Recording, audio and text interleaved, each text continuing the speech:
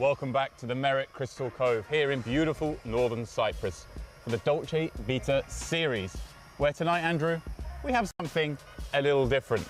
It's Ladies' Night, the ladies' event. That's what we're going to stream this evening. My good friends at PokerStars have sweetened the pot somewhat.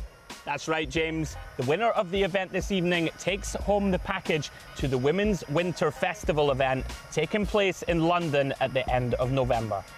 Well, with all that in mind, well over 100 ladies have already taken their seats in this one. Let's get down to the action and see how things play out.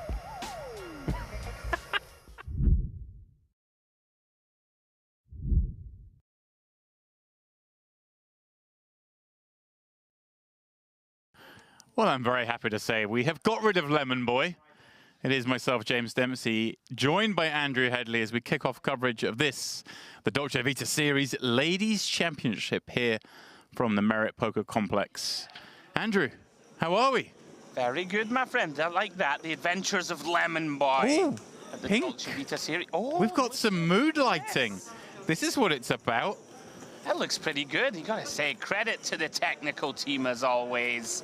It is Ladies' Night, ladies and gentlemen. Ladies Championship about to get underway here on our feature table. Fair play to them, Demps. They're very good. Oh, You know, the old pink mood lighting. it looks beautiful. This is, of course, a one-day event. That's what we've got coming up over the next few days. So tomorrow is our dark day. We are off air, but we come back for the PLO bounty on the 31st. That'll be Wednesday. And then, of course, La Notte degli Assi is what we cover from there to completion. The Night of the Aces. And there's our focus going forward. But for tonight, it is the Ladies' Championship. And this tournament already around about 3 hours of play in. Now, a little different. 10K guaranteed, but it was a free roll. With a caveat, you can re-enter for $100. So everyone getting the shot here. Obviously, we know here at Merit, there are plenty of women who play in the, shall we call them, normal events. Sure. But this place is a party. People qualify, people come down for fun, they bring their partners, their families, and so it's nice that we kind of throw on this free roll for the partners that don't usually play any poker. Of course, I doubt we'll see many of the ladies we see on normal events, but we may do because, hey, free roll's a free roll. 10K, right? 10K prize pool up for grabs, as James mentions, for nothing. And yeah, if you bust, you can re-enter for $100. And yeah, about to get underway here on the feature. Looking forward to this one, Demps. Let's get into it. Something a little different. Yeah. And I was just doing a little perusing on the old Hendon Mob Okay. for our feature table here, and Like when you peruse. I do like a good peruse, and you know, there's some more than a few recorded caches between our table here.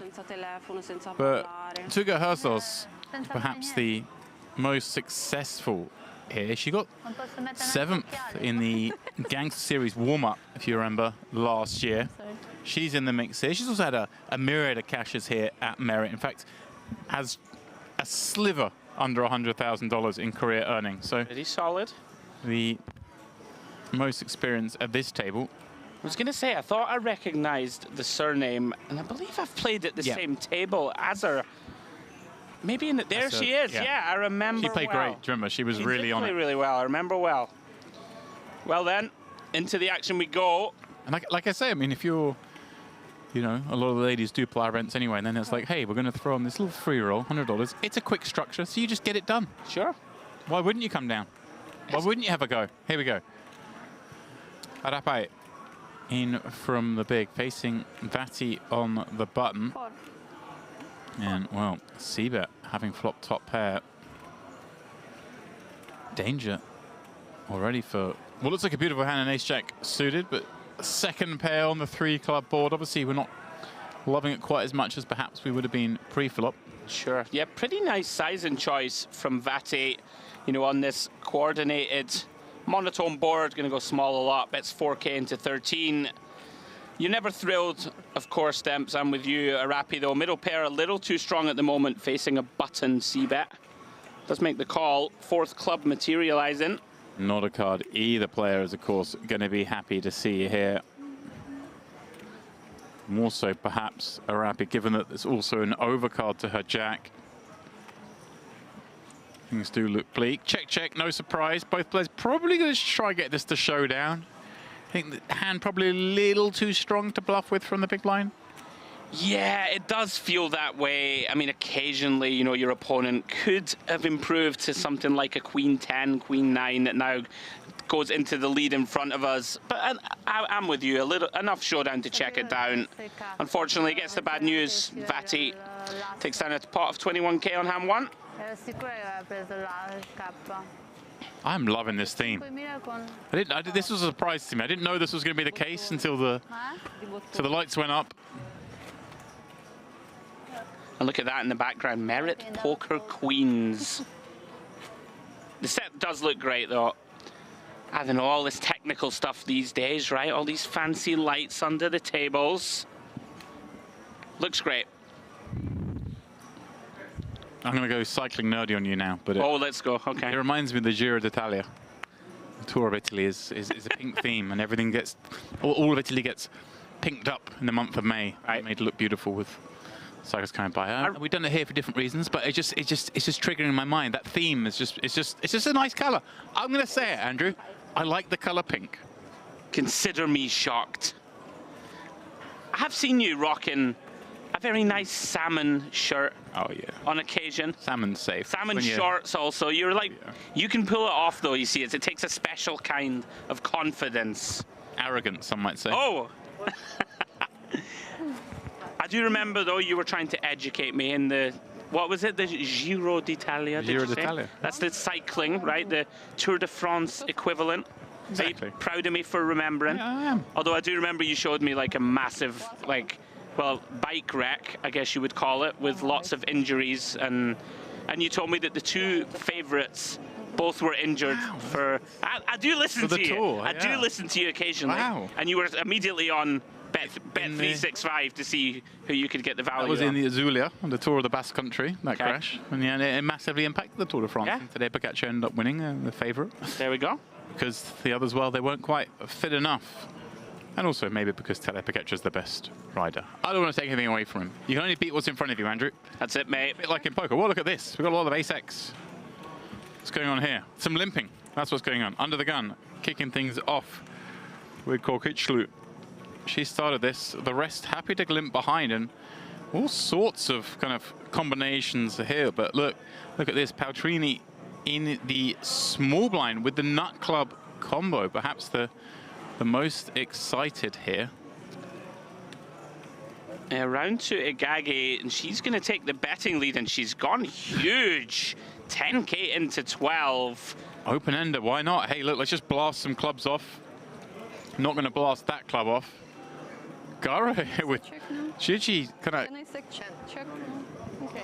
has a pair and a flush draw, but is drawing exceptionally thin because before, well, is smothered by the 5-8 and 5 on the turn. 6-4 now, much better state from Garo. She picks up an open end of her own, checks through, and one imagines Elgagi having made a pair. Oh, look at this. She's ramping it up, Andrew. This pure aggression. I mean, I think she's just going to recognize here that having chosen such a big sizing on the flop and being called in 2 spots, 5 is very unlikely, of course, to be good. Look at this. Look at this. Patrineri obviously going nowhere with that nut club draw. And Garo just, hey, I've got a pair. I've got an open ender. I'm sticking around. And, well, she has the best hand on the river. And it's a scary card if you're Egagi to bluff again, right? 100%, yeah. You're going to expect to be up against a fair amount of 10x. Can she find a triple barrel? We can see that there's a pretty strong chance it could work. But very difficult, James, to pull the trigger here. She does shut it down. Look at this. Gara's going to win this hand. How has she found a path to victory? I'm not sure.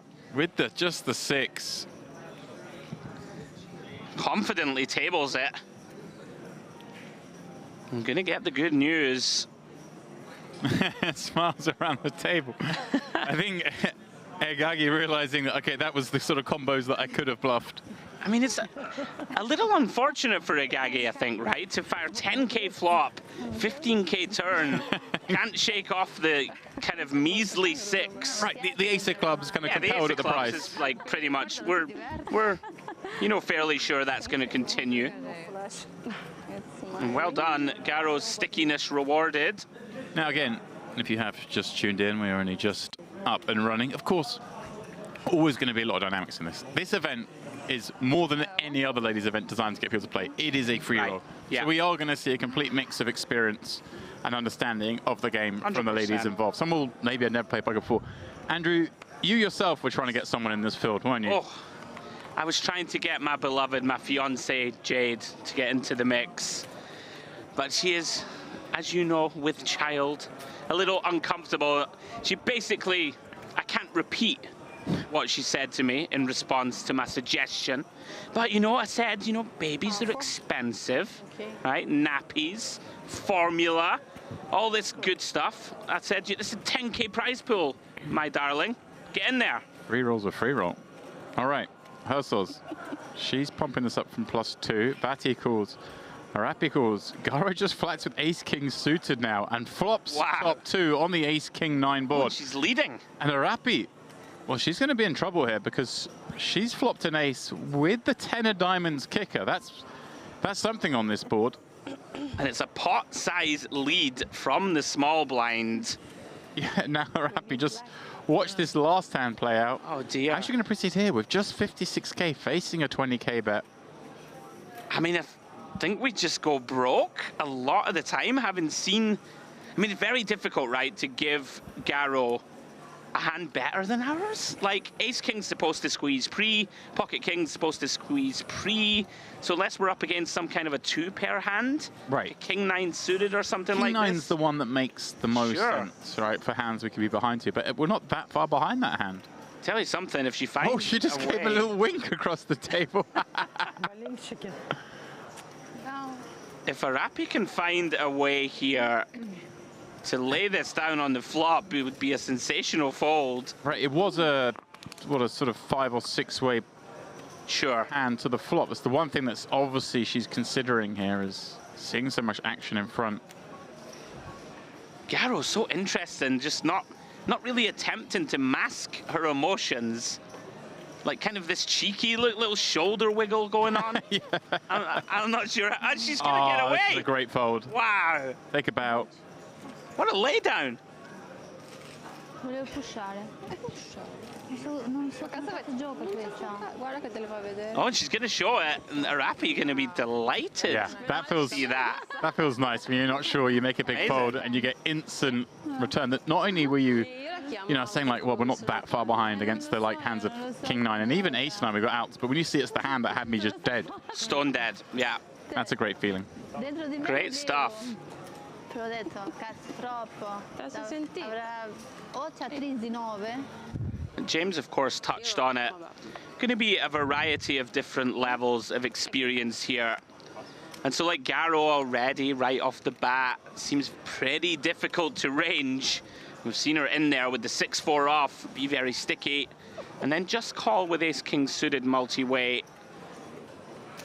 Very interesting. Action now, round 2 Paltrinieri. Makes it 7k from the cutoff with the ace-jack. And Garo feeling the heat. Oh, I mean, how can we fold? 2 from 2. Sure. In the big ones, at least. Kokiglu in the small ace-5 of clubs. She's going to come along as well. Yeah, interesting. Does only start the hand with 10 big blinds. So might have been a spot to just go ahead and put it all in. Does decide to just call. And she could get into trouble, James. Oh, she's going to be in trouble, all right. Half pot behind on a Jack-5 deuce board. Up against 2 top pairs. And Okay, we had a donk shove for 13k, and Paltrinieri going for the ISO jam. now, wow, Garo flopping at top pair herself. Wow. Is there any way she can fold this? I mean, I think you certainly can. Facing jam and then an ISO for 50 bigs. That Jack 10 starts shrinking up heavily. you know, really best case scenario up against like a king 10 of spades. Oh, wow. She nice does make the fold. down. And wow, Kurokiglu is going to get the bad news that it's just a pure 2-outer required. Only a 5 will get her out of this mess. Of course, What did you the have? 3-4 runner for chop. What did you have? Oh. What did you have? Spoken like a true seasoned pro. Не говори. Я не знаю, как на английском сказать. She didn't want to reveal that she folded a jack. She doesn't want to know. Some potential foreshadowing from Mr. Dempsey. Turn is that 3. The river is the case jack. We do lose Korek Skioglu. Nice hand, Paltrinieri. Just. I think we're going to have some spice on this feature. Consider me Mystic Meg. Yeah, it is looking that way. You know, a couple of very nice laydowns in there. Jack 10 from Garo. And the fold of the Ace 10. The hand before from Arapi. A couple of very nice folds post-flop. Volevo stare.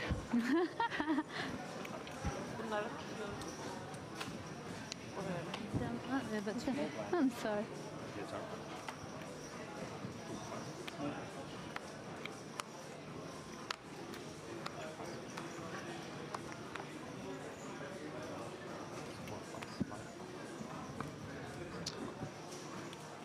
Action back round to Garo. With the suited Doyle Brunson. Here she comes again. B Pippin high. Yeah. Allows Sayapina to complete from the small with the Queen 5. Mangini content to check with 7-8 in the big. Jack 9-7 board.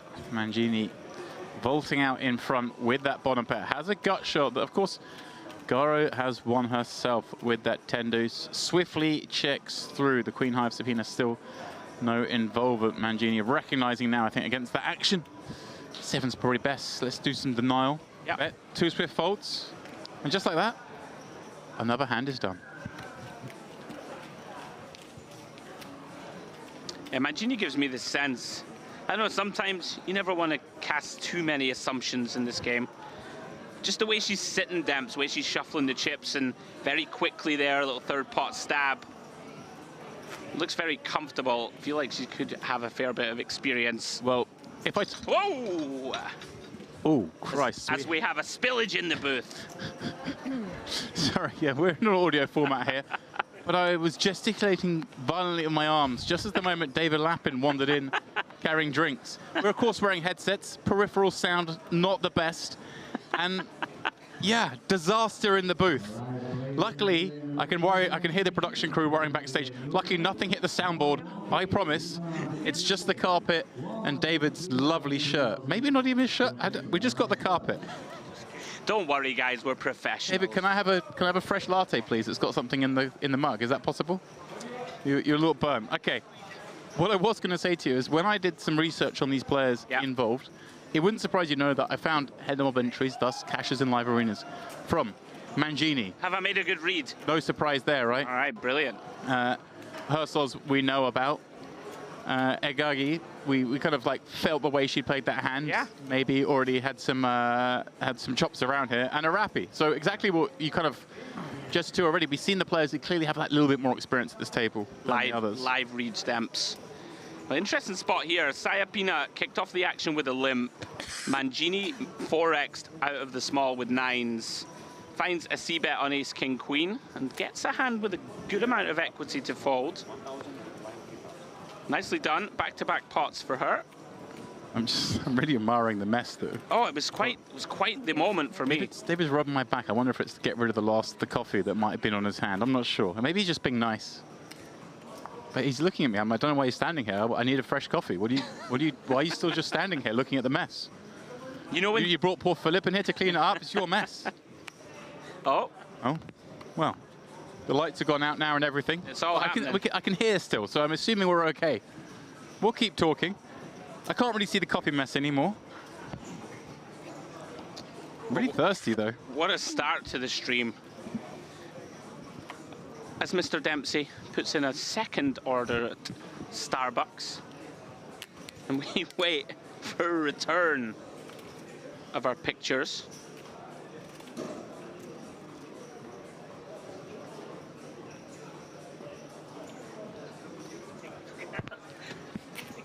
And here they come.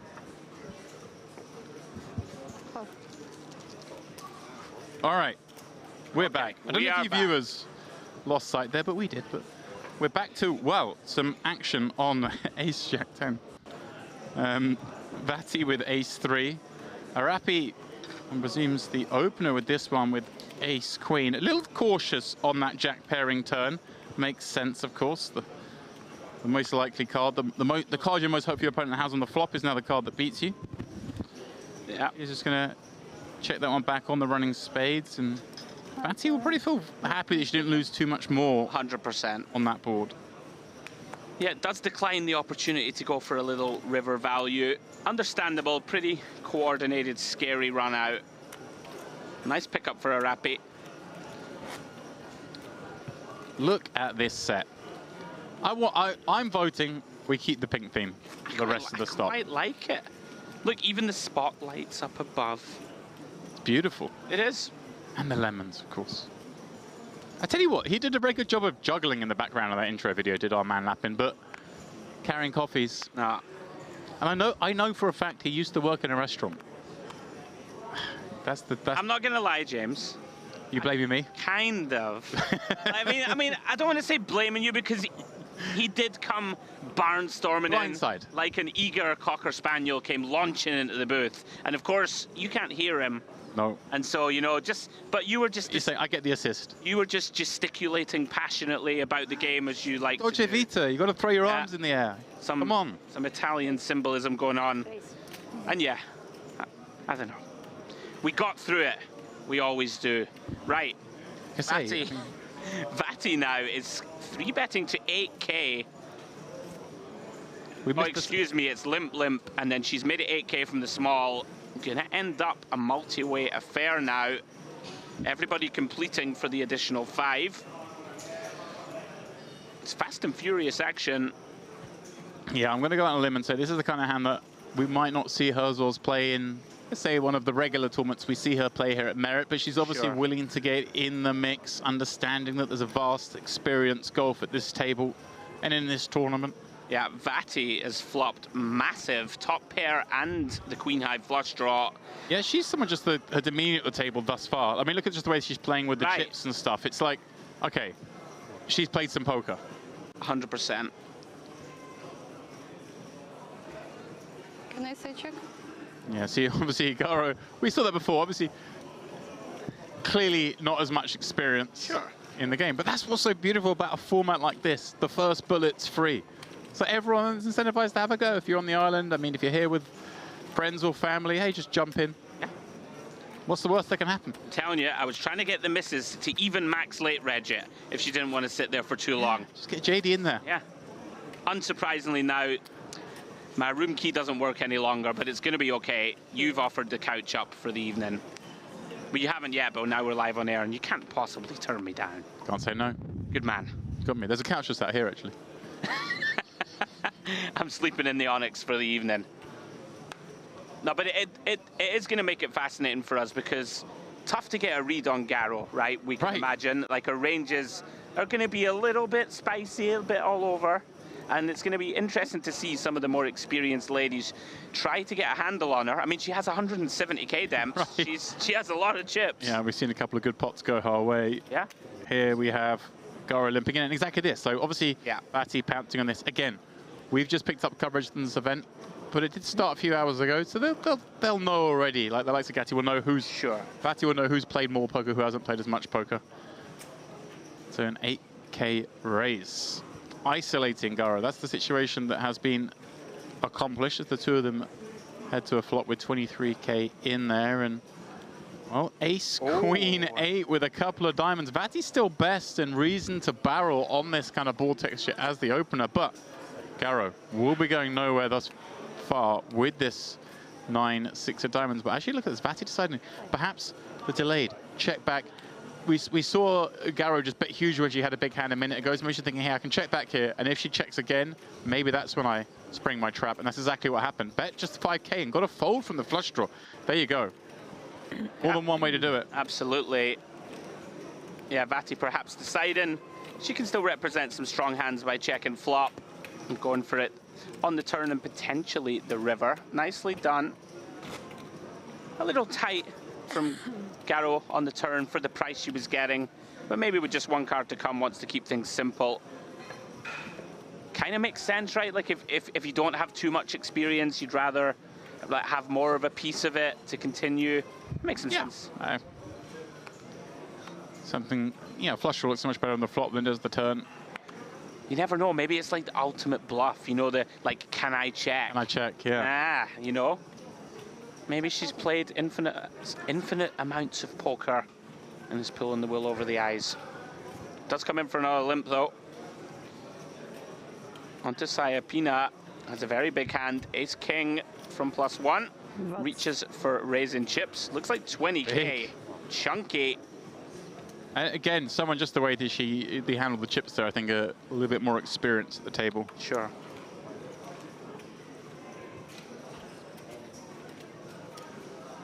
Let's see. Garo facing 20K. How keen is she to play this hand? Not at all, she says. So Peanut with the small pickup, but not insignificant. Yeah, something to be said for just trying to get a whole heap of money into the pot pre-flop. You know, against players that you might perceive to be pretty inexperienced. They might make a few too many loose limp calls. 20K a little too steep on this occasion for Garo.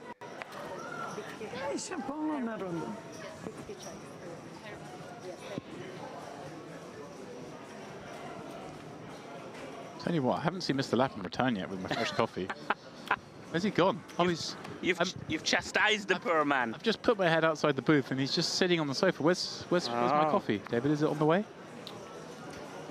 Well, while Demps tries to organize himself some fresh caffeine, Sayapina finds another strong hand, Ace Queen of Diamonds from under the gun. Once again, it goes for a very large size. 5xing to 15K. Well, here we go. First all-in and potential call at this feature table. 5x, James from Sayapina and Hersaw's pocket nines. She knows the 10 game. bigs, time to go. Yeah. What does Igagi do now, though? Cold finds King, Queen of Spades in the cutoff. Of course, against a 5x and a 10 big blind all in, that hand shrinks considerably. May feel like gambling. Just taking some inventory of her stack. Oh. Thought for a moment they were going in.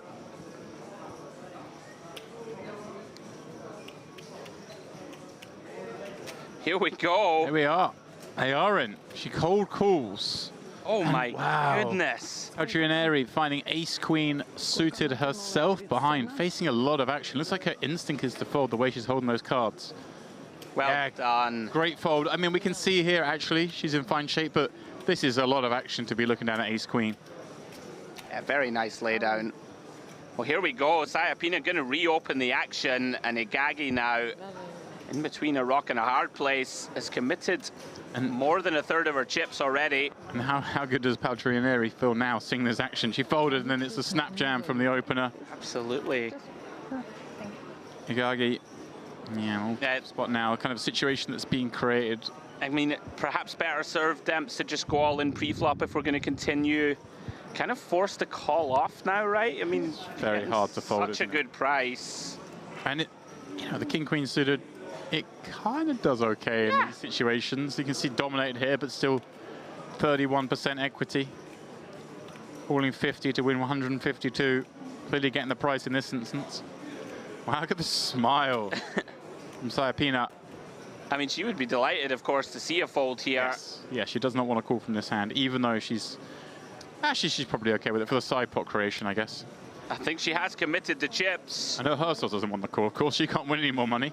Or did she? I thought I heard them go in. Yeah, interesting that we had a hand last night where pocket nines managed to get it in and treble up. And it was very similar to this where Herzog has got to be sitting there thinking, I'm close to dead here unless I hit a 9 with the amount of action that we've seen. But she's going to be in fine shape if this goes multi-way. Yep, she does commit the last of them. Here we go, 3-way coup. Herzog's in front, looking to hold off. Yeah, she'll take the spot. 3 Chance overs. to get up to just over 100K if her 2 9s hold up. Sayapina, the favorite in the side pot, which is, again, around about 100K. 2 separate pots on the go. Can Herzog get back in the action here? She's in pretty good shape. And Gaggy looking for a king for the immediate help.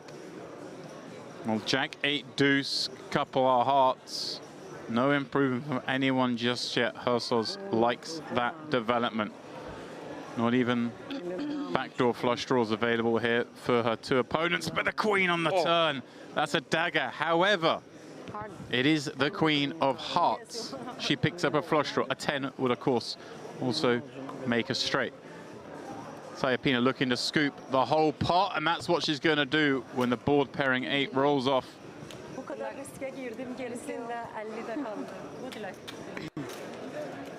Feels like a Gaggy perhaps saying there, I should have jammed it in pre. Nice hand. In terza che ha messo un cappadonna. Ha messo mezzo stack. I heard Capadonna in there. I'm trying to translate. I'm hearing bits. Come on then, Demps, what's that? Give it to me. Ha aperto Capadonna. Только это и знаю. Goodbye, доцент. A lot of languages spoken here at Merit that translates in Capadonna. any kind of game. 3-3, да? Siamo rimasti in A mezzo. huge pot for Sayapina. Vaults into the chip lead at this table. Какой-то номинал желтый. Это 50? 25. 25? Action back round to Vati. 8-6 of clubs in the hijack. Gonna go in for a raise to 6K. Arapi finds pocket 9s in the cutoff. Certainly some potential to 3-bet jam this hand, working with 23 blinds. Does decide to just call. 15. Look at this, Sayapina feeling it. There we go. Little action. Why not? A curious decision. 5 big blinds, 3-bet out the big. And Arapi now caught in the middle. Does have the best of it with pocket 9s. It's just, it's got a little tougher to navigate, but at this point maybe just feeling, hey, look, I got 9s, I'm going to call, I'm basically going to set mine, but maybe there's some times where I get a really favorable flop. Sure. King 7-3 is a tough one. Sayapina has opened this one up for herself to potentially win at post, but does check. Through to Arapi, she does the same. Now quickly checks back the 2 9s, and well, if she sees a second check here, maybe she's going to take a stab there, but instead it's Vati who's going to step out here with, well, a 0 equity bluff. Maybe thinking neither player has a pair, can just pick this one up here. Ладно. Scary proposition, as you mentioned, of course, when Sayapina's come out with the clicky 3-bet from the big blind. Vati's still going to have plenty of the King X combos. Might want to bet here, but is 2 9s a little bit too much, do we think? It's hard to fold. Very tricky, you know, trying to start assigning the sort of bluffs for Vati. Going to be some diamond combos in there, James, I would say. Maybe stuff like a 10 Jack of Diamonds, Queen Jack of Diamonds type hands that we are doing okay against. But of course, there are a lot of King X in there. And you wouldn't typically expect in a spot like this too many no equity bluffs like you just referenced that Vati has. Very tricky, and we don't close the action. Do have Sayapina behind, who can be lurking with some potential traps or some continues of her own. Well done so far from Arapi. Yep. Finds the tank call. Sayapina must now know, of course, she can't get up to any more trouble in this one. with the bed and a cool. And look at this, Vati drawing dead and maybe saving herself perhaps by catching a piece here. I think likely, you know, we can just win now against those diamond draws that we were referencing.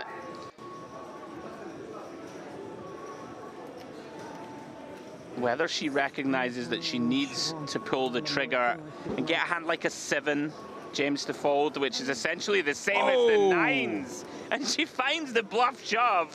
Whoa, I was not expecting this. Wow, credit to her. It was a rappy. Look at this reaction. She tank called turn. I wonder if that just gave off the kind of weakness vibe. Yeah, and she really did look very uncomfortable. Whether Vati has picked up on this, right? And what a play! Vati gets the better hand to fold. Brilliantly played. I thought there was no way she could win that pot after she caught some showdown value. But yeah, what a great jam. Recognized the hand wasn't good enough. Went full bully. I think I'm with you. Really probably just read into the body language, right? And thought, this isn't a king. This is more likely a hand with marginal showdown. Very nicely done. Yang Zhu joining the table. She's bringing 124k, equating to 41 big blinds as we kick things up a fraction.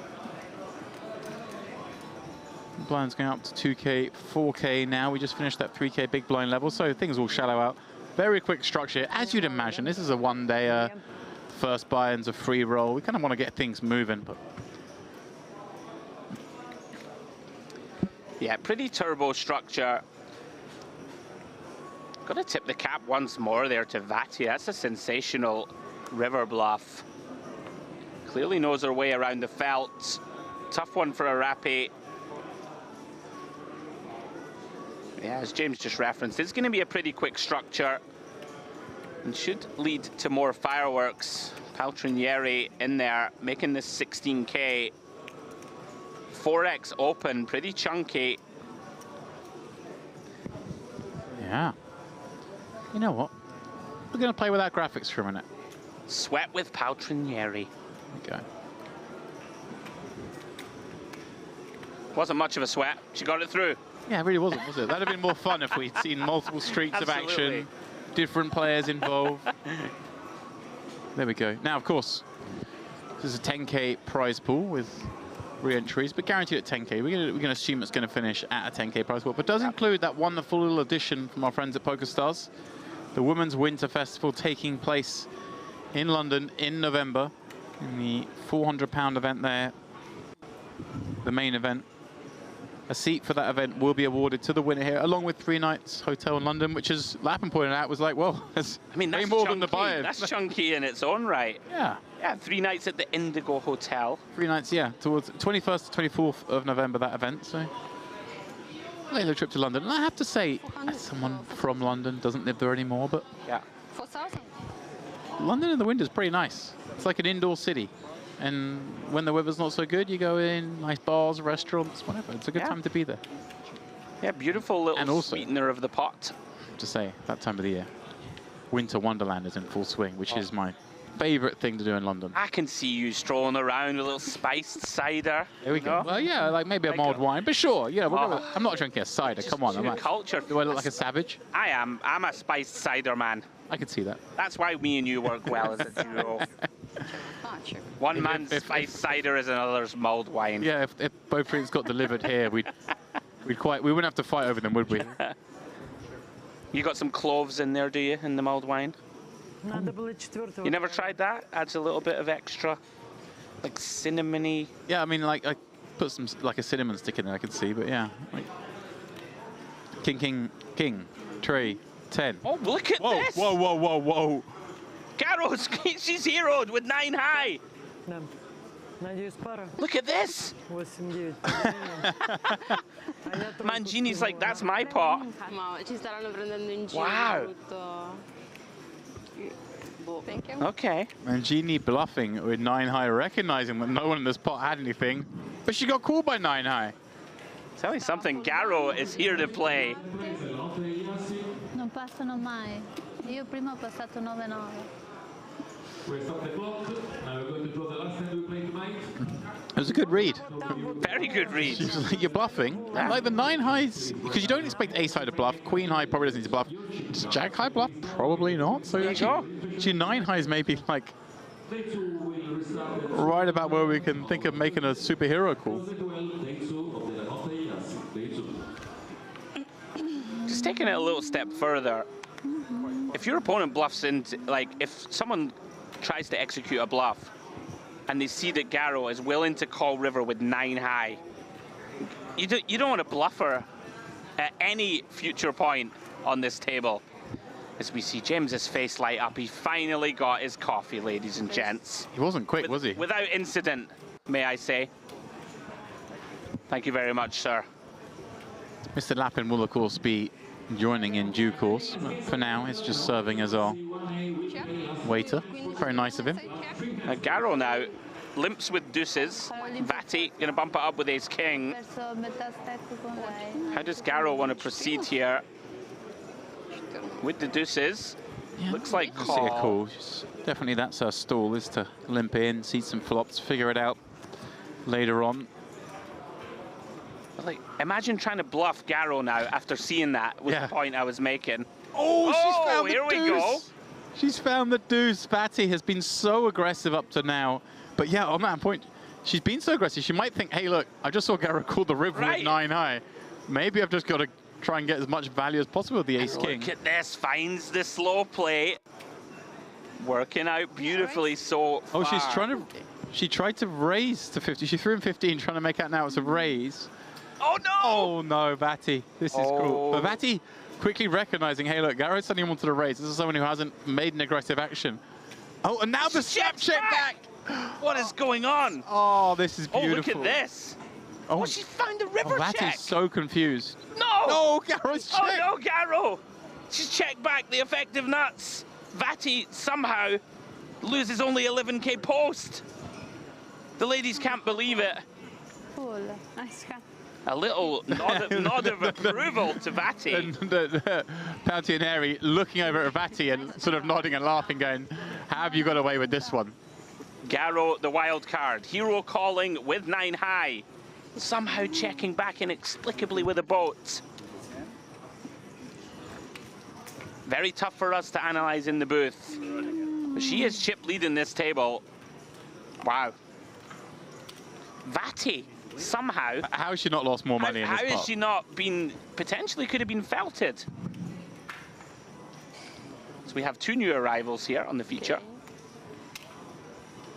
Yeah, Ayla Bolhasani coming in seat 2. And Maria Duvinatina coming in seat 4. I botch pronunciations. That was pretty good, I'd say. I think you're here for those more than I am. I mean, Thanks, mate.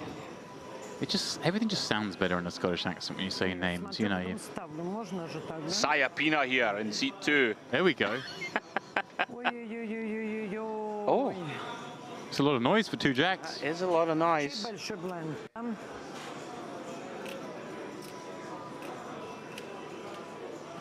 She was questioning as to where the action had begun, I guess. I saw the dealer gesture towards the big blind, so... And we have seen her go for some chunky opens. Looks like another one. 25k. 6x.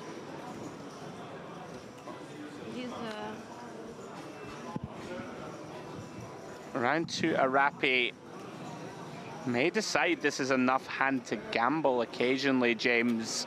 7 bigs, but she is going to get out of the way. Oh, now then. Paltrinieri, very good. She recognized it. Well done. Great fold. She's I thought showcased. she might, because what I've seen so far, I think her and Vati have been very Yeah, good I'm with up you. to now. And Arapi as well. I mean, we haven't seen a huge amount of hands, but Sure. those 3 seem to recognize they're kind of in a good spot in this free. Well, as we keep mentioning, the first bullet was free, hence we're seeing some players who maybe have barely ever played poker before in here. That wildcard mixing it up. It's kind of fun to see how this plays out because of all that, because of all Absolutely. these wildcards. Very enjoyable to watch so far. Paltrinieri really impressing me. She's shown the sort of most natural poker instincts, I'd like to posit. You know, we saw her fold the ace-queen suited when we had the raise Yeah, without too all much in fanfare. for 10 bigs. Yeah, like snap folded ace queen suited. And there also, right, ace jack off. You know, it was worthy of consideration, but she quickly ditched it. Granted, it was against a big open, but she's one to watch. Mangini, big hand. Pocket queens from +2. Nita Mangini, another one of those who does have some course record on the Hendon Mob. Bunch of cashes in and around Italy, but more recently at the PokerStars EPT stuff in Monte Carlo, cashed there in the FPS main event and in the ladies event, I believe, as well. Oh, pardon me, just the 500. So two cashes there in open field events.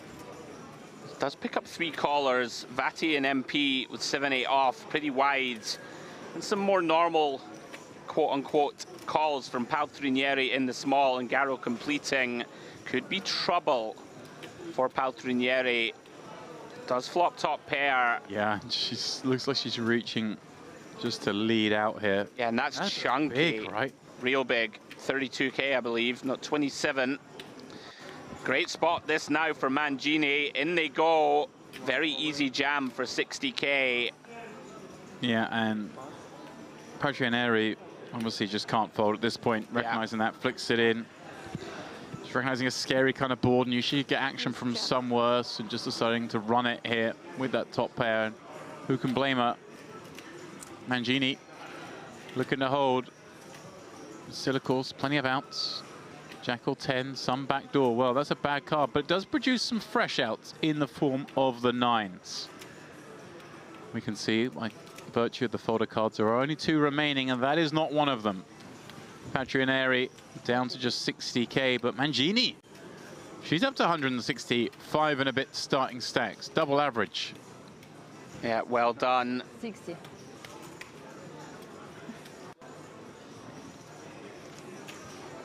Gets it in there, post flop with the overpair, finds the hold. And we've seen a few clues already from Mangini with her bet sizings, you know, some creative stabs. Makes it 9K there pre, you know, at 2-4. We've seen lots of sort of 4, 5X opens. This very much a more, you know, standard open size. She's going to be a threat. As we approach the end of level 13, blinds will be going up to 2 and 5K after this next hand. Yeah, we'll squeeze one more in at this level.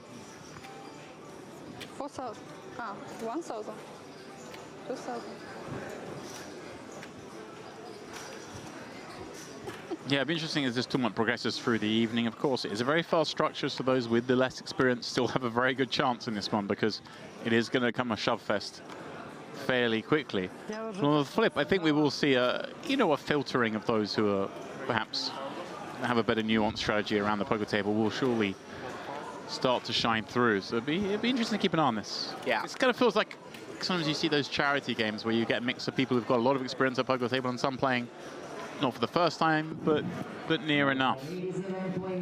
Trying to think if I remember seeing a hand recently. I don't think it was a recent hand, but seeing a clip recently of, I believe it was Maria Ho playing against Tony Hawk in some televised game. I don't know if you've seen this one, where she bluffs on like a 4 to a suit board with 6 high, and he calls with 7 high or something nonsense like that, and you're like, okay, you somewhat have to like adjust. Well, you have to adjust your strategy massively in these scenarios. Sure.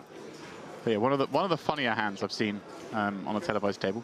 Yeah, and Maria is just inexplicable. She's just like, how could you possibly have known Tony? I think she might have had even like the nut low and he had the second nut low, something like that. Like it was only the hand that he could beat. And once again here, very impressed with Mangini. You know, she's sort of recognizing that this ace favors her, delays flop, starts bluffing turn. Ooh. Oh, Garo got sticky with bottom pair and improves to 2 pair and is reaching. Seen her do this a few times and then check. Interesting when she's sitting with an opponent who doesn't want to bet full house, but now comes out betting. Well, B10. Beautiful. The advanced blocker. Oh, and Mangini gives the donation. And Needs says to see as it. much. Mangini's Not thrilled about that. Actually pretty sick from Garo. Like, Yeah, it's just funny when we saw Gara play that hand when she had a set of deuces and like, misclick didn't raise enough on the flop, said she wanted to raise, then just checked it down with a full house. Now comes out with the really small lead. actually pretty reasonable. It's flummoxing. Absolutely is. Well, we knew this was going to be a fun one. Garo has been box office at this feature table. A lot of fun to watch. Yeah, she's the one with, well, the second biggest stack at this table. 184k is the number she's wielding, as Bahasani coming in for the first time at this table, raising it up with King Jack, and wouldn't you know it, she's getting a customer. Who would it be, Andrew? It's Garo. There we go. In comes Garo with 4-5 off from the button. Show with Jack 8 in the small, going to complete. Oh. Well, this is where it gets interesting, right? Saipina with 2 7s in the big blind.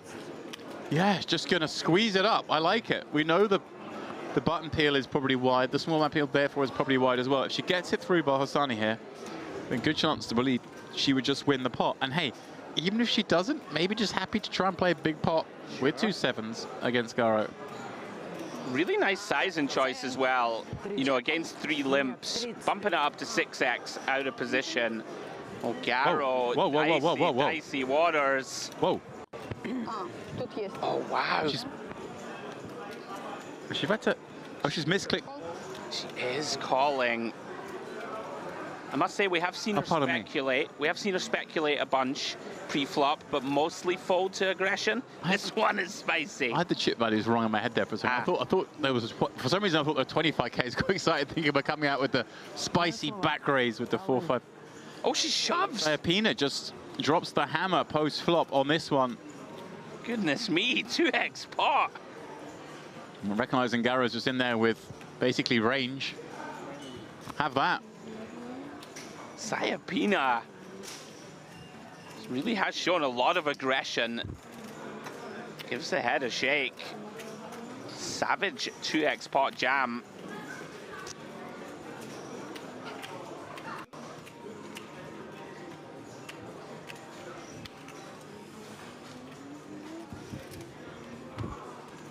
Take a moment for a breath. Yeah. It's been pretty non-stop so far. I need that second. Yeah. Action fast and furious here at the Dolce Vita Festival in beautiful Merritt, Northern Cyprus.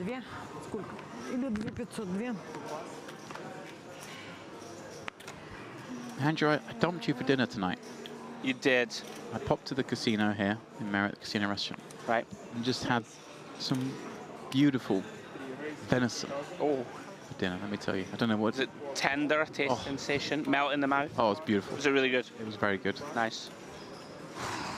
Although it was served with the Northern Cyprus interpretation of Yorkshire pudding.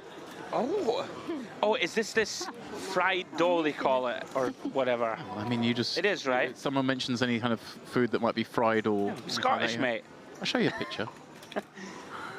Okay. Hold on a second. We're going to come back to it, because look at this. Well, fine, we'll talk about poker. Come on, mate, we're going to have to. I want to talk about food, but sure. I know you do, but look at this. You're right, there's a lot of hands here. Sayapina squeezing. Mangini just folding the 2 10s, recognizing... Yeah, and she's going to be happy when she hears that action. As Vati... Can understand the fold, right? 2 10s. Sure, I like it a lot. No. She says a call, of course. Well, here we go. Huge flip. 295,000 chips, 10 starting stacks in the pot. It's a big one. Vabbè, ma come l'hanno giocata? Se non avevi 2 dietro, magari ce la facevi. Heart in the window, another behind her, but as for now, Sayapina's 2 8s. Still the leading hand, although with card removal we can see Vati the favourite. Only 3 of her outs have been folded. Только попробуй. Cypina could kill this. Только попробуй. Hasn't yet. Too many outs, And James? Jeannie, of course, with the 210 sitting there going, right, did I have to fold this? Yes, she did. Yes, you did. She would have been outdrawn on the river, just as Cypina has been. Vati up to 10 stacks. Cypina, though, still with 125k, more than average. There are some chips flying around and off each Really table. are. Right, come on then. Venison, Yorkshire pudding, Cypriot style. Give it to me. I was asked to take a picture and show it to you, your interpretation and your thought of what a Yorkshire pudding might look like. And I see you're putting a bit of a face. Okay, It hasn't so quite blossomed. kind of look like muffins. A little bit. But Tasted nice. was it the same texture? It wasn't Or like the lightness. dry crispiness. Yeah, it wasn't as light, but they were nice. For the venison, Pretty good. was excellent. Cauliflower cheese. It was like having Sunday roast. Oh, Apart from it was. you like a nice What roast. day it is today? Monday? Monday. Quella, mo lei è pericolosa, lei sa giocare, è l'unica che sa giocare. So basically what you're saying is it was worth abandoning me to go for a fancy dinner. That's basically what you're saying, James. I mean, I would abandon you to go for a I know you would. petrol station dinner. For a chippy. You would, really. A petrol station ginsters. Like a little 2-day-old prawn Ginsters sandwich just melted. sitting in the fridge just behind the can of Monster. just Look, I know you love me. It's one of these things that takes a long time to reconcile in your mind. But it's okay. One day you will accept that we have a deep emotional bond. Yes. 5-5. Right. One day I'll accept it. I'm not happy about it, but I will one day may not have to happen. accept it. It may not happen for several decades, Yeah. but one day. Осталось 55. Anyway, enough of our nonsense. 55 призовых. Very nice double up for Vati. We did say we thought she'd be a threat. Certainly will be now with 300k in front of her. Yeah. Again, you can just tell those who spent time at a poker table and those who haven't by the way they hold the chips. Yeah, Paltrinieri I've been impressed with, and Mangini are the two standouts for me. Like that fold with pocket tens from Mangini with all that action, like it a lot. And we can see she'd have been out of the tournament if she had committed the chips forward. Yeah. Again, look at that. Just the way she's playing with a chip, you know. Yeah. Yeah. Oh, hello. 3 in the window for Bohosani. Flopping the set from the big blind, wasting no time. It's like she's going to come leading at this limp pot. Garo with the gut shot. Sayapina and Genie with nothing. Just 5k the wager. Bohosani doesn't want to lose any customers here. Just a tickle bet. I like the fact that she's gone small if we are going to lead at this pot. You know, you don't want to go too chunky, and she has kept in a marginal draw. Garo looking for a 5, of course. Snap check. Bohosani. The spade comes off, and look at this. She's gonna. I think she bet 5k again. Oh, did she? Yeah, I think so. You're quite right. She did. And a swift call once more from Garo. River brick. This time, Bohosani just check, just extends some rope, perhaps for Garo to bluff, but instead, check, check. Yeah, we haven't seen too much bluffing from Garo. Nice pickup though for Bohosani. Yeah, it's funny demeanor at the table and the way you handle chips and cards and that, because it's someone, I won't name the person, but I was helping a friend out and she was like, name them. I kind of, she's like, she made an admission, she's like, I can't riffle chips. I need to learn. Like, I need to intimidate people at the table. I need to know, for them to know that I mean business when I'm there.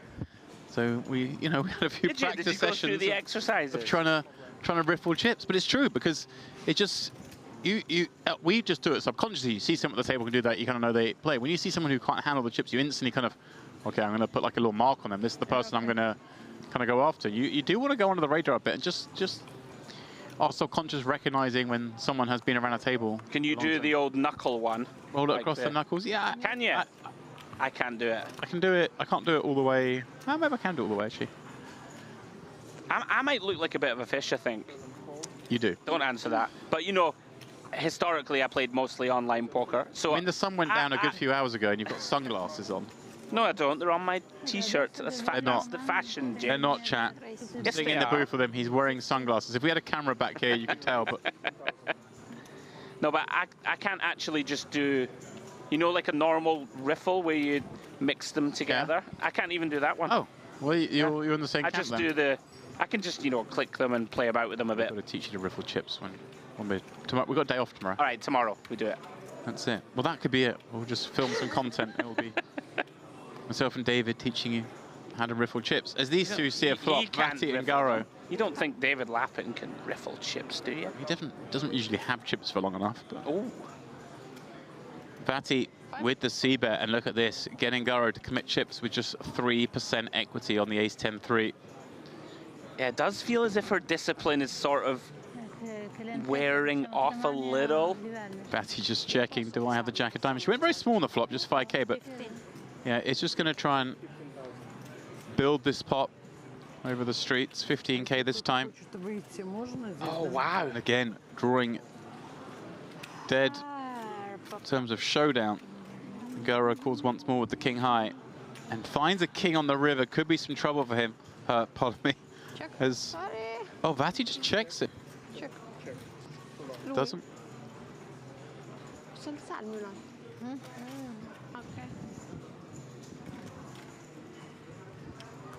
The audience at home can hear, but we momentarily lost table sound. But We're back now. I'm assuming you can all hear us. I go to the toilet, return, okay? Vati pulling in more chips. Yeah, she's on the move. Up to 350k or so. Это я заглупила. Я заглупила. Action on Arapi under the gun. She's very short now. I believe 5 big blinds. Effective stack. Yeah, 5.5. And she finds a very playable Jack-10 suited, and in they go. Yeah, her face says it all. It's like, how have I not got chips here? Seeing all these pots go off. Ah, Patronary with King, Queen, O in the next seat. Again, one of these players. Yeah, I think this has to go in. Wow, that's pretty tight. I think just recognizing that the whole table backed out behind. And Garo, well, her VPIP percentage is super high. This one makes a lot of sense. Ace, Queen of Spades.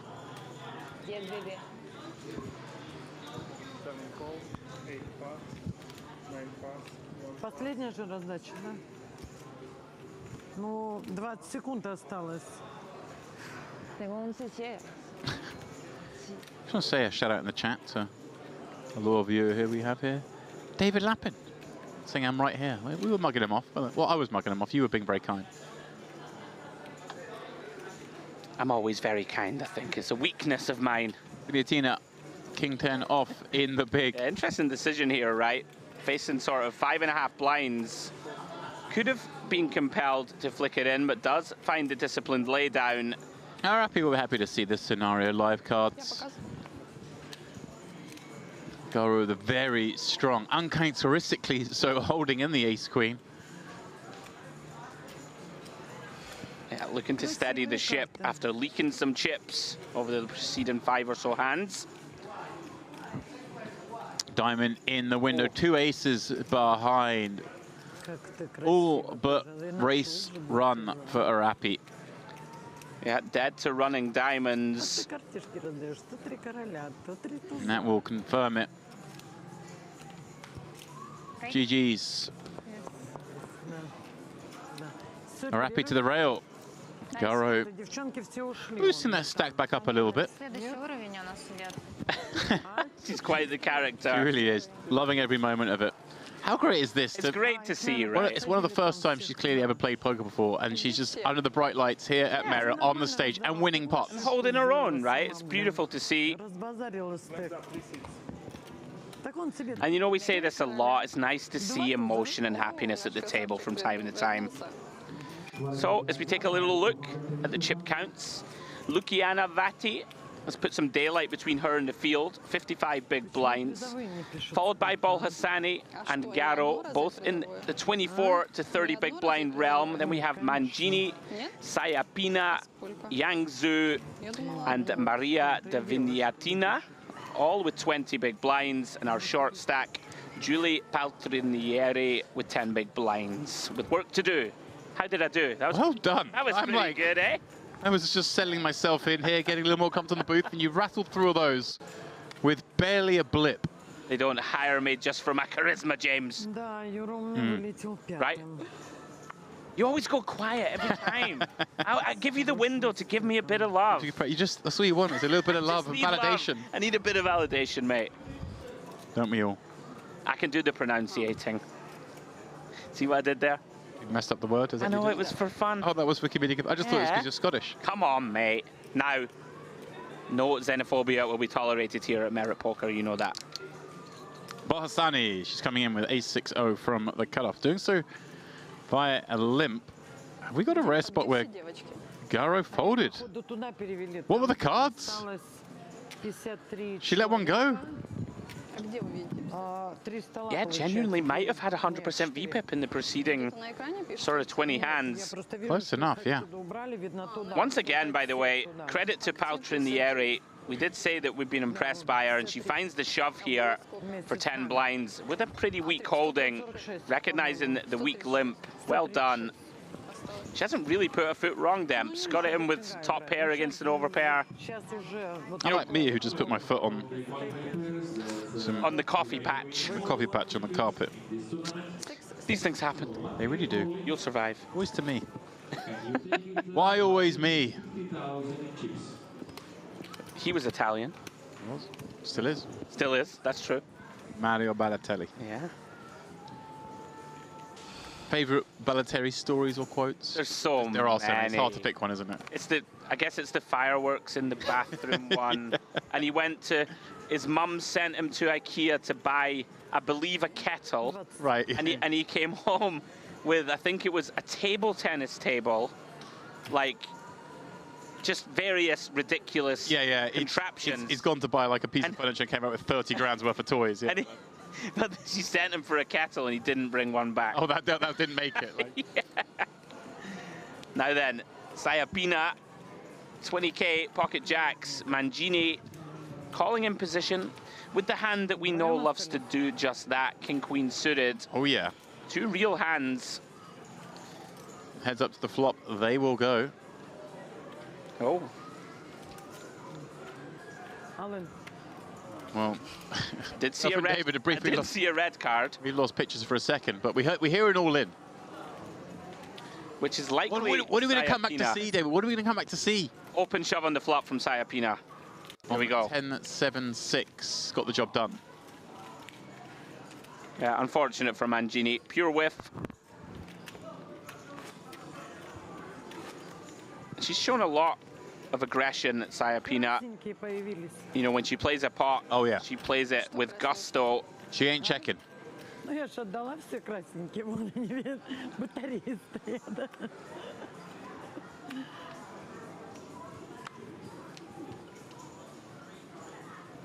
Мой, да? Мою? Мой 6.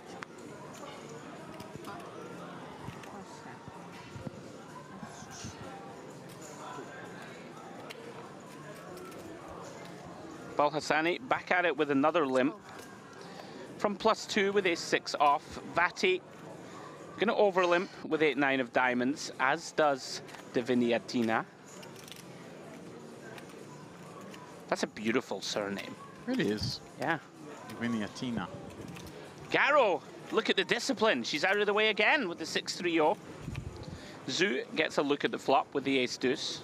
Decides to check.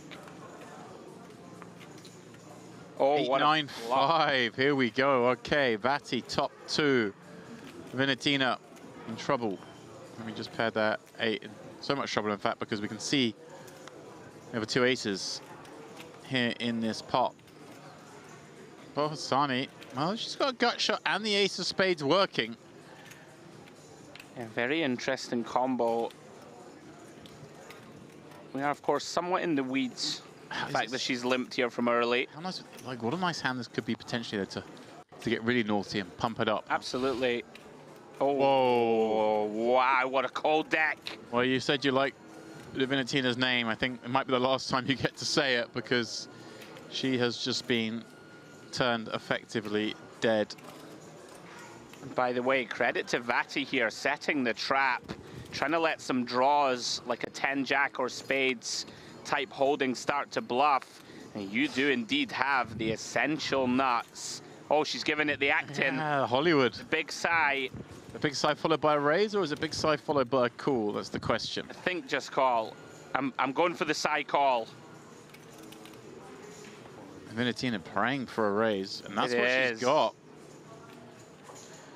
15k more to call. Question now for herself.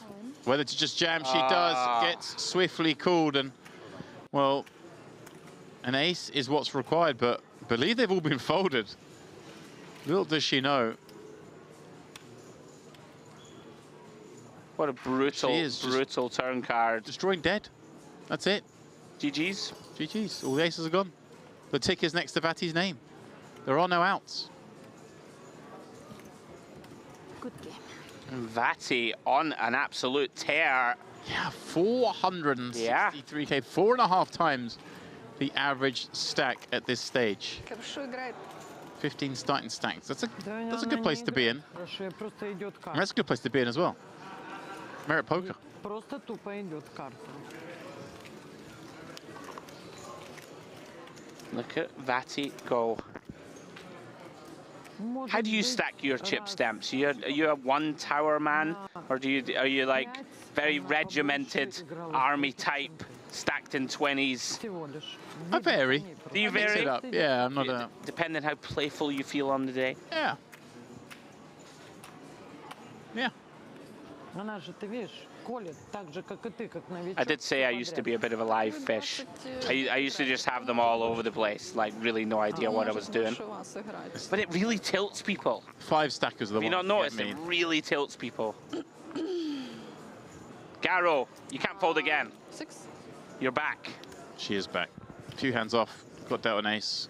Going to limp in here on the button. Drew the same with deuce 3 diamonds in the small one. Cypina, queen 10 of spades. She's been very aggressive pre-flop. Yeah, here she comes again. Loves it, just picking on this limp. Throws in 5 of those 5k chips. Gotta say, I quite like it. She always asks, can I check? She just wants to check. That's the right. Let's Just keep wants things to friendly. check, yeah. Oh, raise from Sayapina, not going to dislodge Garo.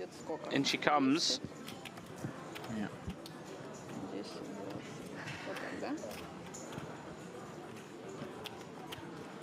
Makes the call. Was falling a bit blind. Right, look over at Sayapina. This action we've seen up to now on a number of occasions, and it's usually met by high progression for Sayapina post-flop. Has she done it again? She has. And Garo with a potential call-off. Oh, she's found a pair. Yeah. Это по 25. This is something that we've seen so often already from Sayapina that I think Garo is just going to keep her honest. She said, hey, you've jammed on me too many times. I finally got a piece. I want to see the cards. Yeah, there's got to be a line in the sand drawn at some point. Is this that moment? It is for all of her chips, Demps. What do you think the conversation is going? Do you think Sayapina's going, just got a good hand, don't worry about it? There's some table talk going on. Does look like she's motioning to fold, and they do go into the muck. Sayapina gets away with another one. Wow. Ну ты проиграла бы. Поэтому She's правильно like, сделала, что did you have me? Of course. Yeah, I think there's some tales being told. I think so too. так хоть немножко поиграли. Nice fold, you'll see it later. You'll see it on TV. Потом скажу, какая была.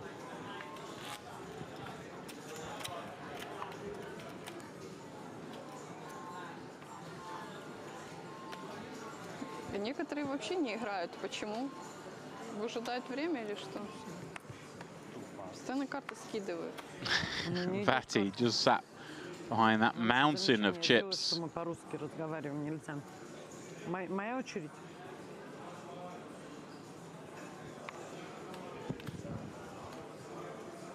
Garo makes the fold, and I think being told, because I heard the words Paruski, just being told when the cards are out and there's other players involved, maybe you can't speak Russian because you just silent stuff, you know. Okay. See those two speaking Russian. I kind of like it when there's just those two left in the pot. Maybe there's some chat going on, but check the rest of the players at the tables. We see King 7-3, Mangini defending from the big with Queen 9 of hearts, but not liking the look of this flop texture. Zhu with, well, the dominated hand. Pardon me, dominated, but hand that's behind. But look at this. Oh, check raise. Wow. Iciness from Mangini with the no equity, no pair, no backdoor even. Check raise bluff. Have some of that. She is really, really impressed me so far. I think she's a little bit fed up as well. She's watching all these big plots fly around. Sure. She folded the 10s, like pre-flop, had to, like, finally got a hand. She's clearly capable of getting up to some nonsense post-flop. Takes a lot of guts to pull the trigger there. Queen high, no backdoors, no hearts, no nothing. Ah, she had a heart. A big one. Beating. There we go. Нет? Sometimes that's all you need.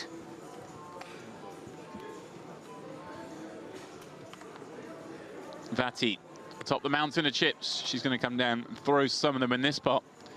Ace Queen worth a sprinkle. Absolute piles. Looks like 16K to go. Oh, okay. Garo with a fold.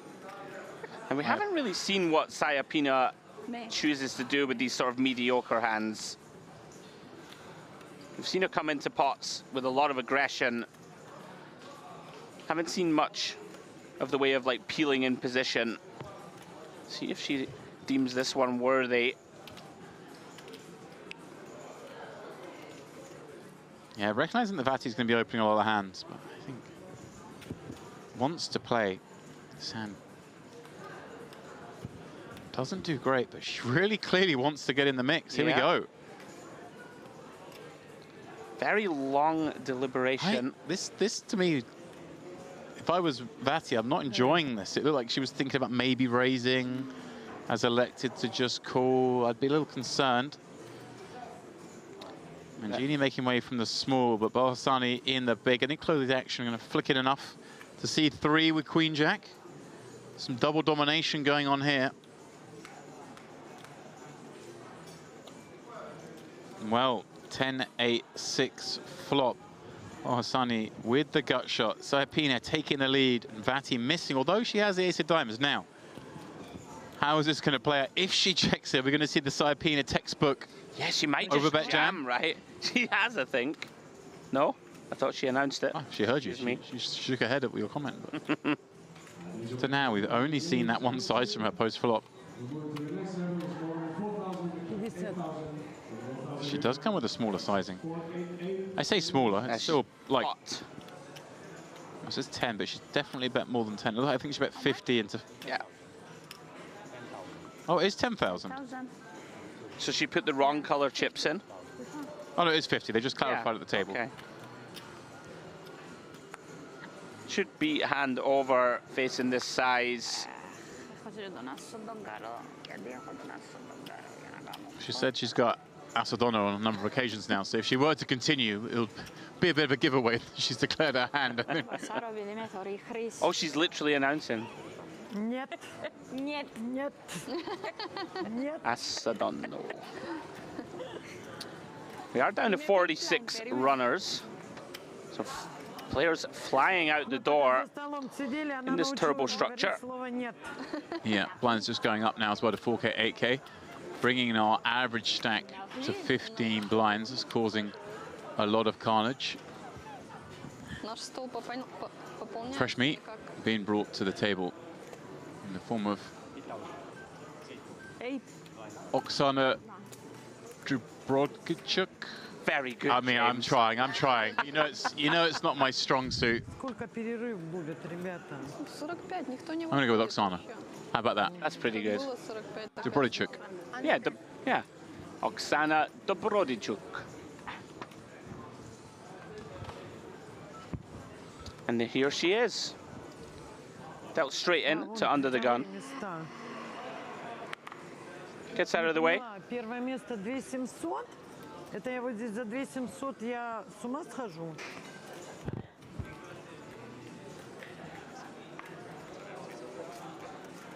Round to Garrow. Сколько? Stack has begun to dwindle. Working with just 13 blinds now. Blinds up to 4 and 8,000. Does enter for a limp with the 9-10 off. Round to Sayapina. Что там у нас? 8. Jack 7 offsuit. Not much hand to work with. Sayapina the hammer. She really is the hammer. A lot to be said for that, though, Demps, that when you do play a hand, Даже Oh, yeah. расстроилась, честно Commit тебе говорю. Я думала, я тут to set за hand. высоту борюсь. А тут, оказывается, Yeah, in these super fast structures as well. Yeah, Obviously, right. we're getting to the point at the moment where you can't really do anything but shove once you've нет, made просто anything. это, да. yeah, Vati Obviously- gets a free look. 9 Yeah, obviously I'm десятку saying the average down to 15 blinds, but we've got a big discrepancy here because Vati does have a lot of chips. Saipina has plenty of chips as well. So there are some players who still kind of caught in the playing the real game of poker, as it were. It's not like everyone's down to 15 blinds. Yeah, Garrow here, flops huge, top 2. Once again, she's going for the min bet. Quite like it. We have so much hand. Try and entice Vati in there with a weak range. Hand like this, an overcard and a weak backdoor draw. I think Vati's see enough to know when Garrow puts chips in voluntarily, it has to be something very good. Sure. Nice little pickup for Garrow, keeping herself afloat. It's just an innocent smile as she pulls the chips in. I mean, she's so easy to root for. Yeah. The adventure continues. You said it yourself, Demps. Very likely one of the first times she's ever played the game. And she's made it down here to the last sort of 25% of the field. It's not a bad effort. 45 remain. And with chips. Yeah. She has, what, 124K now, Yeah, just above average. Sure. And in fact, I just noticed the prize pool on our screen populate. 9 players will be paid. The min cash, $275. With the top prize, $2,765. Not to be sniffed at. In for nothing. I think there were 39 re-entries from 136 entries. So, you know, nearly 100 players in as a pure free roll. Yeah. I mean, 2,800 or so dollars for the win. Plus, of course, Yes. that extra carrot. Good friends at PokerStars adding a package to the Women's Winter Festival event in London, taking place at the end of November. А? Includes buy-in to the main event there and 3 nights accommodation at the Indigo, as you called it earlier, hotel. And of Pretty course, nice, right? and if they want as well, I'm happy to do a guided tour of Winter Wonderland. What a gentleman. Mulled wine all round for the lady. You're all heart, Demps. I'll give you Just that. want to go to Winter Wonderland. I reckon I can trick PokerStars into paying for my ticket. I noticed that you never offered to take me or Mr. Lappin around London for a little mulled wine, you know, a little gander adventure through the snow-lined streets. I've asked David many times, actually. Посчитай, сколько. I know you don't like me anymore. It's very disheartening. We go most weekends. Cackling away, cackling away. Sayapina facing all of it to continue in this pot. Еще раз Mangini говорю, lamping it in there with the King, Queen of ну, Hearts. так и скажи. Over the, well, min open this time from Sayapina. Interesting that Sayapina, Yeah, she found him in. right, it's been a lot of big opens Yeah. with big hands and now a small open with a mediocre hand, but Oh, she calls. All right. she wants to see. And she's going to be very happy to see King, Queen suited for, what, 16 blinds. Такую же карту. Она такая. Suited ace, let's go. Huge pot, 282 residing in the middle of the table. Sayapina, the covering stack, but we'll be just left with What, 12 blinds if she doesn't manage to hold here. And a club in the window is a nice sight. Deuce behind it. Little added insurance. She can kill this one off on the turn. Mangini, though, drawing pretty live. Just one of her outs has been folded. And, well, there is one of the kill-outs. Mangini, one of the more experienced players at the table, tapping the table on her way out. She'll have to go find another event to play, and I'm sure she will. Yeah. Yeah, experienced or not, you must win, of course, your all-in showdowns. Sayapina, she's going to be a threat with the naked aggression she's shown so far. GG's to Mangini. Look at the beautiful trophy. Textile theme. What is понимай? Не понимаю.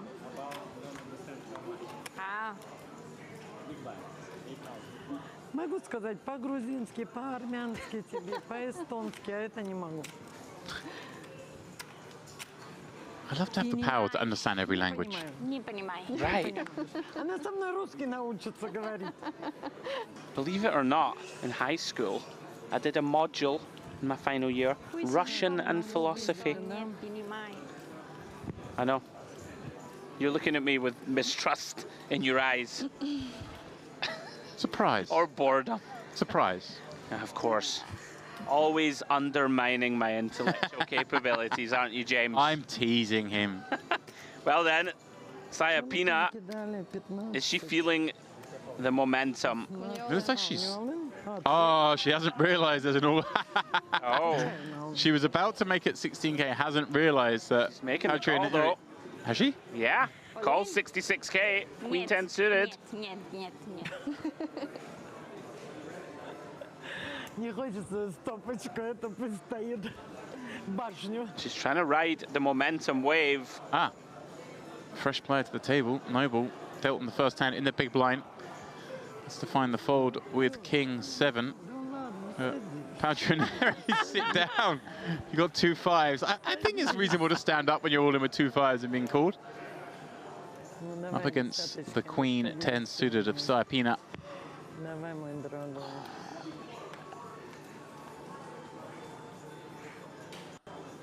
10-6 deuce. Instant service for Sayapina. Только без пятерочки. Patronary. Well, there's some backdoor hope.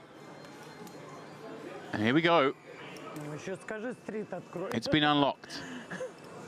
4 or 5 to continue her quest. Alas, the race is run.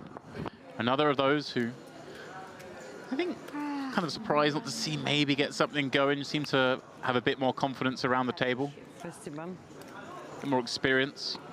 Yeah, two of my sort of picks when we first were watching, Paltrinieri and Mangini, both showed a lot of very strong instincts and chops, but Sayapina disposing of both.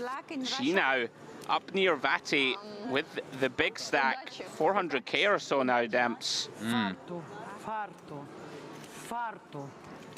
Good luck, удачи. Не удачи, а фарту. Фарт. Ну, Нет, это да. в игре это, наверное, фарту. Здесь фарт. Ну, Сколько? Залистикаме да да робериме. 8,8. They are flying out the door, by the way. A lot of fun. 38 left. A lot of fun at this table. Here comes another all-in. Кто не посмотрел, уже забирает. Zoo from under the gun, all in for 63K. сейчас, минутку. У нас Sayapina. She can't do it She again, can't sure. call here, surely. 2 пятерки. Да. I know. She's calculating something. I I think know it's, she's. how lucky do I feel? Yeah, I mean, she's got... Отвечу. She's calling Oh. again. Goodness Okay, because me. it's, I'll give you a spin, my friend. Yeah. Wow. Sayapina trying to win it all. How happy is she going to be when she sees that it's... Well, still got the whole table to get through first. That's true. But this looks scary for the rest of the table. A jam up Yeah. front, a call from the next C. Although we saw Sayapina call the last time with Queen 10. And yeah, she's going to be already a little bit disappointed that she'd be called by Jack 9. Would have rather got it through. But on the flip, hey, At least she's good. She's ahead. Давай ко мне, Yeah. вылетали девяточку, девяточки тоже ходили. Slight favourite here, 5 cards to come. Looking to find some more playability in this stack. Let's see if the heater continues for Sayapina. 4-4-5. Валетик, Choose still best. давай, родной. Can Sayapina scalp another 6 outs, 2 pulls? No, dead on the turn. Another anticlimactic turn card, Andrew. What are they doing? They're not giving us a chance to get our juices going. I mean, the all-in player always likes the anticlimactic turn, but Yeah. Хотя вальты и девятки ходили сегодня целый день. Сколько там? Potentially a little bit of happy tilt, it's just as we like to call it, right, from Sayapina. Just feeling it, winning every hand. Can't win this one. gambling. 10, 20, Straight up gambling. 10, 20, 63, 40, 63. Very timely double up for Zoo. 50, 60, да. На. And they really are flying out of the door, down to 36 now. Of course, a feature of this turbo structure, going to be fast and furious. Это же были мои счастливые здесь стояли. Я их не трогала. Ладно, сейчас набьем. Сейчас набьем. What did she have? Olive. And she was... No, the other one. Я почему и ответила. Я все-таки думала, что вальты придут. Вальты сегодня Fantastic setup here at the Merit Crystal Cove. Мой small. All festival long here for the Dolce Vita series. This is, of course, the Ladies' Championship. Карта-то не очень, но... Finishing off our first tranche of play here on stream. Tomorrow we go dark, a little day off for the boys. Of course, we return the following day with the PLO Bounty event. That's going to be some fun. Looking forward to that. Some early carnage in the 4-card game. And then we will, of course, turn our attention to the main event. The Notte. Мое? Oh, Little damn, Yassi. you failed. You've been practicing it all week. I have, I'm trying. Come on, mate. Спасибо сказала. We have a deal. I pronounce the surnames, you pronounce the name of our flagship main event. Yeah, I know. I'm bad. Sorry. You're okay. Right then, Vati decides to mix a limp in Yeah, I'm here. kind of surprised. She's been very much on point up to now, but limping in the ace-3. Mixing one in there. Zoo gets a free look with the queen 10.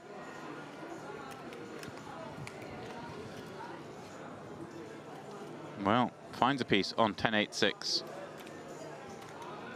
Checks it on over to Vati, though, trying to induce something worse to bet. Not going to happen for now. Perhaps deciding she needs to do her own bidding. Like that min bet coming in. And Vati just quickly folding the ace-high. No interest on this board. That could see some bluffs. Sure.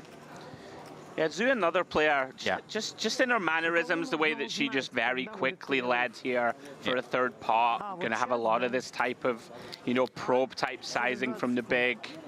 She knows the game. She does. And she's back above 20 blinds, courtesy of that marginal call from Sayapina. Сколько там у Keeping нас? herself in the mixer here. 8.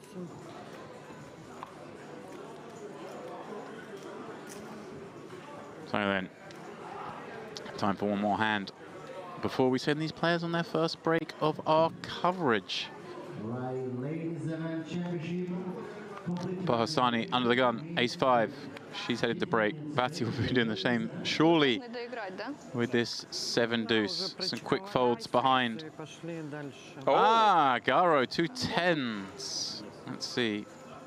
And She's she going to has keep been with a limp. limping a lot, yeah. I think Oh, she's keeping with the limp. now, one thing I do like about this is that Sayapina can just send you in. Sayapina's pounced on loads of these limps. Yeah. Admittedly, every time she has pounced, she's had some sort of hand, albeit sometimes quite weak, but Queen 3-0 looks like she's happy to check back and finds a piece on Queen 7-4. This could be danger for Garo. She got away from, well, the best hand before against Sayapina. And look, she's gone huge again. But there's some table talk going on. I can't translate it. Last time she talked her into folding on Jack 5 deuce with ace 5. This time, whatever the conversation is, it's led to a call. Oh. And now a swift check. Все Доб- уже ушли, видишь, чек. Чек. Yeah, Garo with enough showdown to just knuckle this one. Gets the bad news, unfortunately, for her, but does avoid potential disaster post-flop. I'm going to have 10 big blinds or so to spin up after the break, James. Yeah. Кто знает. Сколько у нас перерыв? Да вот там вот зря, вот там вот зря. Нам осталось... Cypina happy with the loot in that one. Didn't want to make the pot any bigger. All right, players going on a break. Blinds will be going up to 5K, 10K. So Cypina will be chip leading, but with just 43 blinds, as this fast structure obviously takes hold. It is Natalia Garo now the shorter. She'll have just 7 blinds to maneuver with on the flip side of the break. Her Ukrainian compatriot second shortest, and then some fresh faces we haven't seen too much of so far. So guys, please don't go too far. I'm stepping out. David will be stepping back in just a few moments.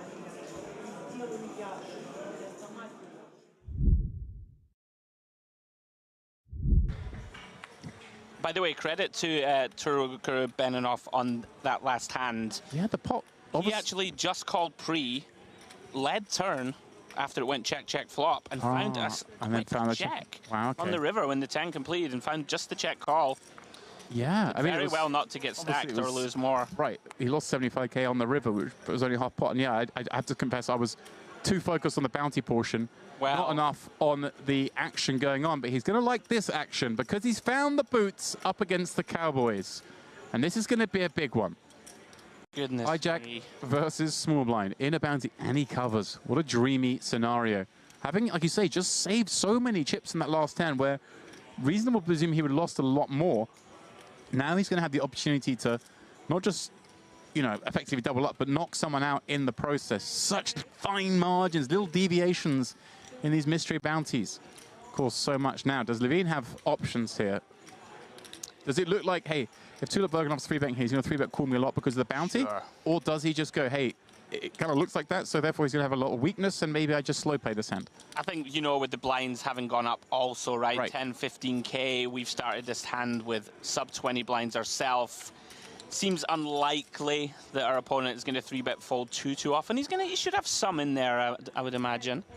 But he has just put it in damps and gets the bad news that he has run into the ultimate cooler. Here we go then.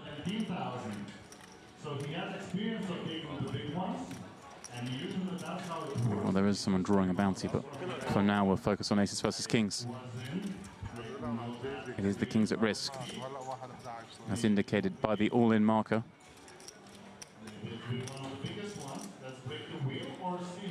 Ace 10 deuce, all but seals it.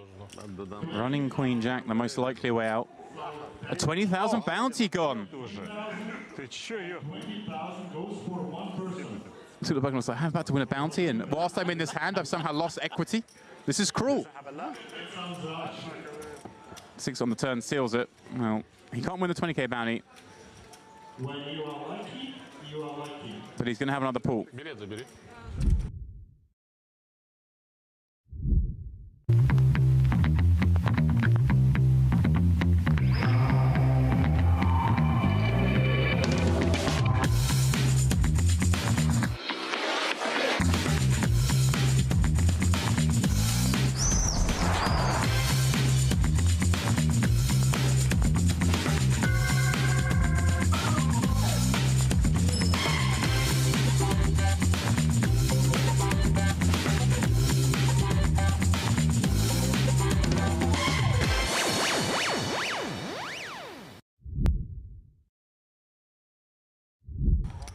They must have had a perception, Demps, that Halabi not going to be 3-bet shoving very wide here. As I say, before you came in, we saw him kind of very surprisingly fold ace-jack, although that time was against 2 queens, but was getting the prize basically against everything but jacks plus. Right.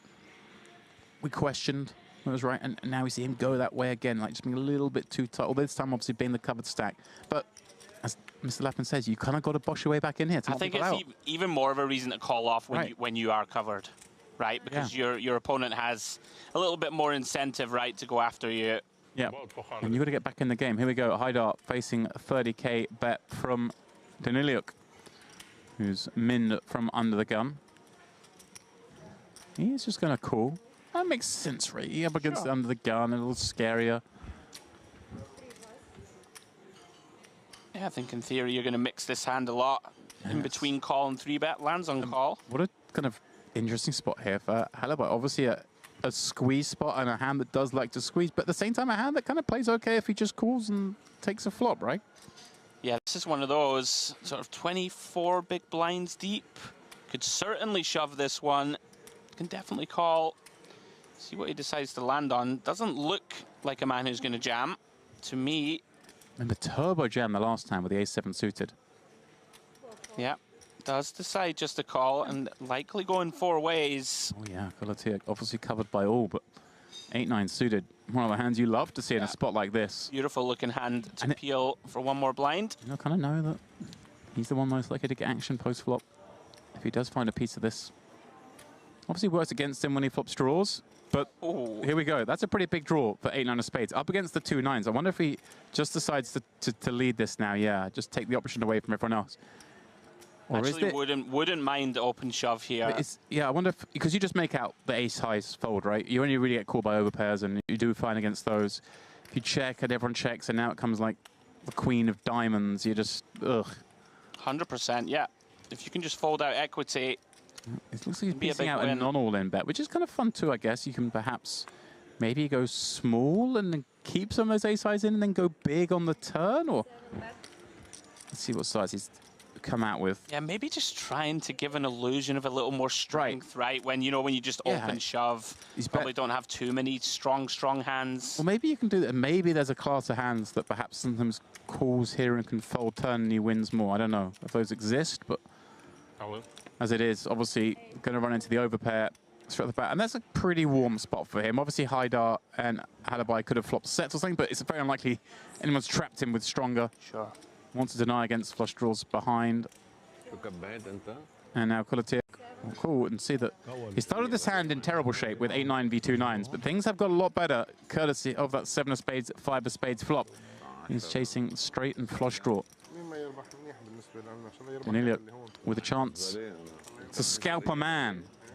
If he doesn't know, he'll be down to just 50k himself and will be in the big blind next hand, so effectively he's at risk here too. 4 is good. Can he fade?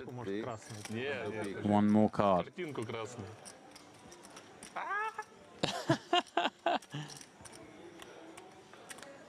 And he does. Ace on the river. Sends Colotier out in 11th place.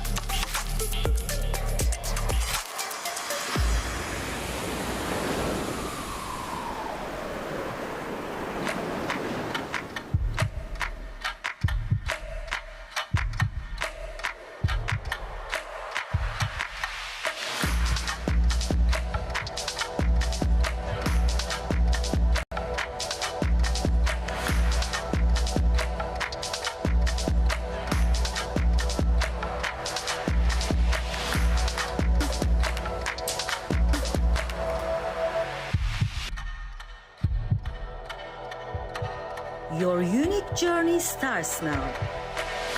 Merit Starlit.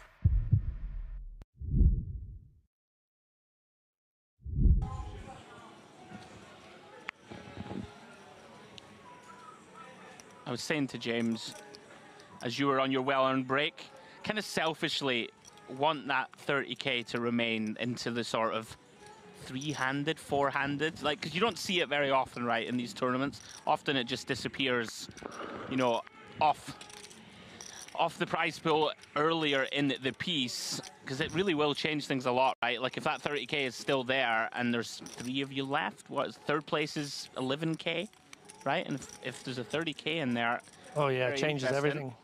We see here one of the shorter stacks here, Al-Maimar. Was he the shorty? I think he might have been second shortest or shortest. Ace-9 here. Looks like he's going to flat. This is very curious. Not sure I like it. You know, you do just invite the big blind along here with a lot of different holdings. As we see Haidar now gets to complete with a suited king. Not too sure what this achieves, David, to flat. And now... Well, it might be... Could be curtains. Game, set, match for Al-Maimar here. Goodness me, look at Daniliuk here, flopping bottom 2. This could get super messy, this actually. Could be very messy. Going to be a confusing spot, David, I think, for Daniliuk, thinking, what type of hands is Al-Maimar going to want to flat here? Al-Maimar gets away. Astonishing. I mean, I guess thinking that this is a super strong c-bet. And goodness me, Haidar jams. I mean, 225k more. I don't think you're getting away with bottom 2 here. I don't think we can fold. Can certainly have, you know, even a really good hand like Ace King with the King of Hearts, you're doing pretty well against. Going to be a bunch of pair and flush draw, potentially even a hand like the naked King of Hearts. Even just an ace, David, right? With maybe ace-8 with an 8 of hearts in there. Yeah, he's going to make the call. Yeah, he gets the bad news for now. He does have some outs, but I'm not sure he could have got away from that one. And yeah, had the ace-9 shoved it in, Haidar would have got out of the way, and Daniliuk would have no doubt snapped it off to try and take the bounty, and would have been in pretty good shape right now to do so.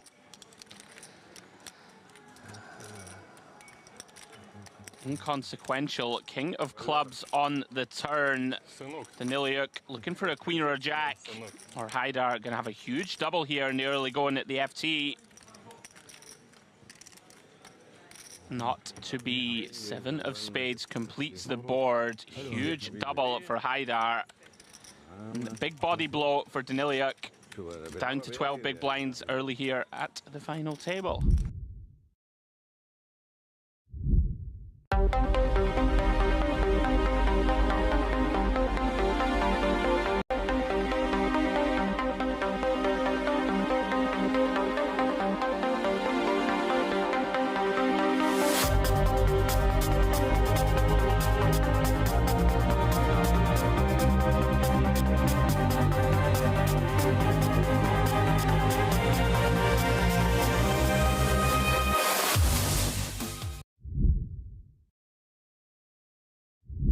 Anyway, looks like Georgie. Joe, I think did he pull it? I don't think. I don't think he pulled it, but I think he might have like searched for a friend. I think he might have a lucky friend out there, and I've seen that happen in this room during the mystery bounties. I had the privilege of calling a mystery bounty here on my very first visit to Merit, and a lot of people believe in the lucky friend. Yeah, it's everywhere.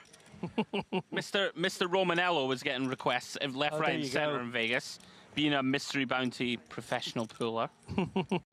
Who would you choose if you had to? All right, we'll come back to it. Oh my goodness me. Georgi, you are in trouble, sir. Oh, this is not nice for Georgi. He's just picked up a bounty and he's in deep trouble here against Dalkalic, who well covers. Against the chip leader also, this is going to be nasty business. What a cruel game for, you know, 1 second you're feeling like you're on top of the world about to pull a big bounty. Oh my goodness. Oh wow. Oh wow. Dealer, what are you doing to us here? Goodness me. Tulip Berganoff cold finds ace king. 50 big blinds deep. I mean, it's incredibly tough to get away from this. And I think you're incentivized to just lamp it. I think you just send it here for 205 in the middle. If you can get folds, it's a pretty cool outcome. It looks like he's gone for the non-all-in. I believe he announced 230. It is potentially going to give him a chance here to get away. Yeah, faced with 2 shoves, which we presume are coming. I mean, this is an opportunity to get away, although it's still ace-king. Tell you something, Georgi could fold here. Like, what's Dalkalic's range here to 5-bet jam here from under the gun against the only stack that can hurt him in Tulip Burganov. Wow. Tell you something, Georgi. Oh, you want to make sure. There you go, snap folds. You want to make sure. He said the words all in, but he did say it in a questioning way.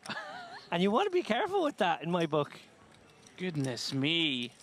Wow, what a fold. I mean, credit to you, Georgi. We've said before, his instincts are amongst the best in the business here at Merit. I think it makes a lot of sense, right? If you think about the range that Dalkalic is just going to pile it in with here, it really is. It's aces, kings, and ace-king. Very occasional queens, which I don't think is going to be in there that often. And all of a sudden, oh wow, Tulip Burganov though, gonna run it. What a massive, massive pot here early at the final table. 2.15 million chips.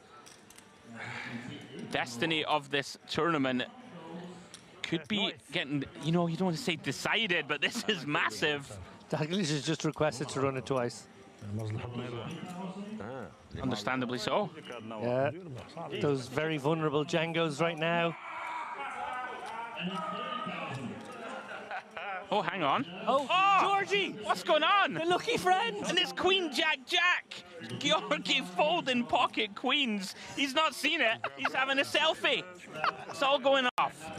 Goodness me, Tulip Burganov now clinging on by a thread.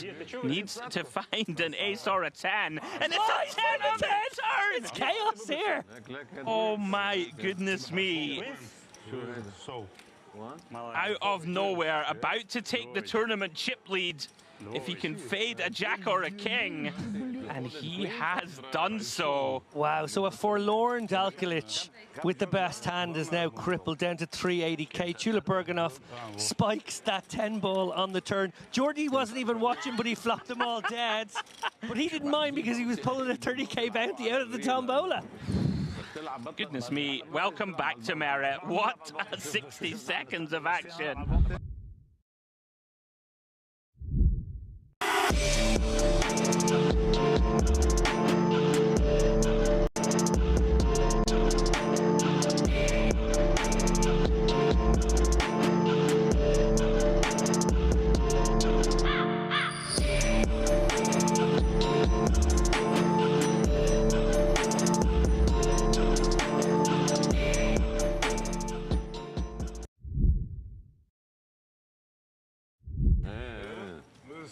Next time, I will bring my friend with me. Credit to the technical team there, by the way.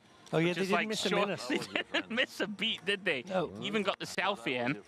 Yeah, we have the biggest showdown in the tournament so far, and we still managed to whip round and find a player pulling an envelope who wasn't even in the tournament. Bob, if I win a bounty... I know, I was looking at him. I was like, I don't know who that is. I don't know who that is. Right now, there's nothing left. I think Georgi's gone again. 10,000 still.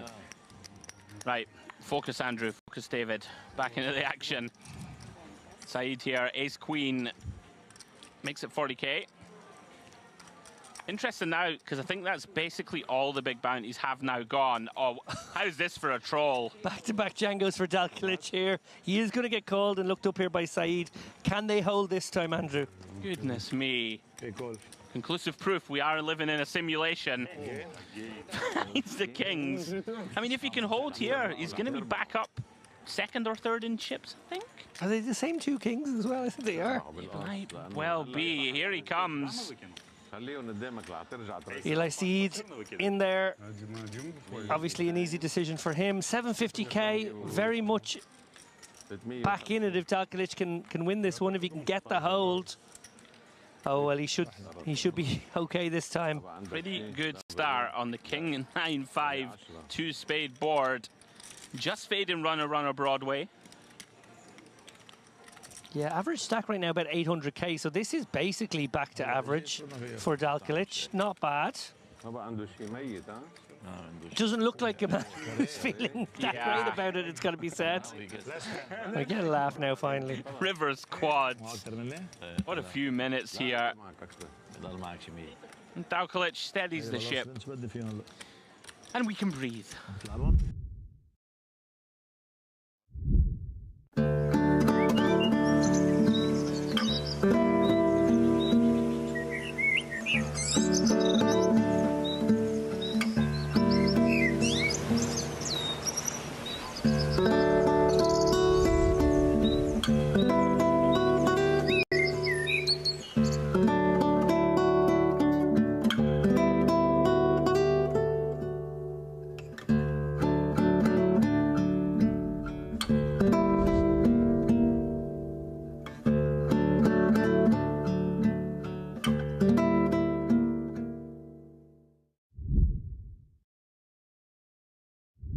Yeah, agree completely. And they're pretty good with it here at Merit, you know, for the most part, unless we have kind of streaming restrictions from our end. Normally I allow the players to sort of write their own script, as they should. Tulip Bergenhoff here finds pocket sixes in the cutoff. More than strong enough. Does he potentially have a clunky shove? I'm not sure of the exact stacks behind. I think Dalkinic has 30 blinds on the button. Well, Georgi with 20. I mean, you certainly could, I think, actually. It's kind of close. Yeah, I think if Dalkinic had like 25, you'd be happy enough to do it. Yeah, potentially thinking to himself that he can raise call Georgi, potentially. It's not exactly fun for 20 blinds. No. With a hand like sixes. But in Georgie, he definitely has a candidate who will go with all the wheel aces. That's it. Oh, look at Georgie's instincts, razor sharp there. That was a genuine spot. And a spot I'm sure he's taken in the past. But just spider senses seem to be working. Yeah, it does get away from it. Haidar does defend with the queen three of clubs. Worth noting a little adjustment by Tulip Bergenhoff to go 2.5 yeah, there I hadn't as well. actually noticed it. Well, here we go. Oh, well, this is going in. Queen three suited a lot of hand. He might even take the initiative himself here with the stack to pot ratio of 1.5 to 1. Might just send this in, feeling like he can always get the ace kings and ace queens to fold. Yeah, quite like it. And he has done it, David. You've called it. And it's a little wonky for Tulip Bergenhoff, who obviously has the backup of the gutter, and he has also got a club in hand. But you know, he's up against probably the tightest guy. Sixes. I have so many outs. Looks like it has gone in. Tulip Bergenhoff makes the cry call. We are going to the races. Yeah, big old pot. 1 million in the middle. If Haidar can get there, he's right in the hunt for this title. And look at this, 4 of clubs, I believe. Does get there on the turn. 7 doesn't make straight. Straight flash maker. She's trying to give Haidar a little sweat there.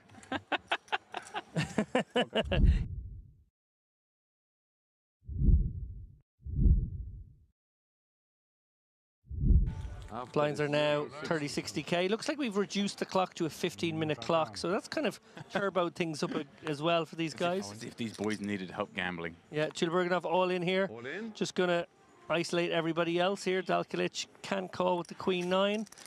Georgie, no good, but the Haidar snap in there with the ace king here. The 2 big stacks going to war. Queen is no good. Ace queen is no good. Somehow Haidar has better. Allah, life is good. I fold 1 queen. 1 queen. 7 million chip pot. Okay, 3 diamonds on the flop. 4 diamonds. What, 90 starting stacks in this pot? The 163 stacks in play. Let me, I guess that's my way of saying it's a big pot. For me, guys, what is the big deal? Oh, sorry. No. Oh, no. Queen in the window. Yeah. Tulip Bergenhoff finds one of the 2 ladies that were left in the deck. 1 more queen, please. Thank you. Haidar very politely requesting a king from the dealer. Oh, but a heart will also do. Not almost, exactly. Oh, no. Exactly, Sorry, exactly. Mr. Safi. No. 10 outs once for Haidar. Can he find it? King of hearts. No, he cannot. Tulip Bergenhoff extends his chip lead to almost 5 of the 6 million in play. Haidar, what do I do? I have no bounties. Give me some money somehow. Yeah.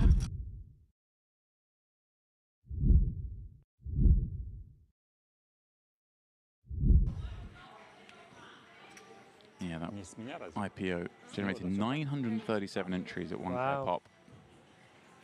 175 players remain. First prize will be 146K. Oh, and this is going to show down the Jack-9 of clubs once again in the hands of Dalkilic. Not the first time he's held on to those same 2 cards as a previous moment. Here we go then. Step 1. Get the first double up. Finds himself in great shape with the Jack-9, but Ooh, I saw the 7, but a jack rolls out behind. 2 cards away from making a game of it. Still be 3-1 down, but more than doable. Ooh. Backdoor potential, but he doesn't need it. Wow, well, Tulip Bergenov has improved, has taken the lead, but the backdoor goes the other way, of course, because Dalglish can now find a 10 himself. He can nullify with a 5. A jack or 9 doesn't do it. That's it, James. Good game. Just like that. Tulip Bergenov is the champion.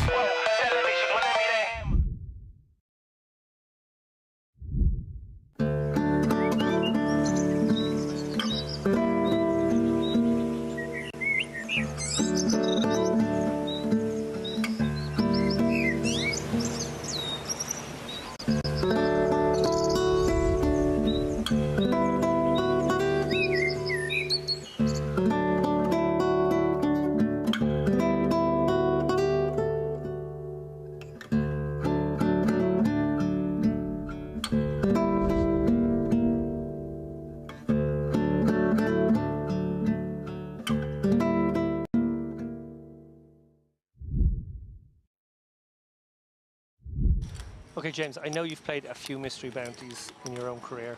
Are you gonna keep my bounty and pull my envelopes later guy? I want to pull them immediately.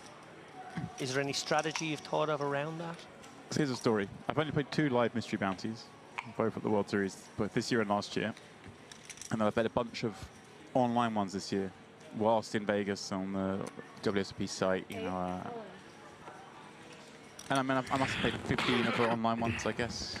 And you reach the bounties before you reach the money. And I've still never in my poker career opened an envelope. Oh, that's very sad. Yeah, quite proud of it at this point. I'm thinking they're saving me a really good one. But I think I'd be I think I'd wait till I bust it out.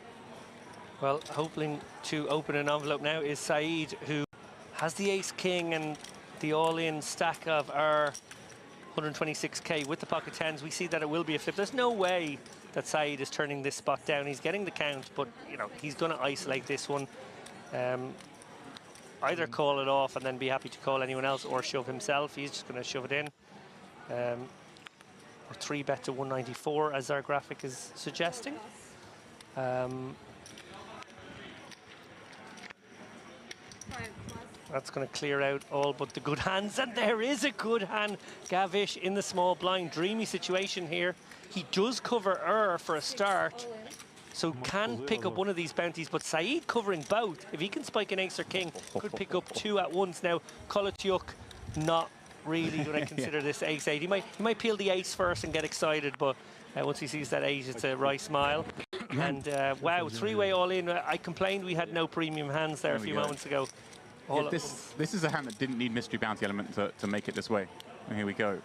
Gavish pretty a little upset to see that he isn't in better shape with these 2 queens. Yeah, and Berhol would have fancied his chances of having the best hand when he put this shove in. Now he's in quite bad shape here. Just 20%.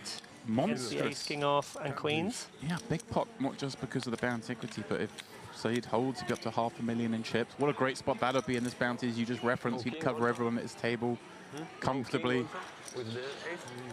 You already mentioned the bounty worth about 5,500 a pop, so he's eligible to win an additional 11k in equity here.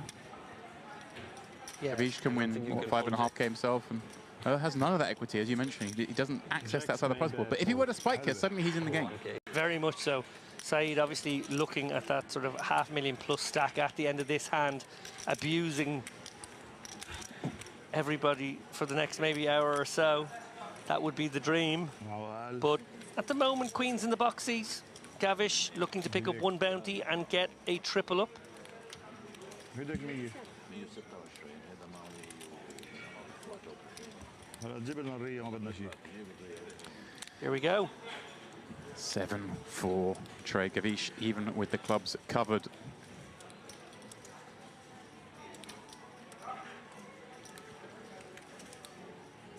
Our first big pot of the night. First bounties available. Is it going to be Gavish who picks up the first one on our table?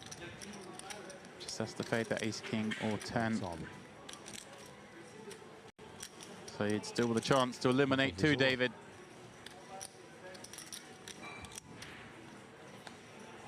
Alas, it is not to be. Gavish with the effective triple up and picking up an envelope. He's just checking. Do I cover? Do I win this? You do indeed.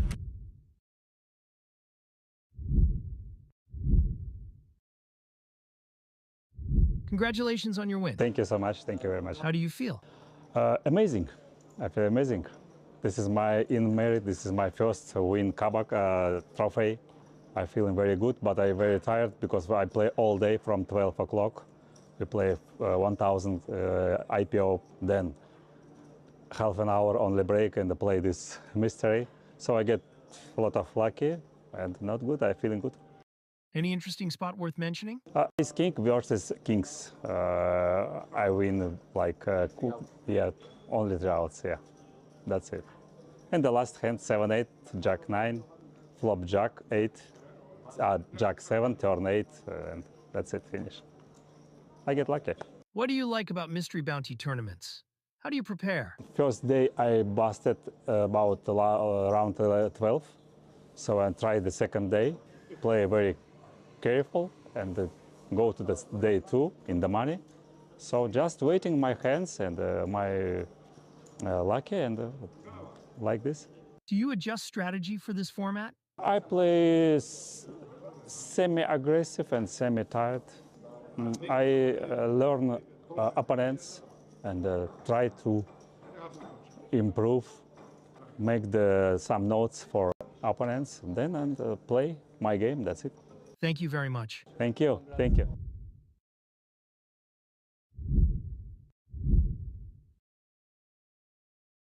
I don't pull them for 2 reasons. One, if you have yours in your pocket and you are maybe like 2-handed or 3-handed against the person who hasn't pulled theirs, you can start doing some deals with the equity of the bounties in mind too, which I like. And 2, and this is the main reason, it really, really annoys people when you don't pull them. They just get so annoyed. So you'll pull 2 bounties, bust out, and then not pull yours. You wait for hours to pull them, you think? No, I will. Once you bust it out, if I'm walking out of the room, I will pull it then, yeah. You're not taking your bounties, going for dinner, coming back and open them later? No. Okay, that's what I want to make sure. No, I wait until I've busted the tournament. Yeah, I figured that's probably where I'd be at. But hey, I might go on a break. If I've got one burning a hole in my pocket, 10-minute break. Well, a very good counterpoint to this is one made to me by Jen Shahade about a year ago when we were playing the one in, I think it was in Barcelona. How much? She said, I would pull it because there was really big ones on the line. Like, okay, this is very nice, but I think maybe in that one there was a 100K bounty or something very nice. She's like, I want to know my net worth. Ooh, here we go. So we'll come back to that. Sambavati jamming his sub-10 big blind stack, and Kolotiuk, rightly so, springing on it with this dominated Jack-10 suited, trying to go for that bounty. And obviously covers Hassan behind, which is a big part of why he can do this as well, right? Yeah, no, look, we see that he is dominated, but I love this isolation shove by Kolotiuk. This is exactly the kind of spots he need to be taken all day, frankly. Samavati gets a really good outcome here where he will double up in most worlds, but Kolotiuk, you know, bounty hunting. Yeah. Looks like the kind of man who's scalped a few. Jackson suited's come from far further behind this in time. 61, right?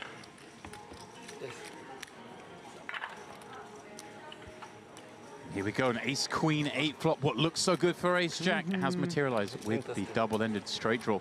10 is no good anymore. For Kolotiuk. No longer looking for 10, but look at that, the kings and 9s, and they're all live. Showing folded cards, David. All his outs are still in the deck, just one card to pull them.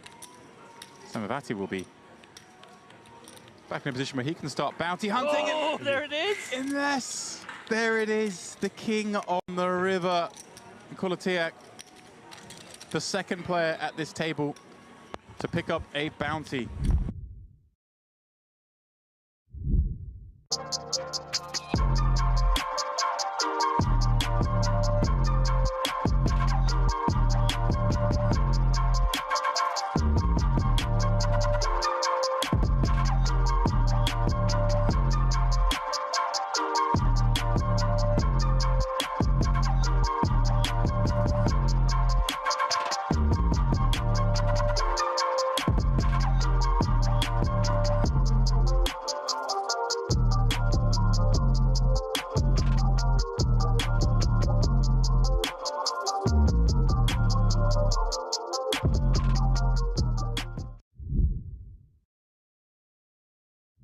Oh, you're definitely taking it. It's 6 buy-ins right there. How much you got? Well, sorry, no, 6 bounty parts, 3 buy-ins to the tournament, 6 bounty portions. Gavish with the Johnnies here. Going to look for action. At this stack depth, I don't think these become too hard to play. You're looking for action here. Obviously, notoriously a difficult hand, but that's generally at deeper stacks. And only if you've got superstition working against you. James and I had some chats over dinner about superstition in poker. We'll come back to that in a moment because we see Gassan with Big Slick here in the small. These guys, similar stacks. Yeah. I think Gassan covered again against Gavish, so yet to be able to deploy these big hands in a spot where he could actually bounty hunt himself. Well, the action does go on there, but we'll quickly pop on over here again because it's envelope time as Zan has made it 65k. One assumes, given that Gavish covers, he's just gonna kind of run it, but again, it's maybe scary against this man that they seem to be aware is pretty solid. Right, yeah. I think Jack's too much hand. Oh, here we go. Here's a man giving us the full sweat. That's For the what we fans. like. Okay. Oh, and we got the 3 zeros again. 2,000. 2,000, okay. Okay. What I'm loving right now is we're moving from these smooth still cameras and these 1 shots and 2 shots from Here we the go. table. Gavish does just decide to say, hey, let's just run it. Suddenly we're frantically over to the tombola. It's like an episode of VR. It's just like that.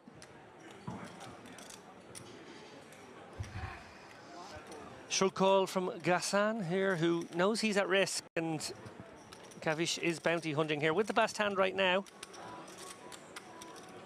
Big pot, 670k in the middle. This is a big moment for both players. Huge moment. Obviously, we can see Gavish is the one who can pick up a bounty right here and now, but Sam will have a huge stack if he finds an ace, which is what he's done here on the ace, queen, queen board. He's going to be the table chip leader, I think, if he runs out clean here. Gavish, of course, with backdoor hearts working. That's become a thing, as has the king. And, of course, any chance of a raw flush, David? It's in the deck. We see the live cards at the top of the screen. Dry smile from Gassan, who really doesn't fancy that 10 of hearts turn. But he loves the 4 of spades river. Gavish down to just 4.5 blinds.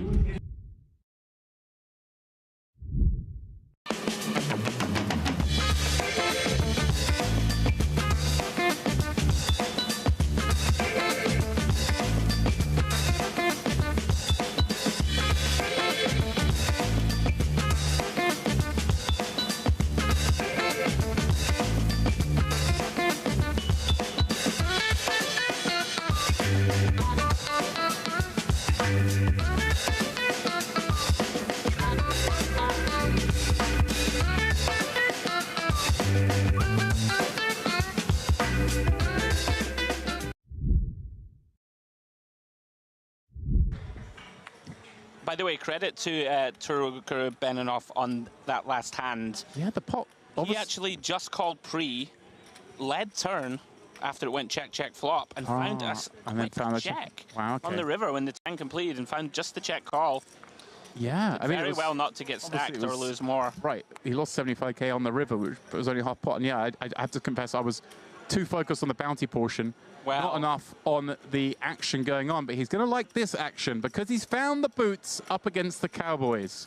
And this is going to be a big one. Goodness Hijack me. versus small blind in a bounty, and he covers. What a dreamy scenario. Having, like you say, just saved so many chips in that last hand where reasonable to presume he would have lost a lot more. Now he's going to have the opportunity to not just, you know, effectively double up, but knock someone out in the process. Such fine margins, little deviations in these mystery bounties. Of course, so much now. Does Levine have options here?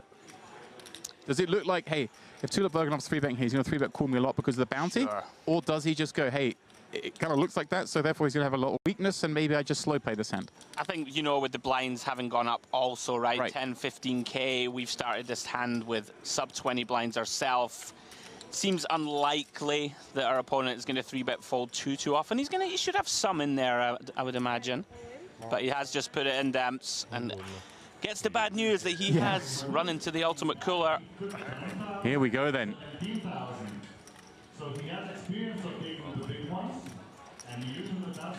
Well, there is someone drawing a bounty, but for now we'll focus on aces versus kings. It is the kings at risk, as indicated by the all-in marker.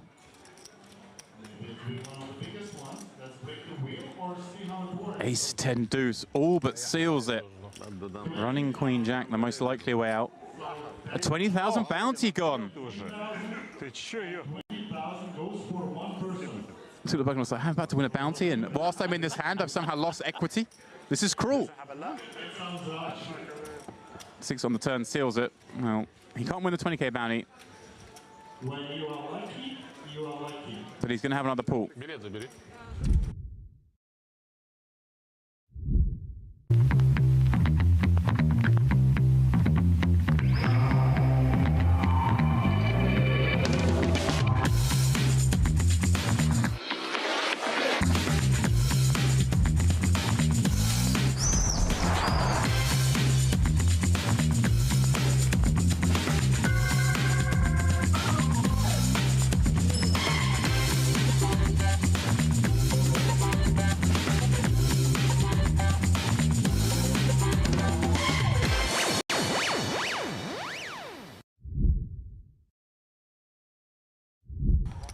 They must have had a perception, Demps, that Halabi not going to be 3-bet shoving very wide here. To say, before you came in, we saw him kind of very surprisingly fold ace-jack, although that time was against 2 queens, but was getting the price basically against everything but jacks plus. Right.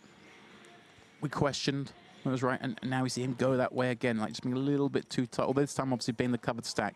But as Mr. Lappin says, you kind of got to bosh your way back in here to I think it's even more of a reason to call off when you are covered, right? Because your opponent has a little bit more incentive, right, to go after you.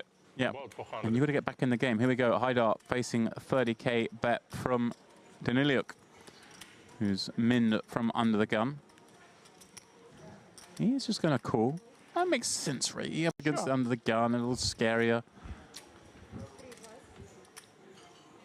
Yeah, I think in theory you're going to mix this hand a lot in between call and 3-bet. Lands on call. What a kind of interesting spot here for Halabai. Obviously a squeeze spot and a hand that does like to squeeze, but at the same time a hand that kind of plays okay if he just calls and takes a flop, right?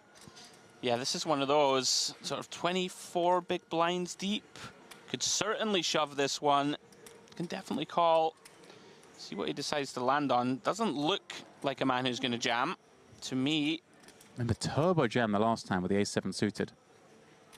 Yeah, does decide just to call and likely going 4 ways. Oh yeah, Galatea obviously covered by all, but 8-9 suited. One of the hands you love to see in a spot like this. Beautiful looking hand to peel for one more blind. You kind of know that he's the one most likely to get action post-flop. If he does find a piece of this.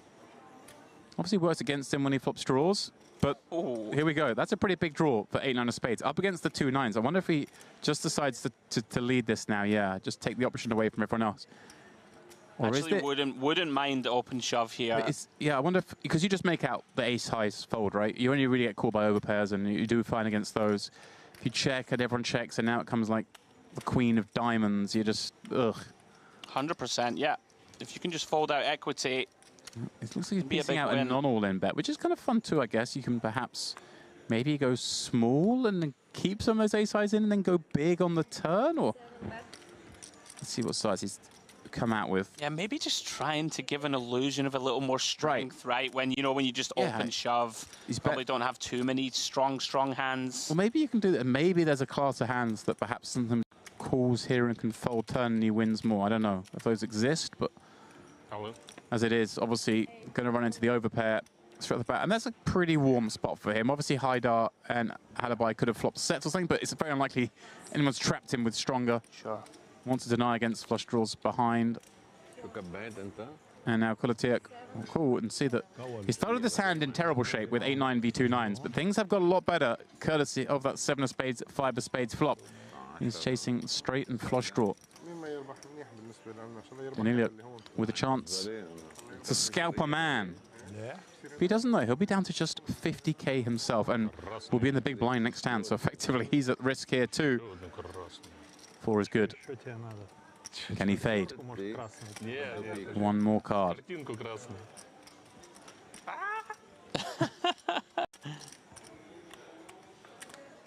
And he does. Ace on the river. Sends Kolotiuk out in 11th place.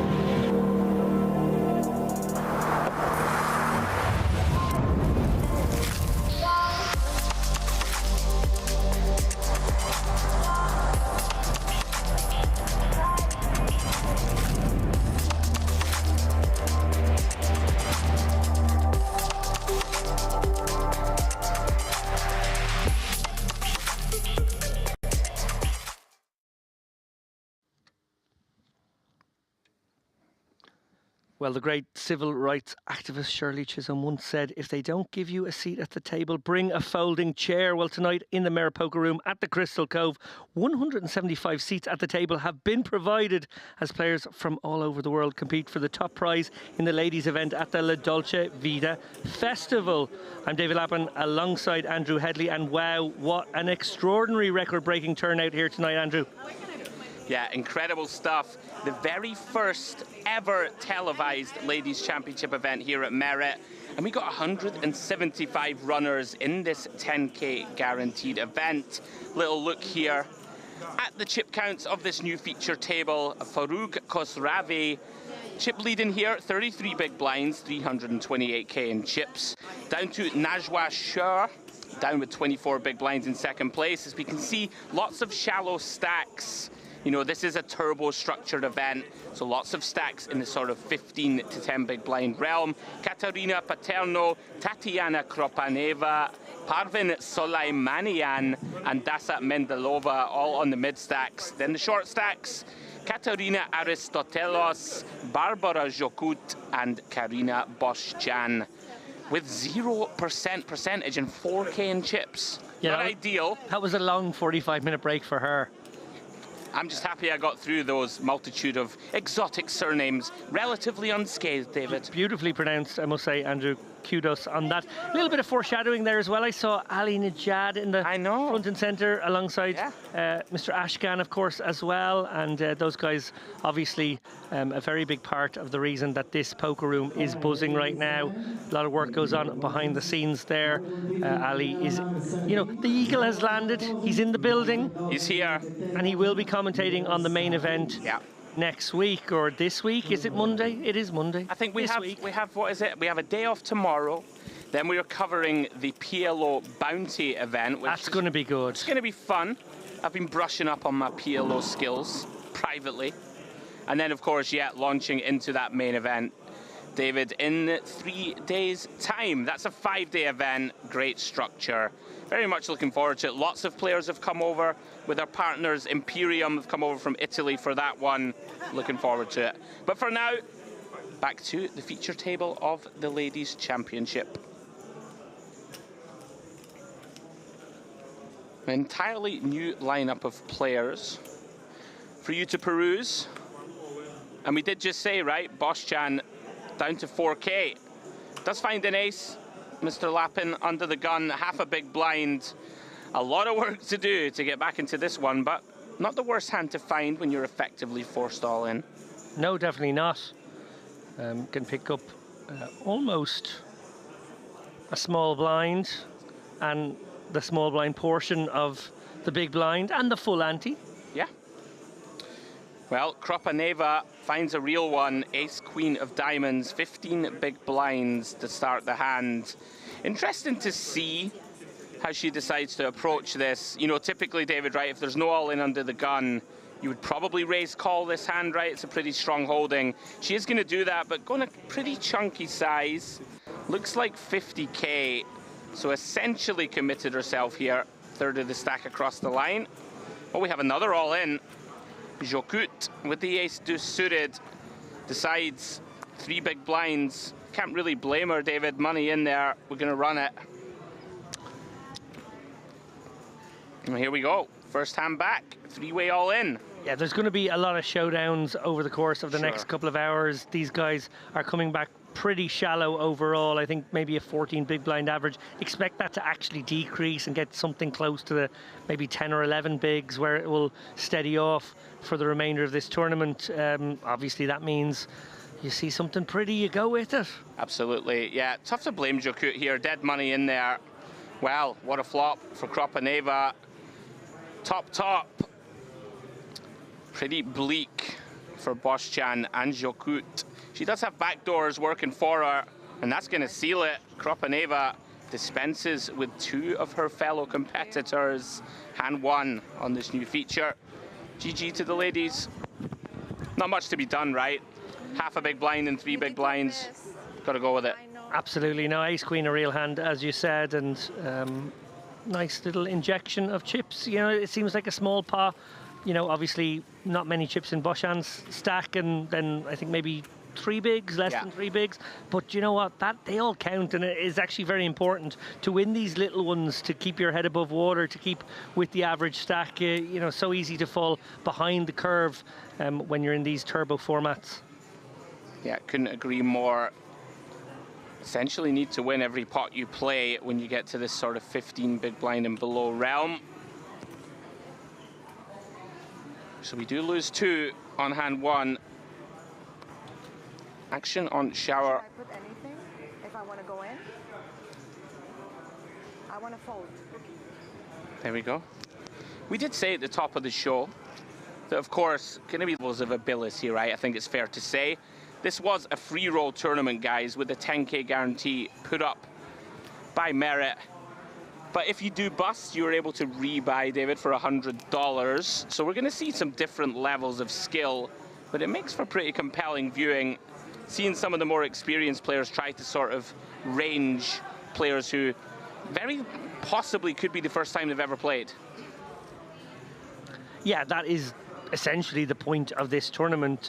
A nice Trojan horse for these people to, you know, test the waters, maybe risk no money or very little money in their first live experience, and you know, with that comes checking with the dealer what is allowed, what's not allowed, and obviously we're going to be super patient with anybody here in our coverage as well. You know, welcoming people to the game is really what this is all about. Absolutely. We've seen some strong play, some very nice laydowns in the previous frame, in some tough spots. We're going to see some spicy randomness in there.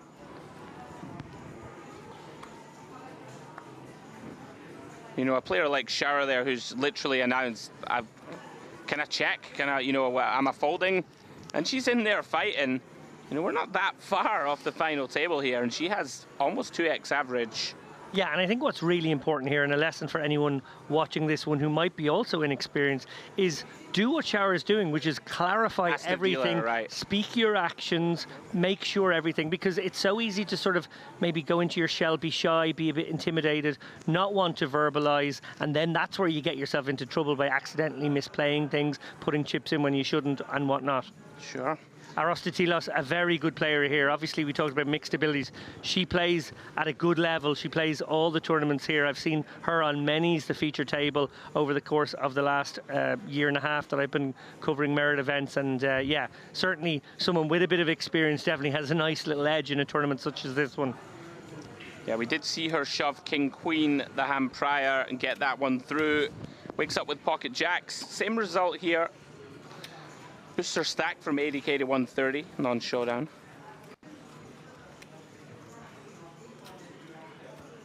Me and Demps were touching on this, David.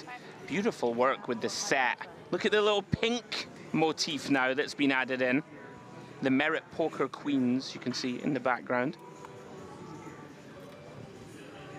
Breaking new ground, all right. First ever televised ladies event. Yeah, and it's great to see it so well supported. We talked a little bit yesterday, knowing we were going to be covering this event. How many do you think it'll get? And I think we were all settling around the 60, 70 number. Yeah, right. Wow, we were so far off. 175 runners, pretty sick. Yeah, and 136 uniques, which is sort of maybe the real stat in this. Sure. Kropaneva, suited ace. Very reasonable hand to open for a steal. Ace 6 from the 1 seat. Round to a shower. Now then, we've guessed that she's relatively inexperienced. Gets away from the King Deuce. Round to Kosoravi. Working with 30 bigs or so. 9-7 off. It's facing a 2.5x open. Certainly a hand that you could defend. It's pretty much bottom though, against under the gun specifically. Yeah, definitely don't mind a fold here versus the 2.5x, but yeah, that's what we're going to do. Excellent stuff. Well played, Kosoravi. It was a tempting one to get involved, getting a nice discount. Yeah, nice pickup for Kropaneva.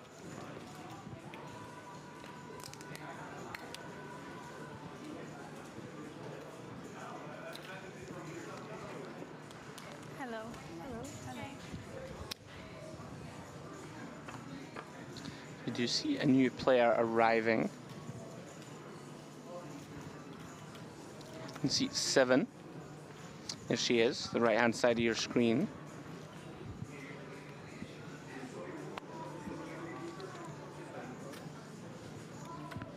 Quickly gets out of the way.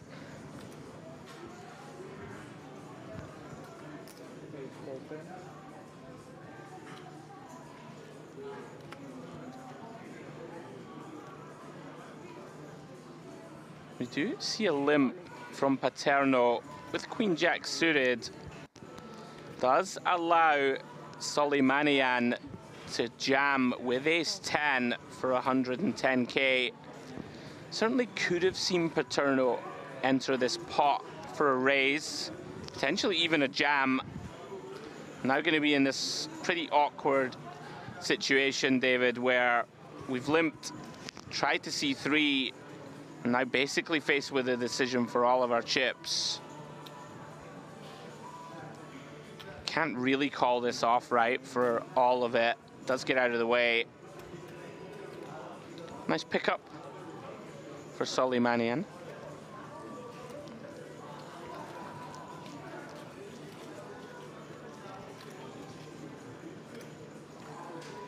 Yeah, one interesting factor I think in this is the late hour of the day. You know, these guys are burning the midnight oil now, and while that's not so late, we still have 34 players left, and you know, might not be final table time until 2:30, maybe later again this evening. And the question is, will these maybe less experienced players have the stamina for that? It's, you know, it'd be a bit of a marathon. You know, you and I and many players are used to long days, but one thing I'm not used to actually, even as a commentator, is the late starts. This one started at 6, it's going to go on till maybe 4 a.m. Sure. That's a tough enough grind for these girls.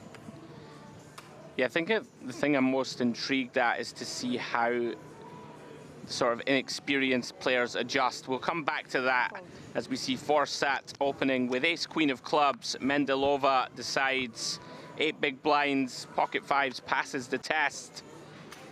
Tough to blame her. Got to get something going, and we're gonna have an all-in and call here. How much is it? This Forsat just gets a count. Going to get the news that her opponent has only 8 big blinds. Would be shocked, of course, to see anything other than call. Yeah, very important to stay active in these shallow formats that are pretty turbo-y. I think we are going to see this call from Forzat, but credit to her for taking some time over it, making This is sure. it, right? If you're inexperienced, not to say that she definitely is, don't want to cast too many aspersions, but just making sure of everything before committing the chips. So here we go, all in and call. Mendelova at risk, looking to hold off the 2 suited Broadway overs. Oh, and right in the window, ace of spades, followed by another ace, ace, king board. Mendelova in dire straits. Has to find a 5, and that's gonna do it. King on the turn. An insurmountable challenge. GG. I was scared to call. It's too much money. Mendelova loses the flip. We lose her in 33rd place. Nice one.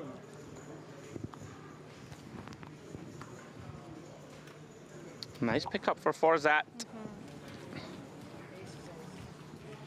Yeah, what was going to say, I'm interested to see how especially the inexperienced players sort of deal with these shallowing stacks. You know, there's going to be spots, David, right, where we're pretty experienced, so you're going to recognize, oh, I have a chippy V shove here, or I have, you know, I have a suited king in the small blind, I need to go all in. And whether they will adjust correctly, right, when we get down to this sort of shallower stacks and hands that they want to just call with earlier and see a flop, whether they make the correct adjustments could be key. Yeah, I think that is the absolute crucial part as we enter the end game of this one. Maybe when we get down to the last 20 or so, is aggression is really going to prove to be the most important factor. If players are still speculating with limps, that's going to become a strategy that only works if they're very, very fortunate with run-outs and boards and whatnot. Sure. Whereas the players who give themselves a few ways to win by playing aggressively, I think will have a much, much bigger chance of taking this one down. Well, case in point, Shower is going to speculate, limping with 8-6 off. Does allow Khosravi to isolate here with ace-queen. And just the way she's holding herself at the table, Khosravi strikes me as someone who's played this game many times. Certainly. And you mentioned Aristotelos, experienced also, quickly gets out of the way with ace-9. Yeah, she's made some deep runs in merit events. I think she made a last 2 tables. Maybe at the last stop we did here in January. Deep run, we thought it might be a final table run. If my memory serves me right, she fell just short of that, but okay, you know, impressive stuff along the way. Yeah, so Forzat now decides the price is right, does complete here from the big with ace-10 off. Shower gets out of the way, Khosravi has her opponent where she wants her so far. I wish I didn't draw Through to the king 6-5 club board. Khosravi still with way the best of it. Does go check very quickly. Ace, of course, would be the danger card. Instead, it's the Queen of Hearts. Forzat does improve to a gut shot to Broadway. Second pair here for Khosravi. Going to be pretty clear to her, David, here that this is the best hand. You'd expect most of the King X of Forzat to announce itself on the turn. It's counting out a value bet. Very nice sizing here. Yeah, just a little tickler. And Forzat, with her equity in a few different places, ace high could be good sometimes, probably not very often, has that gooder and ultimately lays it down. Good fold. Well played from both. Yeah. Wins up 6th round. Not gonna lie, pretty rare to have 3 parts of your body covered in shades. Hat, eyes, and t-shirt. I'm not cool enough to know these things, but I feel like this must be some kind of a brand. Mr. Lappin, you're a clothing aficionado. What makes you say that?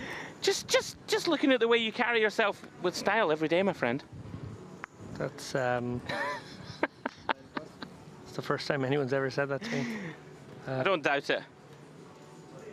Only joking. You always look great. You know that. Come on. I'm just used to Dempsey giving me abuse, you see, and then you come in. Yeah, me and my kind eyes. Yeah, you're a very kind-hearted man. Yeah. Right, we spoke about speculating. Shower again. You know something inexperienced players are going to do a lot of, right? They're going to enter the pot for a limp a lot. We saw Gora earlier. She gave us quite the show. V-pipping close to 100%. Shower, though, pretty favourable spot here. Pre-flop at least. Paterno getting a free look with the Doyle Brunson. Off to the 6, 7, 8 rainbow. Shower is best. Of course, can't know it on this board.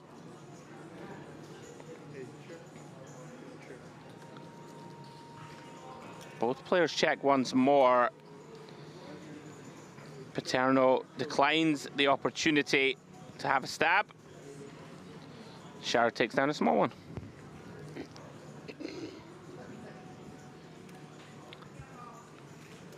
Yeah, Shower recognising maybe that she had just enough showdown there with King High and was unlikely to get a better hand to fold.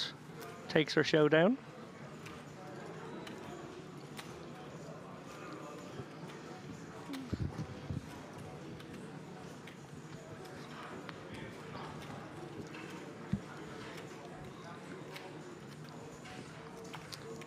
So players are flying out the door. 30 remain from that field of 175 total. We are, of course, on a 15-minute clock, so going to be very fast and furious action down the stretch, you would imagine. Shower continuing this 100% VPIP strat. One thing I will say, if people don't punish it, right, then nothing wrong with trying to see as many flops as possible.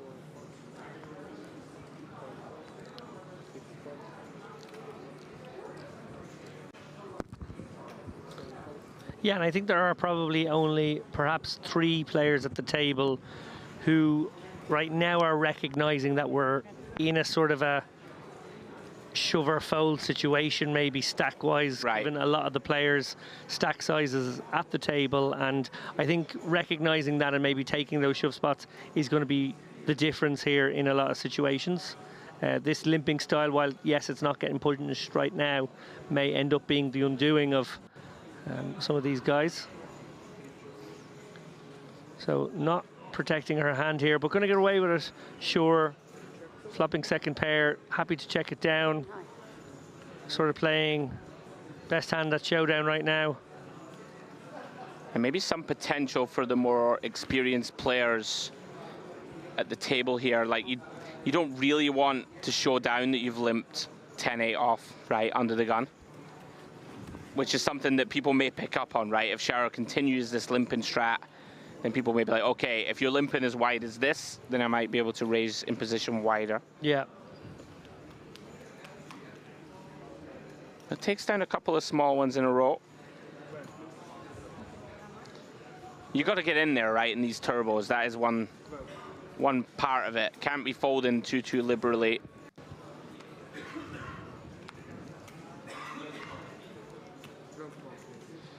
So here's a great spot now for Khosravi to open up with the Queen Jack suited. Playing 30 bigs. Obviously, lots of the players behind playing shallower than that. So that's one key strategic adjustment. You got to be sort of very cognizant of the stacks behind. If you are chip leader, you're not playing your stack. You're playing maybe a... How do you do it actually, Andrew? Do you take an average of the remaining stacks behind? Do you fixate more on the stacks of the big blind and small blind, given they're more likely to call in certain situations? How do you sort of create that range when there's a confused number of effective stack sizes? Yeah, it can be tricky. Like, I think obviously especially, we will come back to it, right? Because Paterno has put it in here with Ace-King. And this is close because Ravi has opened this one up and is now getting a very good price, roughly 2-1 to call. Has the kind of hand that will be in pretty good shape most of the time, even when facing an ace-queen or ace-jack. Might just about have the right price given the suitedness. So we will have to see. Yeah, I'm with you. I think this is pretty bloody close. You know, if the button has 12 bigs, we just release our hand. 11 bigs, similar kind of story, I think. When we get to 10, I think I'm with you. There's enough pocket pairs in there, enough ace-king, even like an ace-10 suited type hands. Of course, we're going to run into some ace-queen, ace-jacks. Don't mind fold. It's like it feels like it's stone bottom if we're going to call. So for sure.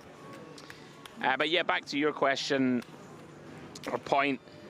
I think a lot of the time, just from under the gun, when the stacks, especially in these type structures where everything's really shallow, you just kind of want to have good blocker effects when you're going to open the pot. You know, hands like pocket 5s and 6s and stuff start to perform pretty poorly. May still open those if, you know, there are a bunch of 5 to 8 big blind stacks that we can still call a jam. But yeah, just having a look around, I guess, and seeing all the different depths and thinking, all right, does my hand have the right properties to go for an open? Tricky though. But that was a close one. I'm with you. Could have gone either way.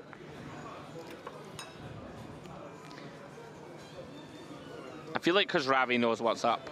I will say that. Just with her demeanor.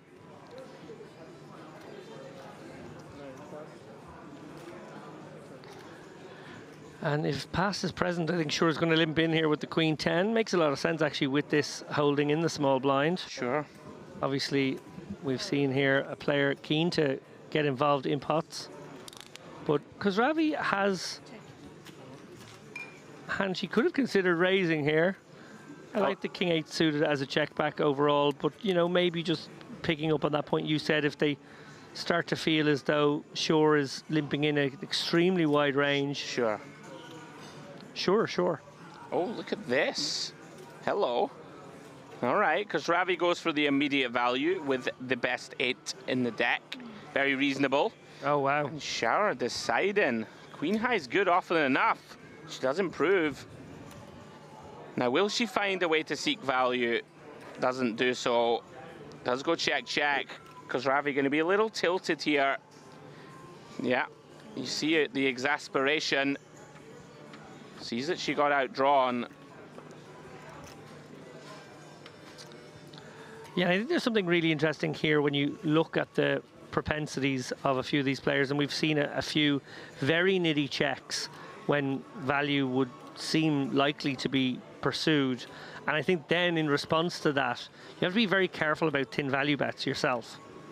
If our opponents are checking very strong hands actually out of position to you, we really can't go for thin value with our second pair type hands too often. I think that's fair. It's an adjustment you don't want to make, because it's always good to be finding thin value bets, and maybe some could still be found, but it's very wrought with danger when you have players who will play strong hands passively. Yeah, we did see it earlier on the feature table, a couple of instances, kind of strange ones, you know, where a full house was checked down on turn and river. A couple of very strong top pairs the same.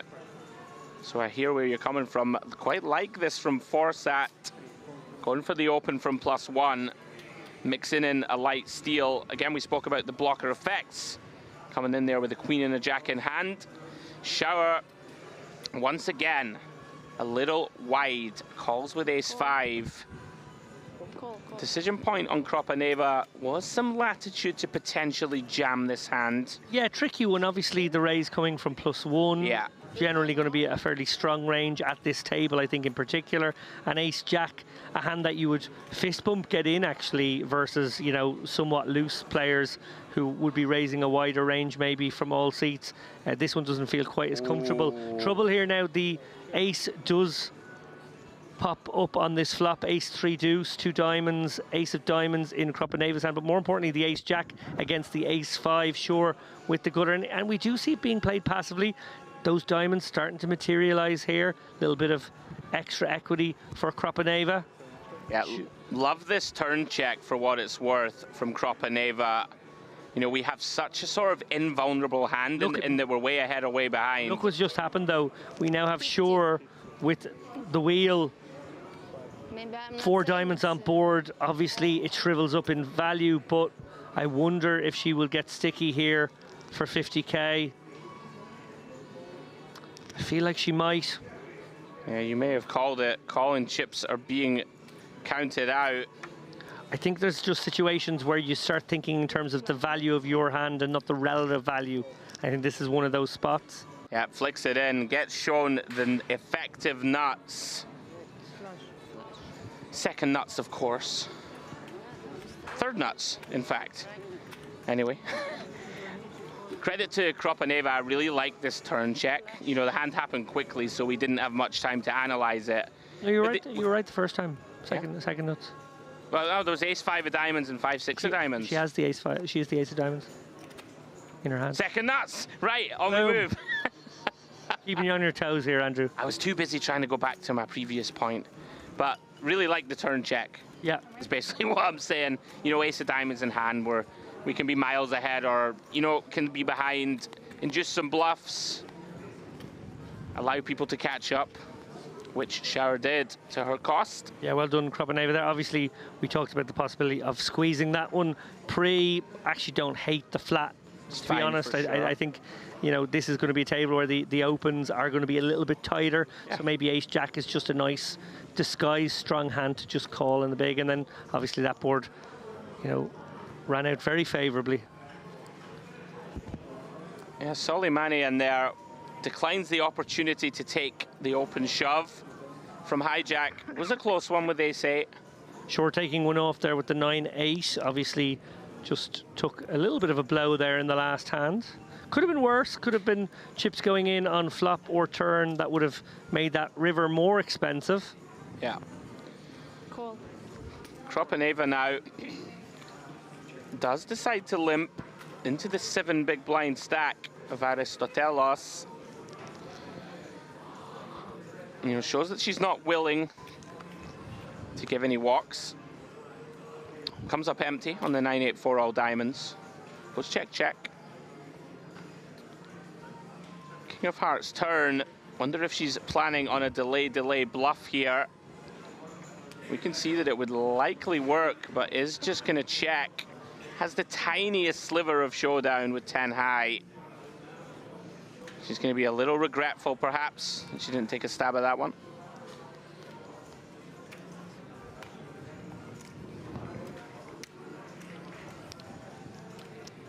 See another new player arrive at the feature table.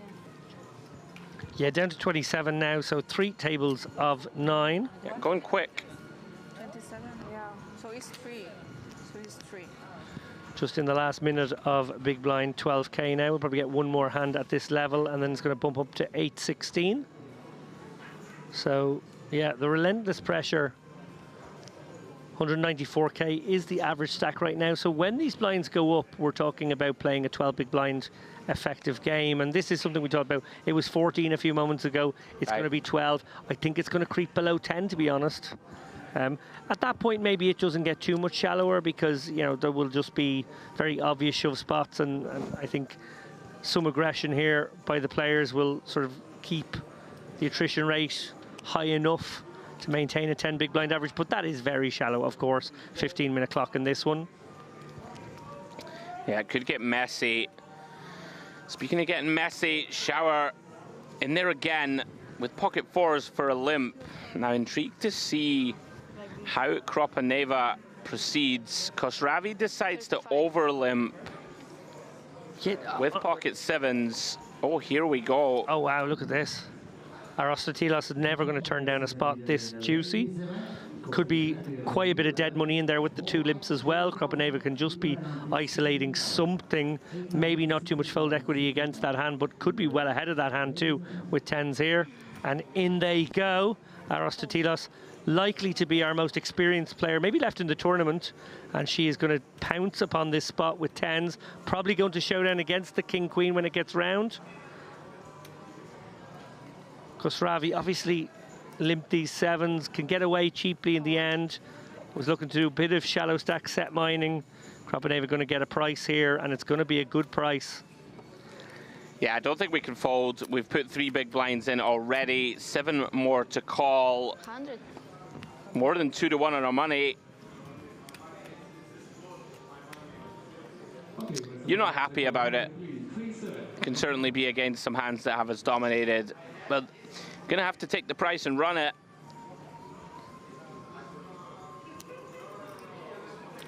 Yeah, 82 more to call. Obviously, will set her back. She'll be down to 180k Here if we she go. loses. But it's a big pot, and if she wins, she gives herself a great chance of making a run at this final table. Wow.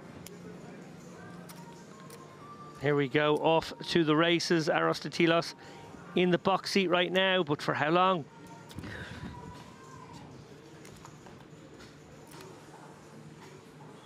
Well, maybe permanently.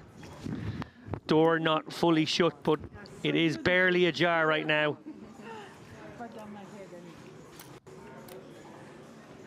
Okay. 4 outs once. You're saying there's a chance? Not to be Aristotelios with the big double up now. She has 282k in her stack. 117 or 70? Well above chip average now. Kropaneva has been knocked back below the average, but still not far away, and every chance of continuing her progress in this tournament. That was a big one for her as well, Andrew. Yeah, very reasonable here against two pretty weak-looking limps. Elects to isolate with the king-queen, and then priced in against the 10 big blind jam behind.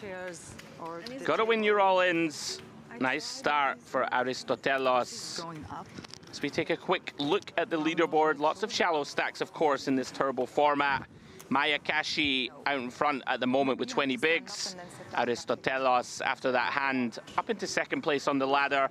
Khosravi, still healthy, 17 blinds. Then a whole plethora of 10 to 12 big blind stacks. Shower, Kropaneva, Forsat, and Paterno. Then our two short stacks at the table, Parvin Soleimanian with 7 big blinds, and Ayana Blinova with 4 bigs, looking to spin it up. I can't fix my chair.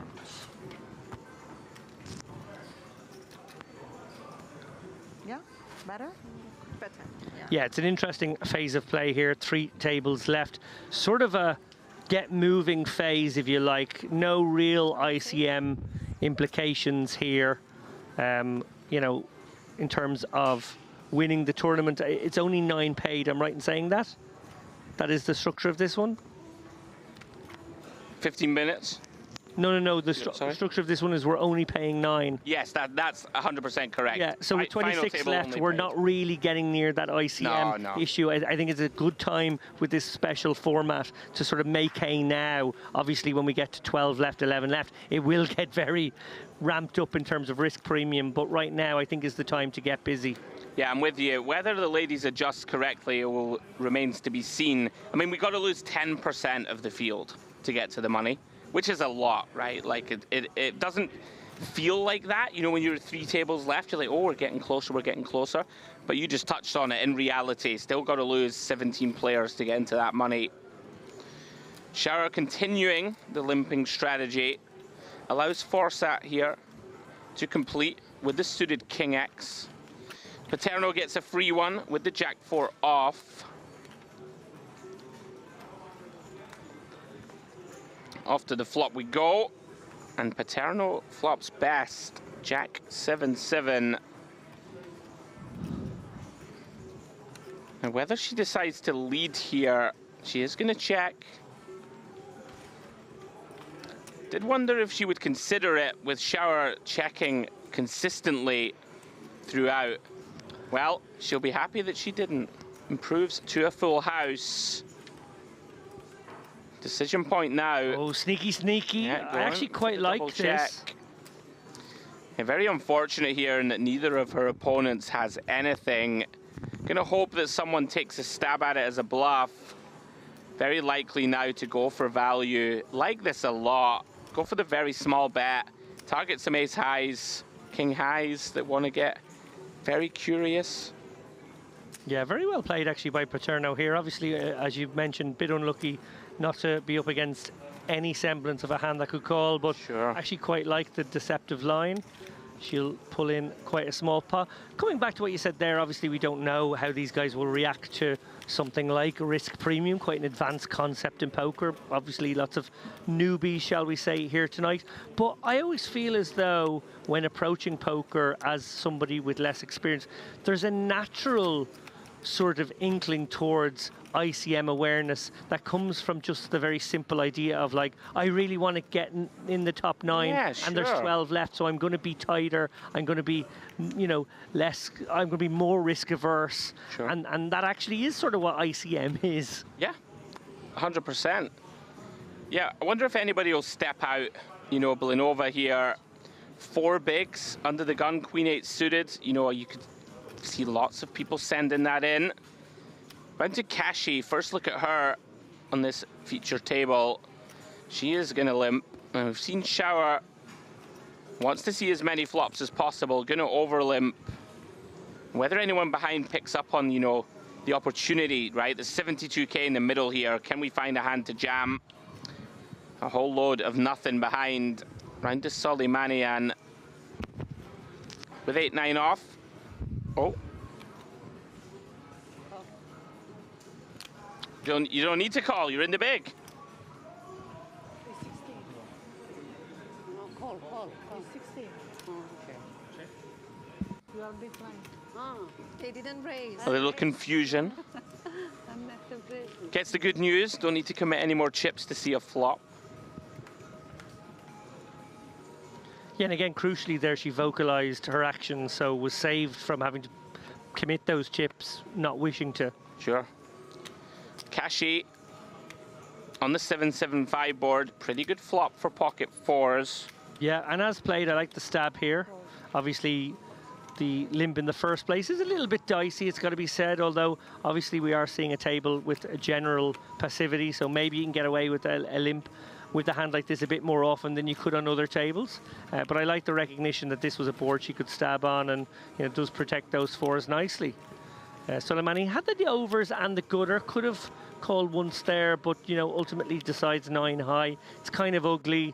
You know, maybe my 9 and my 8 aren't really out, so we don't know how this new player plays. Maybe she's going to limp in some traps. Yeah, decides to exercise discretion on this occasion. On we go.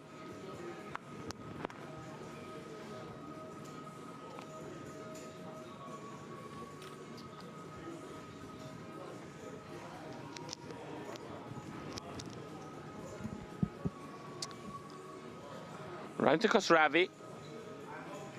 Fairly ugly looking ace-4 off, but if the table's playing very tight, wonder if she'll pick up on that fact. Yeah, I like that observation here. I think if you do think that you can just use these blockers to go for a cheeky steal, it can sometimes be not the worst move at all. Obviously, we are seeing a lot of passive play here, so wouldn't hate that, to be honest, as a exploit. She definitely considered it, so you know, credit to her for that, because it's not an open in solver land. It's a pure exploit open. Yeah, Soleimanian deciding Jack high is good enough into the 4 big blinds of Blinova, who really is on the ventilator. Gets it through, picks up a very needed boost to her stack. Yeah, just 5 minutes left on this level. Going to be big blind 20k in the not too distant future, and that's going to drag us back to an 11 big blind average. Again, 14, 12, 11 now. It's going to be down around that 10 mark soon, and you know, with that, I think it's just going to become very easy to understand shove spots for some of these guys, and maybe for some of the others not really sure how to navigate short stacks, maybe don't have that sort of shove or fold mentality yet, and will still be looking to speculate. Interesting to see the clashes that we get from these dynamics. Now, sure, look at this, interesting. So again, I quite like it, given that she's been so active in there with the King 8, in there with some connectors and this kind of stuff for a limp. She's also willing to limp trap the big one here.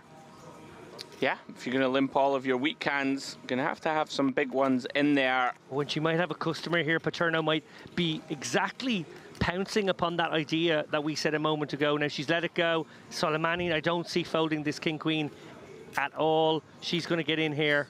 Yeah, she's raised also, I believe. It looked like a 25k chip under there, and it is. Yeah, and it's effectively a good trap by Shore, who has played in this passive style and therefore is being pounced upon as somebody who's in there way too wide. She's got the goods this time.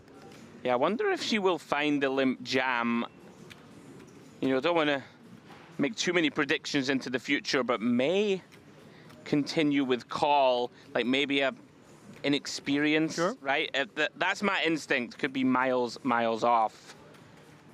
We will see. Obviously no thoughts of folding here. She is considering. Can I check? Shove. You cannot check, I'm afraid, but good. And again, I want to encourage this. Very good to get clarification from the dealer here. That's something that Shore has been doing since she got here. She's been making sure that, you know, whatever action she's about to take is legal and is string calling of sorts here, making sure she gets the right amount out there. Obviously, we have a very shallow stack to pot ratio, 140 in there, only 65 in Soleimani's stack. Don't really see her folding anything. And oh, unlucky here for Shore. Probably gonna lose this 65k. Very hard, facing just one overcard to find How much is that? the fold here. It would be heroic. Yeah, I mean, for 4 big blinds more, jack of clubs in hand. Just say call. Just say call. Nice of the players there to help out with the clarification as well. Yeah. Going to get the bad news and see she has been out flopped. Yeah, and very unlucky there, it must be said. Shore, who I think has played this hand, you know, pretty well, to be honest. She got a lot of chips in with jacks here against king queen, and obviously was willing to call it off with just one overcard. I think we'd all do the same as played. So, you know, little hope here, little hope and no hope now.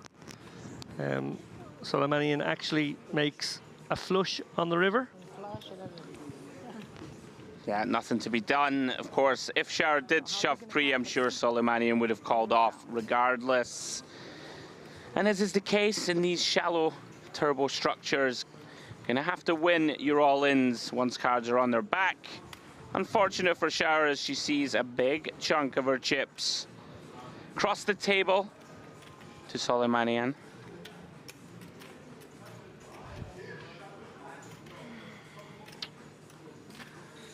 Never fun seeing those stacks head over to the other side of the table.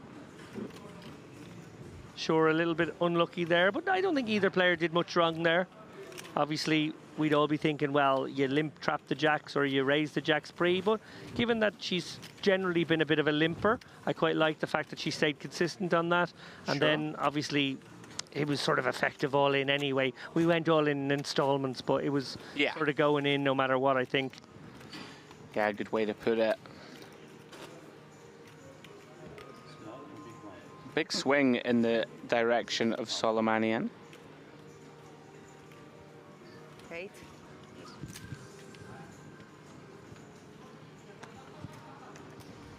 Bit of a double blow here for Shower. She is in the big blind now. Going to be effectively close to all in.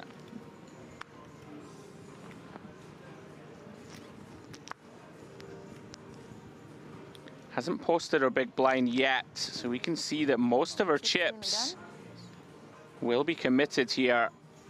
Yeah.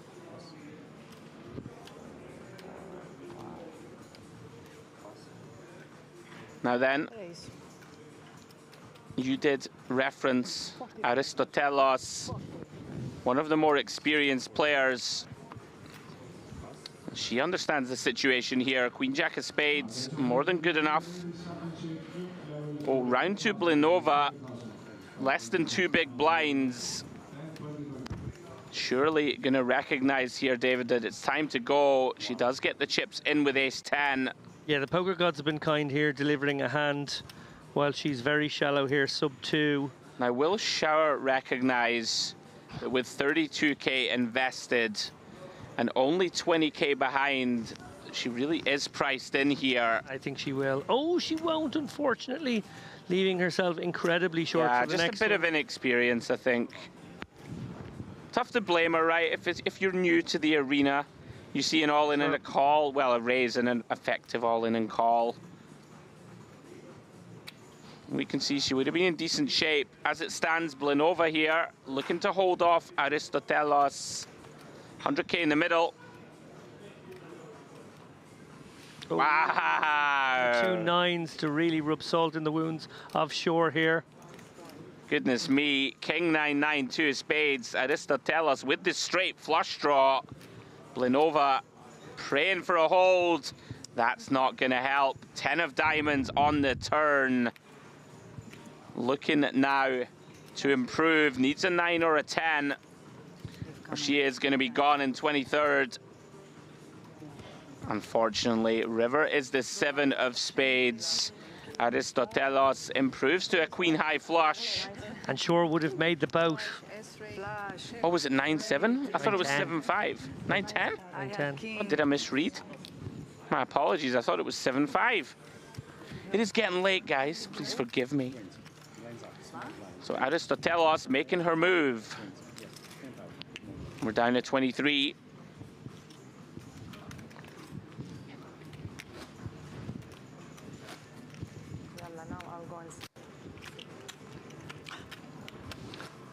So Shore committing more than half her stack, I think, here in the small.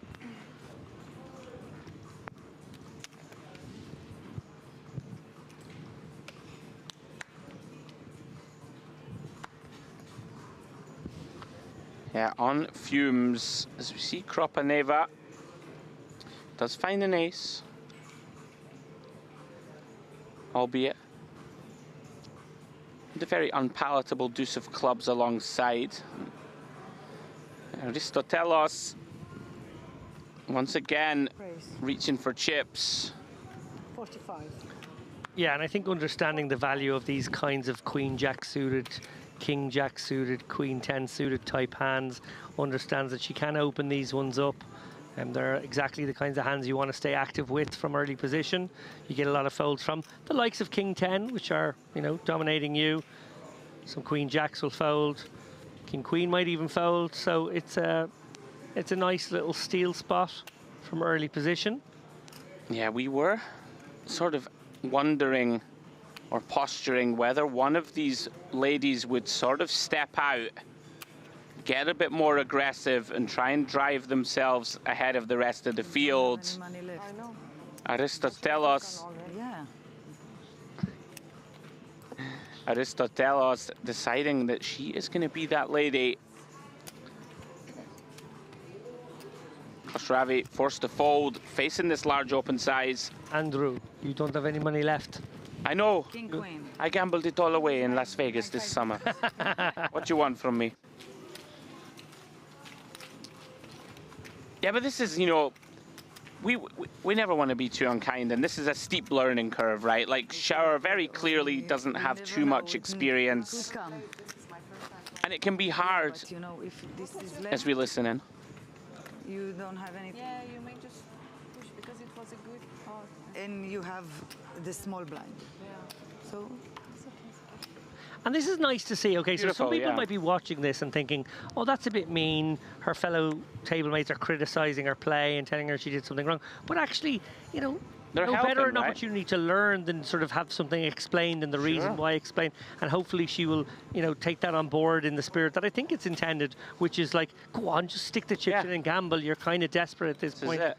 You know, it can be taken up the wrong way by people who think, oh, people are criticizing me. But actually, I think that's sort of a good thing in a game like this where people are advising and helping. You know, these guys might be playing against one another, but I think they want to get into the spirit of it and get people more interested in playing poker. Agree completely. And here she goes again. Aristotelos from under the gun, ace-9 of diamonds. Now, has Forsat had enough of watching the player on her right steamroll the table? Pretty close one. Pocket sixes. Of course, you're not thrilled with this versus under the gun with the whole table behind. No, it's really rough. And I think, you know... Oh, and she lands on perhaps the least likely option of call. Oh, wow, in Paterno. Love this from Paterno, recognizing that she's been fairly nitty. This is a pretty hand, and Aristotelos has been opening, what, maybe like 3 of the last 4 hands. She's super active and maybe, just maybe, can get this one through.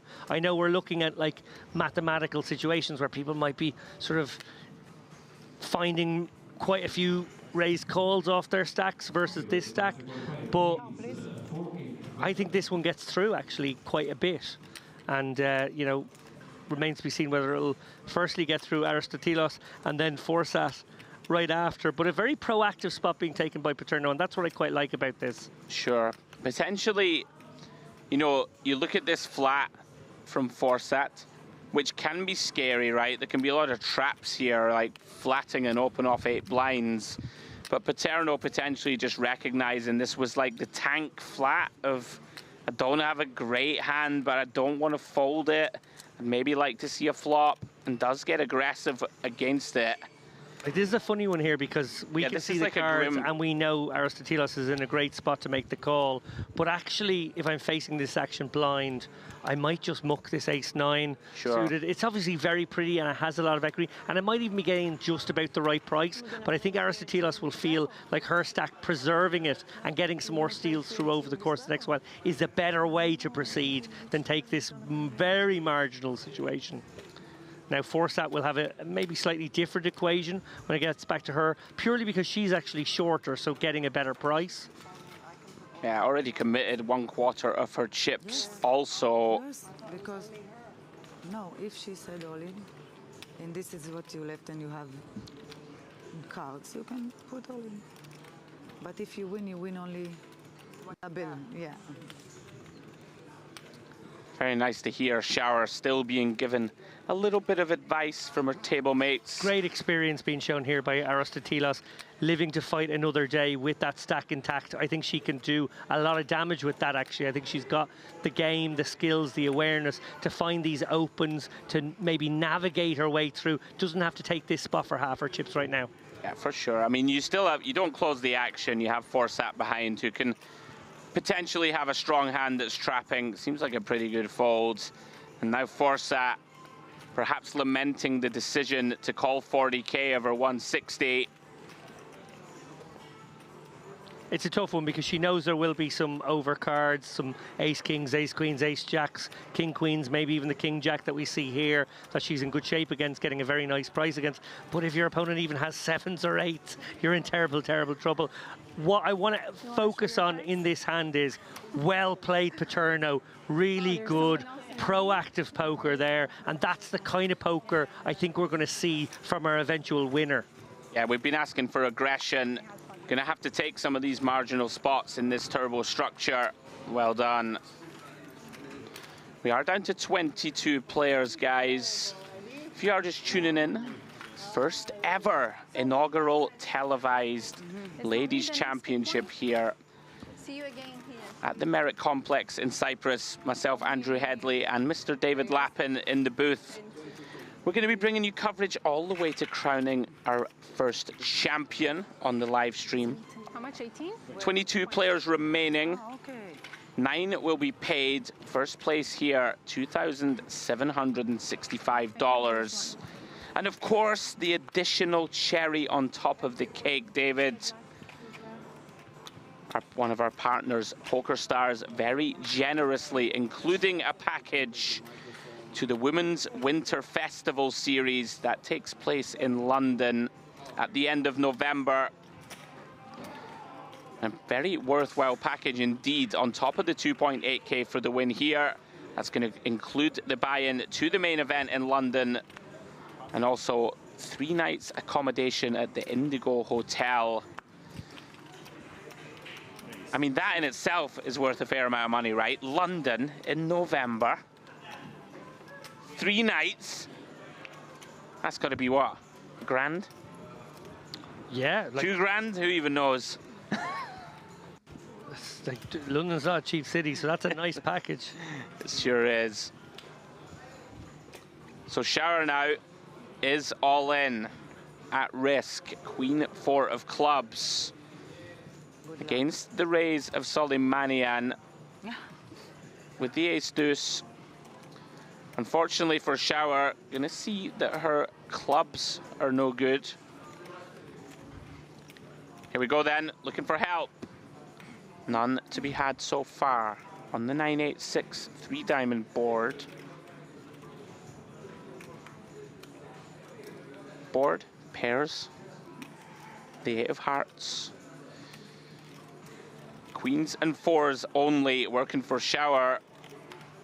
Can she find it? Unfortunately not. King of clubs completes the board. It was a valiant effort, David. She did well, hung in for a long time, lost that key pot with jacks against King Queen.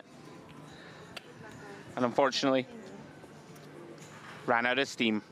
Yeah, I think Shore's propensity to stay involved in pots is probably what got her deep into this tournament. And if she had been just a little bit fortunate in that Jacks King Queen showdown, she would be sitting on 450k, something in that region, and looking like a real opportunity, a real chance of getting into this final 9, where of course the money is all contained.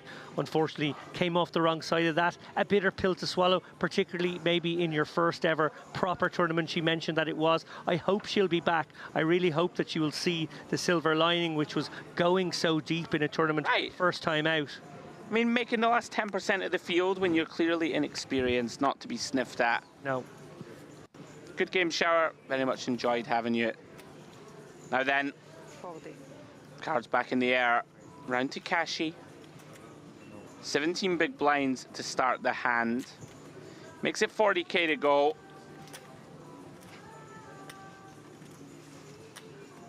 Oh, Kropaneva. All in. Specs are on. And she's sending it. Pocket 4s. 7 BBs. Round to Paterno. Fresh off that. No showdown. Big chip up. Does get out of the way. Kashi here. Going to be priced in, very likely, Mr. Lappin. Another one of these spots. You're not happy with it. But facing a less than 7 big blind all in, surely have to commit the chips. Yeah. 38? 33. 133.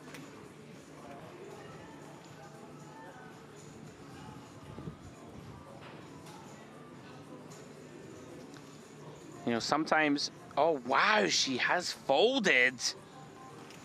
Kropaneva gets it through with the baby pair. Kashi perhaps giving her opponent a much stronger range. And we in fact saw in reality. Like, it's not fun, right, to call a jam? No, Queen certainly Jack. isn't. But for the price, feels like you got to take it. Does let it go. And we're seeing a theme now in the last few hands, and I think it's a theme that's going to continue, which is that the players who play aggressively, the players who get their chips in first, are going to put all the pressure for these big calls on the other players who I don't think are going to make them frequently enough. Sure. Fortune will favour the brave here in this shallow stack turbo format.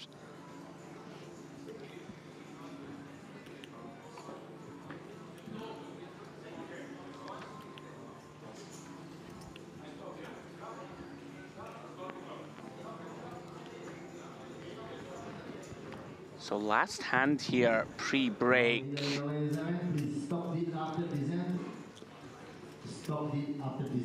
We do see a walk on round to Soleimanian. Cold water, please. Yes, thank you.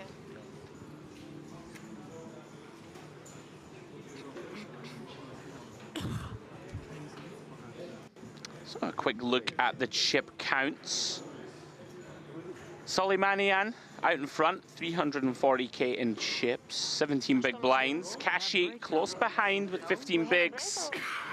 Katarina Paterno, who we saw execute that lovely squeeze, 14 blinds. Then Kozravi, Kropaneva on 11 bigs, and Forsat on the short stack with 4 bigs. А что происходит еще раз? So work to be done for her to try and get back into the hunt. Okay. Yes, we changed tables. So we are about to go on our next break of the evening. I will be stepping out of the booth. Mr. James Dempsey coming back in. So please don't go too far. Join us in around about 20 minutes time. اگه نورمال بود چک میرفتم تا آخر چون کامera دستمو میگیره میدونستن که مثلا پیرم ریز دادم بگن Poker from sunny and extremely hot Cyprus is calling. It's time to introduce the glamorous Dolce Vita concept. This festival is organized in collaboration with Imperium Events from Milano, Italy. Even the main event is called La Notte degli Assi. We expect more than 200 Italians to participate in the Dolce Vita Poker series. Pizza. Yeah. How to say in Italian, Dolce Vita is my love. Dolce Vita è il mio amore. No. Dolce Vita è il mio amore. Dolce Vita, mi amore. Dolce Vita, mi amore. Dolce Vita, mi amore. Dolce Vita, mi amore.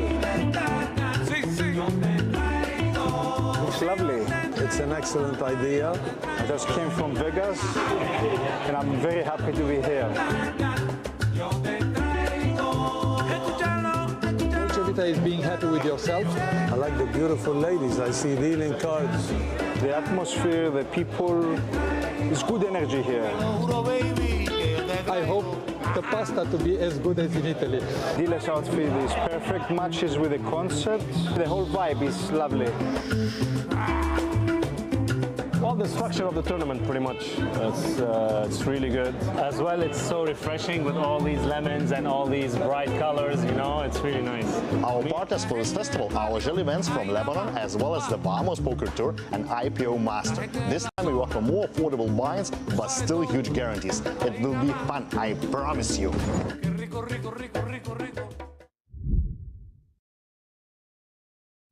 Congratulations on your win. Thank you so much. Thank you very much. How do you feel? Amazing. I feel amazing. This is my This is my first win Kabak trophy. I'm feeling very good, but I'm very tired because I play all day from 12 o'clock. We play 1,000 IPO, then half an hour only break and play this mystery. So I get a lot of lucky and not good. I'm feeling good. Any interesting spot worth mentioning? Ace King versus Kings. I win like only 3 outs. Yeah, that's it. And the last hand 7-8, Jack 9, flop Jack 8, Jack 7, turn 8, and that's it. Finish. I get lucky. What do you like about mystery bounty tournaments? How do you prepare? First day I busted about around 12, so I tried the second day, play very careful and go to the day 2 in the money. So just waiting my hands and my lucky and like this. Do you adjust strategy for this format? I play semi-aggressive and semi-tired. I learn opponents and try to improve, make some notes for opponents, then and play my game. That's it. Thank you very much. Thank you. Thank you.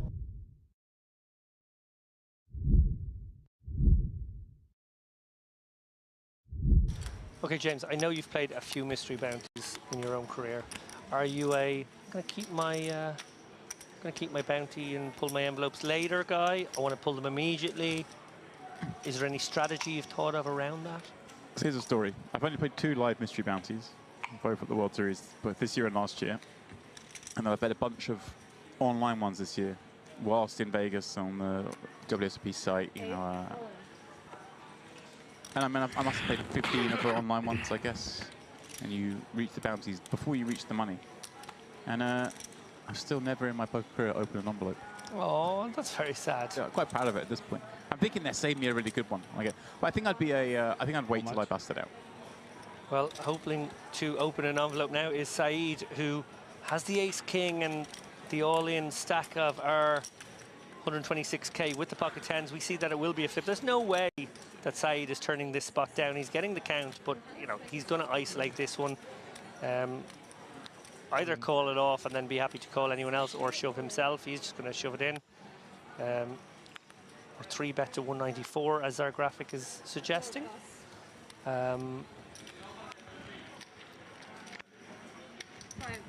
That's going to clear out all but the good hands, and there is a good hand. Gavish in the small blind, dreamy situation here. He does cover for a start, so can pick up one of these bounties, but Saeed covering both. If he can spike an ace or king, could pick up 2 at once. Now, Kolotyuk, not really what I consider this ace-8. He might peel the ace first and get excited, but once he sees that ace, it's a wry smile. And wow, 3-way all-in. I complained we had no premium hands there a few moments ago. Yeah, this is a hand that didn't need mystery bounty element to make it this way. And here we go. Gavish pretty a little upset to see that he isn't in better shape with these 2 queens. Yeah, and Berthold would have, you know, fancied his chances of having the best hand when he put this shove in. Now he's in quite bad shape here. Just 20%. Monstrous. The ace, king off, and queens. Yeah, big pot, not just because of the bounty equity, but if Saeed holds, he'd be up to $500,000 in chips. What a great spot that'll be in this bounty, as you just referenced. He'd cover everyone at his table comfortably. You already mentioned the bounty worth about 5,500 a pop, so he's eligible to win an additional 11K in equity here. Yeah. Gavish can win 5.5K himself, and has none of that equity, as you mentioned. He doesn't access that side of the prize pool. But if he were to spike here, suddenly he's in the game. Very much so. Saeed obviously looking at that sort of $500,000 plus stack at the end of this hand, abusing everybody for the next maybe hour or so. That would be the dream. But at the moment, queens in the boxies. Gavish looking to pick up 1 bounty and get a triple up.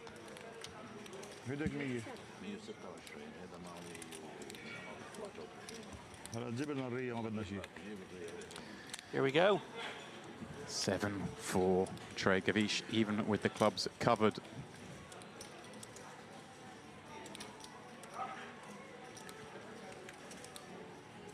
Our first big pot of the night. Plus bounties available. Is it going to be Gavish who picks up the first one on our table? Just has to fade that ace, king, or 10. So it's still with a chance to eliminate 2, David.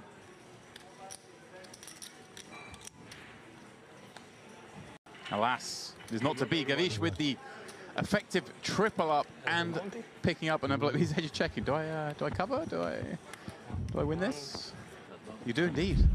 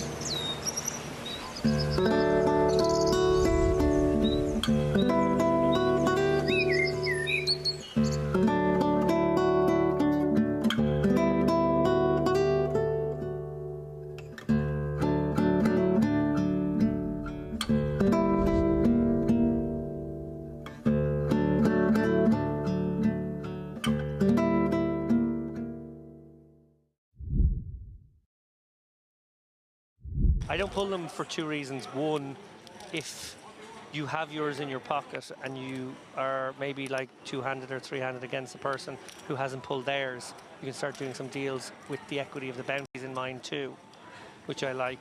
And 2, and this is the main reason, it really, really annoys people when you don't pull them. They just get so annoyed. So you'll pull 2 bounties, bust out, and then not pull yours. You wait for hours to pull them? You say, No, I will. Once you bust it out, if I'm walking out of the room, I will pull it then, yeah. You're not taking your bounties, going for dinner, coming back and open them later? No. Okay, that's what I want to make sure. No, I wait until I've bust the tournament. Yeah. I figured that's probably where I'd be at. But hey, I might go on a break. If I've got one burning a hole in my pocket, 10-minute break. Well, a very good counterpoint to this is one made to me by Jen Shahade about a year ago when we were playing the one in, I think it was in Barcelona. How much? And she said, I would pull it because there was really big ones on the line. Like, okay, this is very nice, but I think maybe in that one there was a 100k bounty or something very nice. She said, I want to know my net worth. Ooh, here we go. So we'll come back to that. Sambavati jamming his sub-10 big blind stack, and Kolotiuk, rightly so, springing on it with this dominated Jack-10 suited, trying to go for that bounty. And obviously covers Hassan behind, which is a big part of why he can do this as well, right? Yeah, no, look, we see that he is dominated, but I love this isolation shove by Kolotiuk. This is exactly the kind of spots he need to be taken all day, frankly. Samavati gets a really good outcome here where he will double up in most worlds, but Kolotiuk, you know, bounty hunting. Yeah. Looks like the kind of man who's scalped a few. Jackson suited's come from far further behind this in time. 61, right?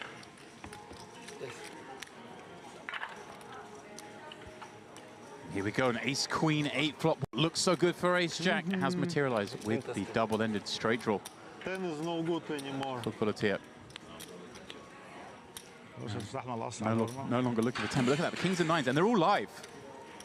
Showing folded cards, David. He is, all his outs are still in the deck. Just one card to pull them. Samavati will be back in a position where he can start bounty hunting. Oh, there it is. Yes, there it is. The king on the river. Kolotiuk, the second player at this table to pick up a bounty.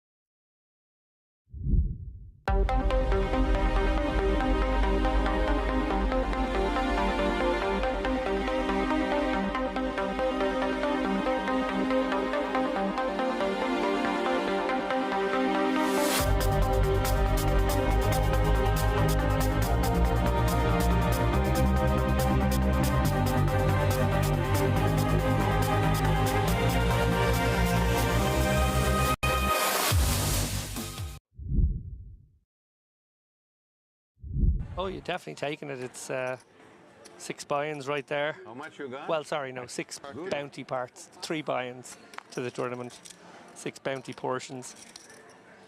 Gavish with the Johnnies here. Going to look for action. At this stack depth, I don't think these become too hard to play. You're looking for action here. Obviously, notoriously a difficult hand, but that's generally at deeper stacks. And only if you've got superstition working against you. James and I had some chats over dinner about superstition in poker. We'll come back to that in a moment because we see Gassan with Big Slick here in the small. These guys, similar stacks. Yeah. I think Gassan covered again against Gavish, so yet to be able to deploy these big hands in a spot where he could actually bounty hunt himself. Well, the action does go on there, but we'll quickly pop on over here again because it's envelope time as Zan has made it 65k. One assumes, given that Gavish covers, he's just gonna kind of run it, but again, it's maybe scary against this man that they seem to be aware is pretty solid. Right, yeah. I think Jack's too much hand. Oh, here we go. Here's a man giving us the full sweat. That's for the what we fans. like. Okay. Oh, we got the 3 zeros again. 2,000. 2,000. Okay. Okay. What I'm loving right now is we're moving from these smooth still cameras and these 1 shots and 2 shots from Here the we table. go. Gavish does just decide to say, hey, let's just run it. Suddenly we're frantically over to the tombola. It's like an episode of VR. It's just like that.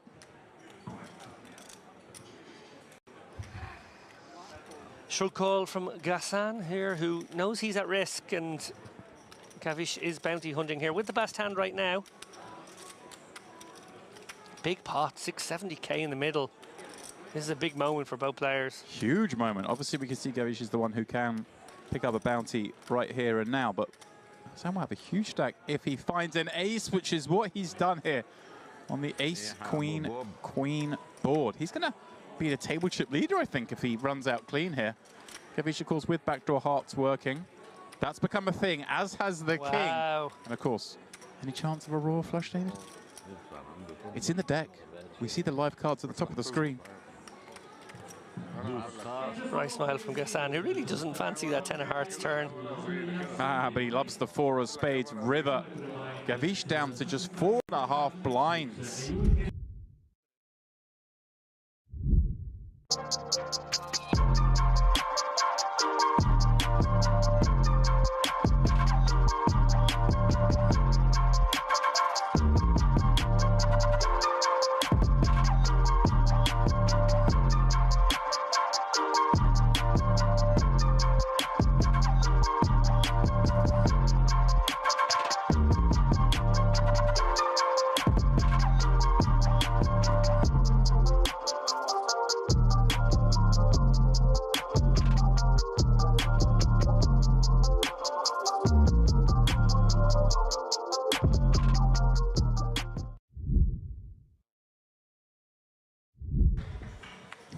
By the way, credit to Turuguru Beninoff on that last hand. Yeah, the pot.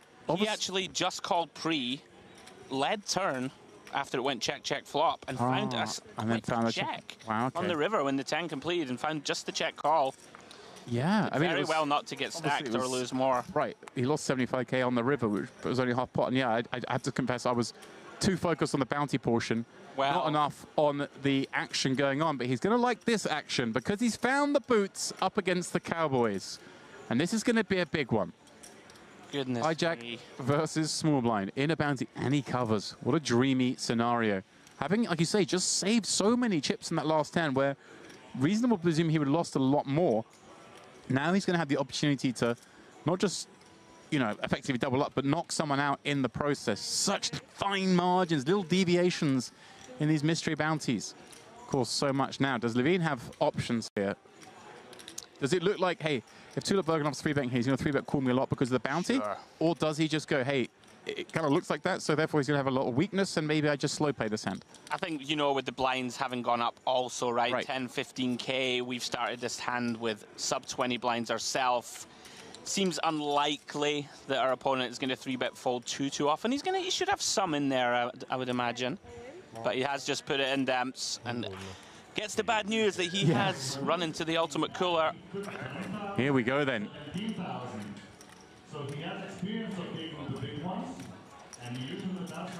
Well, there is someone drawing a bounty, but for now we'll focus on aces versus kings. It is the kings at risk, as indicated by the all-in marker.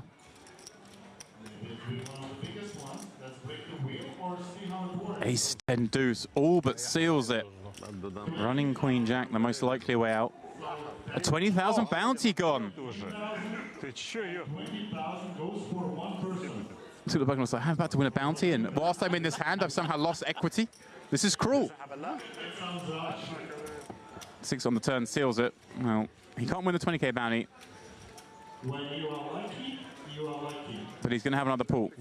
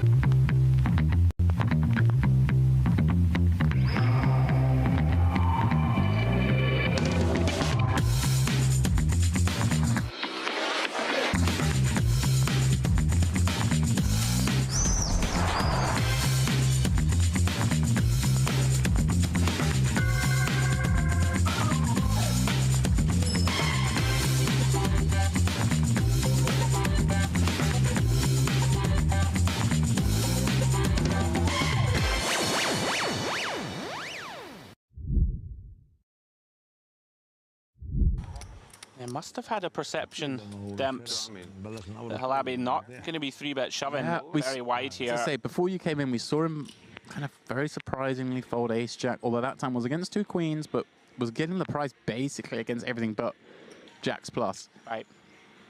We questioned it was right, and now we see him go that way again, like just being a little bit too tight, although this time obviously being the covered stack. But as Mr. Lappin says, you kind of got to bosh your way back in here to I think it's even more of a reason to call off when you are covered, right? Because your opponent has a little bit more incentive, right, to go after you.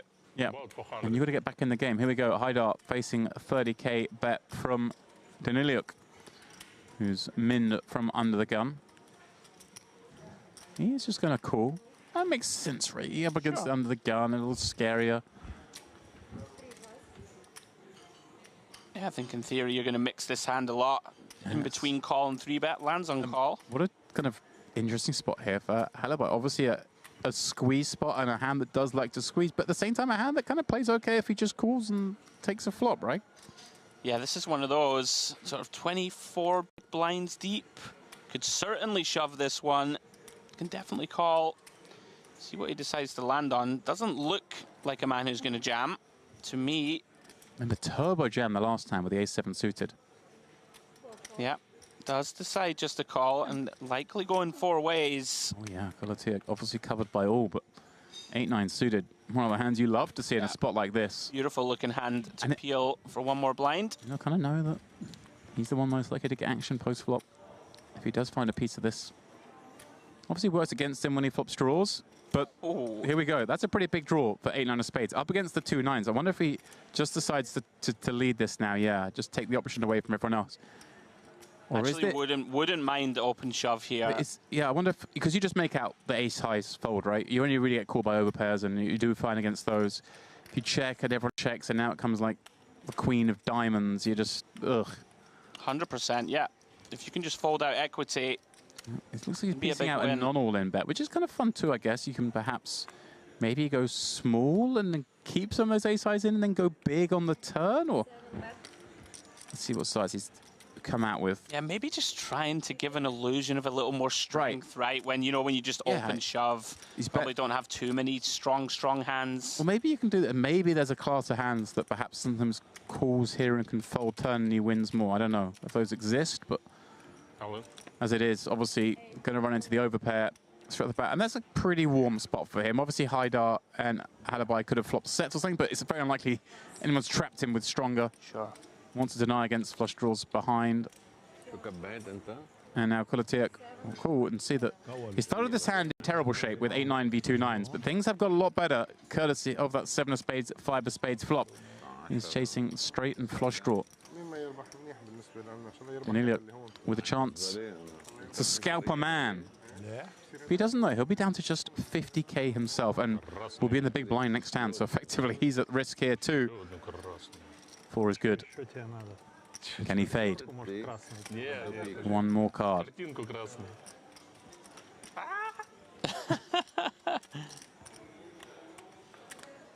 And he does. Ace on the river. Sends Kolatiuk out in 11th place.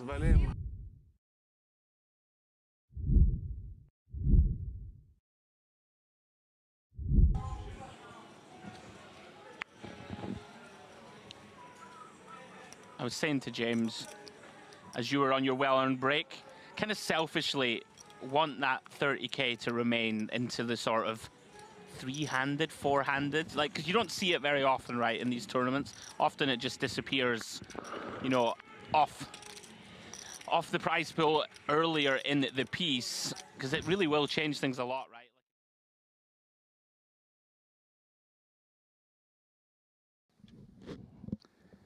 And good evening, ladies and gentlemen, once more, as we see night has closed in. Beautiful aerial shot there of the Merit Complex here at the Dolce Vita series. And on your screen right there, feature table of the Ladies Championship, the inaugural televised Ladies Championship, no less, Mr. David Lappin. 18 ladies remaining in the hunt for this title. As we take a little look at the leaderboard. Out in front, Natalia Solovina, 27 big blinds, 535,000 chips.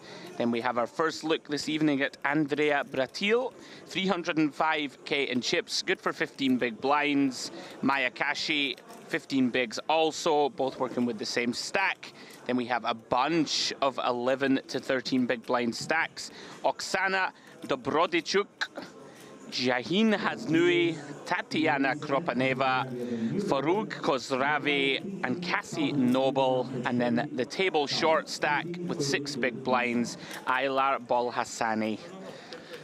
Yeah, great to see so many countries represented as well. And I suppose the overwhelming feeling right now is just what a huge success this tournament has been. We thought maybe 60, 70 runners would represent a good turnout and a success. Well, 175 entries, almost 140 uniques. That really tells us that, you know, this idea, this concept has worked. Yeah, 100%. Huge appetite here from the ladies in this championship event. So, without further ado, cards back in the air. First look at Soloviva. It's out of the way. Quickly folded round to Kozravi. 11 big blinds. Ace-9 off from mid-position. Very much a cuspy borderline spot. She is going to come in for a raise of the non-all-in variety. Comes in for 50k. Very reasonable. Can have some non-all-in opens here. And gets this one through. Timely pickup. Of course, 50k available to be picked up every hand here pre-flop. Yeah, we saw in the last frame Kozravi stays active, looks to get after it, and again, little prediction here with 18 left.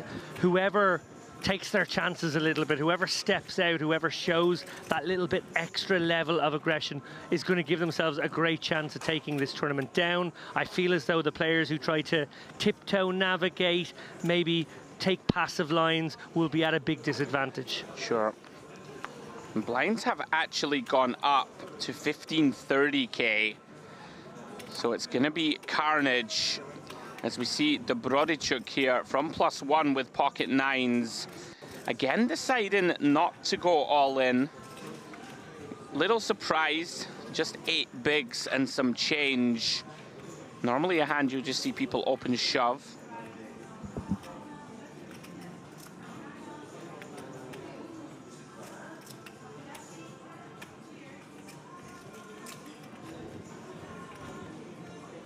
How much?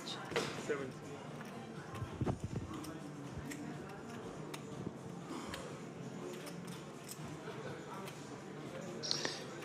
Now then, decision on Kashi with ace-10 on the button. Perhaps a little confusing, David, right? To see a stack of 8 bigs not go all in. Don't mind this laydown. Looks very strong from +1, the non-all-in open.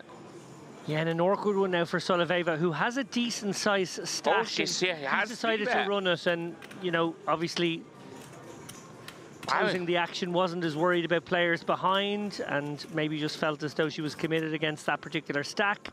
It's pretty close, pretty borderline. Somewhat surprising, Dobrodichuk just calling the 3-bet.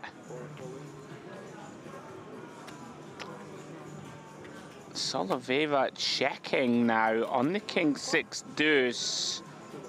Well, here we go. She does check, call it off. Yeah, again, one of these sort of, they got it in installments sort of spots. I guess there was very little fold equity here, and, you know, chips could have just gone in pre, and we see the full run out, but we're going to see it now. Yeah, it's in pretty good shape against the pocket nines. 2 overcards, backdoor nut flush draw, 4 of diamonds changing nothing. So Soloveva looking for an ace or a 10. Doesn't find it. Huge double up for our Ukrainian Dobrodichuk. Nicely done, up to 550k. Yeah, which will be not far off the average at the final table. So, you know, not saying that any of these guys are going to lock up. You can never lock up in a fast format like this, but it's a great advantage to have so many of the other players covered right now. Remember, when we get to like 12 left, 13 left, they will be thinking about that, you know, 275 bucks for 9th place. Sure. There's some ICM there. You want to get paid, right? You've sat here for, what, 8 hours? Let's get a reward. Exactly. Now, these ladies have put in a good stint here, maybe by virtue of the fact that the field is as big as it is, has meant for a longer day than maybe some would have anticipated. Yeah, right. I'm with you.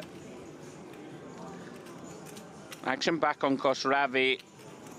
9 big blinds to work with. King 8 off into the muck. Noble now. Queen 9. Mixing in a limp. Certainly non-standard.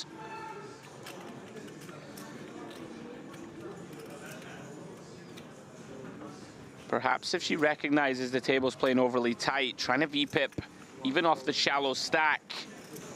It's not going to work out well. Has Nui, finds pocket 9s, sends in her 6 big blinds. Action now on Bratil. Queen Jack off, not strong enough to continue. Noble now kind of painted herself into a corner. Does have to get out of the way. Sacrificing 30k at this stage, of course, not optimal. Lovely pickup there for Hasnui. Yeah, big. Beautifully done, decisive, understood that those 9s just needed to get in there. Yeah, picking up 105k. Non-showdown, never a bad thing. Some might say very sharky. I'm sorry, that was absolutely horrific, but you know, it's what it is. It's what it is.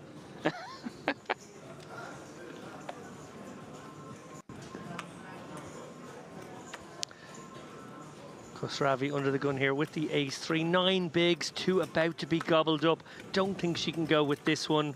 Certainly for maybe 5 bigs, you would be tempted. I don't think 9. 9 is quite precious right now. It's almost average. She does sensibly let it go.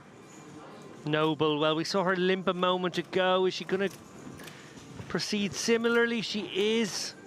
Interesting now, will somebody pick up on that limp fold last time round? Well, it's immaterial here. We've got a huge cooler in progress. Kropaneva finds the Django's. Aces lurking behind Kashi, who has played very, very cautiously for the past maybe hour or so on the stream table. Has been very watchful, very patient, has just found the dream spot. Goodness me, Kropaneva praying for a call here. Little does she know, she is under the guillotine. What a disastrous time to get coolered. And note the cuteness of Kashi here. No instant decision, taking her time, understanding that what she really wants now is to keep Noble interested, or maybe someone behind. We talk about Academy Awards. I can see she has aces. This is great for and I Kashi. 100% believe her. Kashi doing a really good job here of eventually selling the story of I've got pocket 9s, I've got ace-jack suited, that kind of thing. Yeah. Kropaneva praying for action here. This is doing a great job of looking weak. Yeah, this is good Hollywood right now. And here they go. Chips move forward. Kropaneva going to be loving life here. She's going to be shocked. Oh, and there is another pocket pair lurking behind. Hopefully for Soliveva's sake, she will understand that this is a lot of action in front, and 6s really do shrivel up. In fact, a hand like 9s would not feel good right now. A hand like 10s would not even feel great right now. On the flip side, do we feel lucky? Flick it in, ping a 6, win the tournament. Good fold from Soloveva, and now we will be back on Noble momentarily. Another sort of spewy limp here. Will she have to let this one go? She will, at least not following good money after bad, it must be said there. And wow, Kropaneva's going to be a little surprised to see the aces. In fairness, gives great credit to Kashi. Brutal turn of events, of course. Hand is not over. 2 kings still lurking beneath the deck. Can Kropaneva find one? Not so far. Through to the 9-5-8 board. Does have backdoor clubs working. A little glimmer of hope.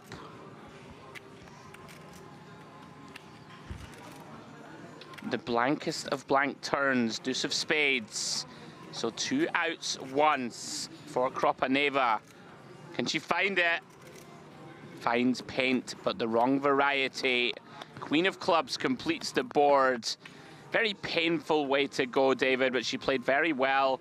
Very patient, measured game. And sometimes you're just on the wrong side of the cold deck. I think she played tremendously well. Obviously, kings, pretty much the dream situation. It turned into a nightmare, but, you know, she can hold her head up high after a great performance. Obviously, a bit gutting to walk away empty-handed at this point, but another exceptionally well-played performance, good deep run, well done her.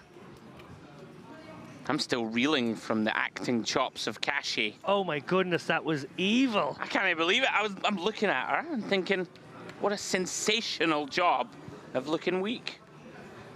People could learn a thing or two. Sometimes the acting is very hammy, as we like to say. Yep. Very overcooked. Very nicely done. Now, will she decide to try and put her foot on the accelerator? People are flying out the door, folks. We have gone down to 15 in a matter of minutes. 9 will be paid, of course, so we are starting to approach now that final table bubble and money bubble. Yeah, and the blind's about to go up once more. I catch in the corner of my eye, just 3 minutes left on big blind 30K. We're going to move over to big blind 40K. Yeah, the Borodicuk here limping with Queen Jack. Allows Khosravi to realize equity with the King 4. This is something we referenced earlier. We wondered whether, you know, some of the, again, not to be unkind if the ladies are inexperienced, whether they would find the correct sort of open shoves. You know, a hand like Queen Jack, the big blind has 7 bigs. We really should send it in pre. Might get a hand like King 4 to fold, especially approaching the money. Just something to keep an eye on, whether you know, the appropriate open jams are found or not. Great result though for Khosravi, taking that one down. Yeah, I think it's one of the really tough adjustments to make, and I remember back my own career, early tough, days. right? You know, you understand that aces is a good hand and ace king is a good hand, and, you know, queen jack is a speculative hand and these kind of things. But as soon as we get very short, how much does that experience count? And I think there are certain players where it's going to count for an awful lot now here in the end game. Yeah, recognizing that you need to widen that open shove range. Oh, and Kashi's found them again!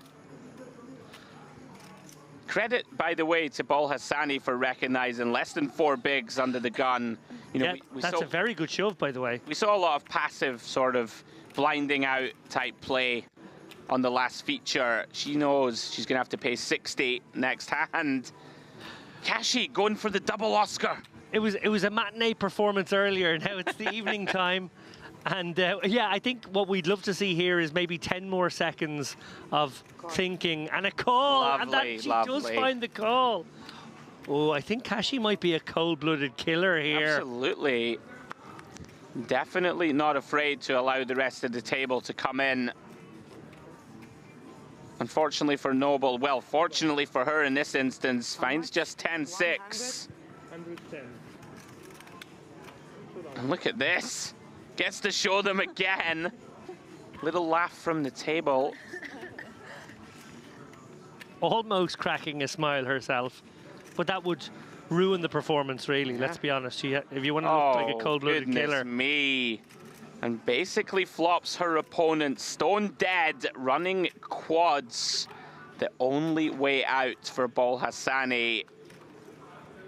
And that will be that. 7 of clubs on the turn. And Kashi making her move. Going to be one of the tournament chip leaders at this stage. Let's take a moment to recognise Bolhasani's proactivity there. Understanding under the gun, Queen 4 suited is the type of hand you just have to sort of gamble with at that point. She's done nothing wrong there. She's run into aces. That is unfortunate, certainly. But she has done absolutely nothing wrong here. And actually, I think it's a shove like that that would, in an alternate universe, have actually helped her spin her way back into this tournament. Not even a Justice Sweat, though, on the flop. No. You hate seeing it. Ace of spades in the window as Kashi triumphantly tells her rail. Back-to-back aces, team. We're crushing. Big blind? She is indeed crushing. So it looks like we sneaked one more hand in at the big blind 30k level. Clock has ticked across. These guys playing fairly shallow, but it has actually expanded out to a 13 big blind average again. So a bit of attrition there, a few knockouts, helping the structure a little bit. Now then, Khosravi is reaching. Wow, okay. Now that is a wrinkle I didn't expect. Limps the button with Jack-6 off. Not something we have come to expect from her play so far. We are going to see a three-way pot here with 3 pretty weak holdings. Off to the ace, queen 5. Kashi arguably flopping best here with that flush draw. No pair for either Noble or Khosravi. No. Noble, of course, with the best of it, but can never know it. Might be asking herself the question here, would Khosravi limp some ace-X here? Not sure if she would. That might give Kashi reason to take an aggressive line, perhaps, with this flush draw. Yeah, it would be somewhat reasonable. If you think your opponent has no strong hands here, limping the button, could elect to check jam. Like a queen X, certainly reasonable here. Maybe she puts her on something more of that nature, or a very weak ace, which might be limping in here. An ace 2, an ace 3 might do something like this. But Kashi definitely has the semi-bluff spot, and wow, just lets it go right away. So 50k into 220 there, getting the right direct price. Obviously, just not fancying it. Yeah. Perhaps deciding she's going to get lots of spots to sort of just open steel pots could be the strategy, rather than, you know, putting 50k in there with a non-made hand. May just think that there's going to be not many opportunities to bluff Khosravi off here down the streets, which is something to factor in, I guess. If we don't improve and we think our opponent never folds, could be an argument for fold. Khosravi, anyway, turns water into wine in that spot. Made it work. Action on Bratil. King 8 of diamonds. Blinds up again, David. It's going to get brutal. 6 big blinds. Pretty close spot, but lets it go. Couldn't have faulted her for putting it in there. 100k in the middle. We only have 230.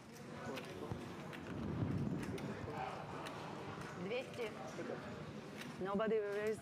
Kashi blind v blind here with the 8 deuce suited. Interesting to see how she proceeds.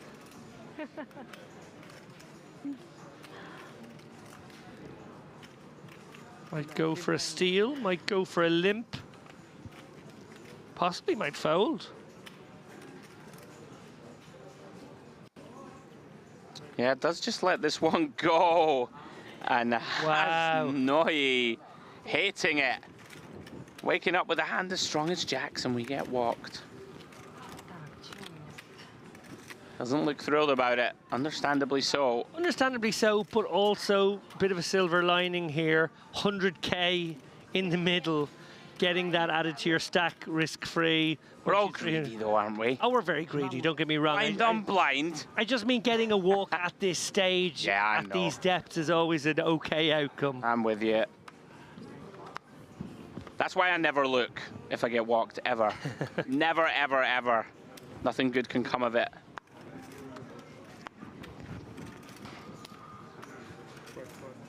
Now, Noble, unfortunately for her, is being whittled away. Gets out of the way once more. Kashi finds an ace on the button. Potential to open shove here. Not entirely sure of the stacks behind. Well, we know Kuznoi has about 350. Yeah. Or has Noi, I'm sorry. There we go. Perhaps a little misstep in my eyes from Kashi there. Both her opponents with 7 bigs or so. The 100K to pick up every time you get a jam through. Something that we have referenced and we thought we'd keep an eye on is, will someone step out? And especially if you think your opponents will call off too tight, right? Which could be a thing here. Definitely a thing. I would venture. Does decide though just to sit back, enjoy those newly gained chips from the back-to-back aces.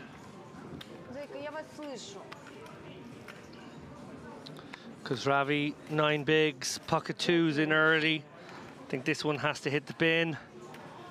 Always interesting to see how players play these small pairs at shallow depths. Great fold. Not tempted, and Noble finds a real one. The Django's to the rescue. They could not have come at a more opportune moment here as she languishes bottom of the pack here, 70K. Just 2 bigs. Can maybe get almost a triple up if somebody finds a hand behind.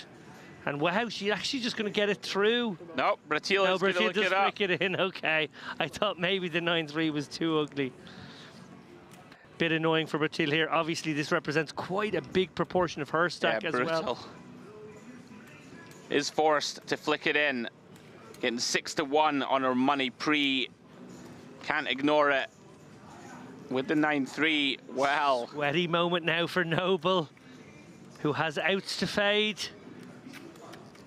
Oh, this would be ugly in the extreme. No! Oh, goodness me.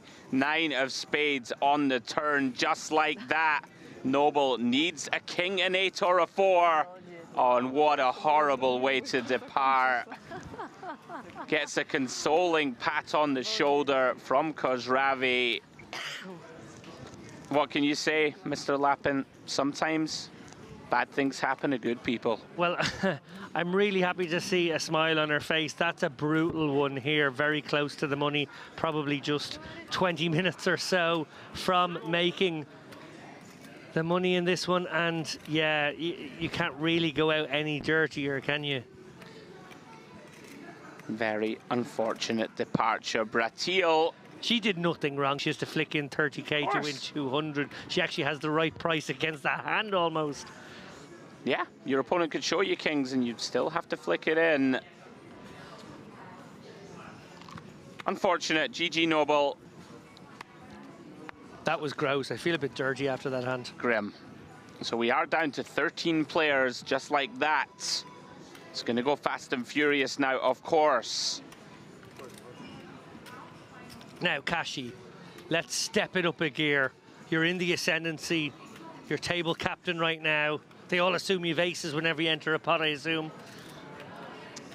Let's let it go. The kind of sick thing now with the distributions is like you should just be open shoving a lot. Yes. Like it's kind of grim because you don't really want to just pile it in non-stop. Or maybe you do. Battle of the ugly hands. Bratil, bottom pair. Credit to her, she's looking to get after it here. The Brodichuk, open-ended with an overcard, makes the call. Deuce of Bratil is still best. Of course, can't know it. Does slow it down. The Brodichuk quickly checks, takes a free one, and River's the best hand. Yeah, and I think she'll recognise that this one can be value bet. Bertil likely to take her show down, thin as it is. And I love this. Yeah, very nice. Dobrachuk targeting a 4, a deuce even maybe, certainly a 5. Yeah, 60k placed into the middle. Bertil now trying to assign bluffs, of course, the most natural ones. Hands like 6-7, 7-8, hand like a king 3, 8-3 type holding. Yeah, absolutely. Well done, though. Quickly releases. Not great, of course, to have a 7 in hand, blocking some of those natural bluffs. Well done. Dobrodichuk chipping up. 11 left. Yeah, We've had look at carnage on the this. outer table. And just like that, we're 2 away from this FT. Must have been a double elimination on the outer table. We are in turbo mode as Kashi finds the Queen 10 offsuit. We are, of course, 6-handed. Under the gun now, of course, becomes the low jack. She's going to get out of the way. Round to Solo Viva. May recognize here, 6 big blinds, could be time to go. She has gone with the half-stack raise. Dobrodichuk quickly folds 5s. Understandably so on the final table bubble. Yep. Yeah, the ICM is really ramping real up now. here. It's a nasty old game when it's very shallow stacks, high ICM. Oh, this one's tough here. Big temptation to just sit in your hands for a while. Yeah, pretty grim spot for Khosravi. Call feels like the worst option to me. Yeah. No, I think you can let this one go. Maybe take another minute off the clock with a little cheeky stall on the way, though. It's a pretty confusing spot because your opponent should just open shove right for 6 bigs very often. And now when they just half stack it, is that you referenced it, I think, the other day where you said sometimes it feels worse to have to put it in yourself now than call it off. Yes, no, exactly that. I think it's a psychological thing more than it is an actual thing. You're like, am I really going to have to put this in 2 from the FT with ace-6 off? My opponent has no folds. Soloviva trying to look composed. Of course, would dearly like to receive a fold.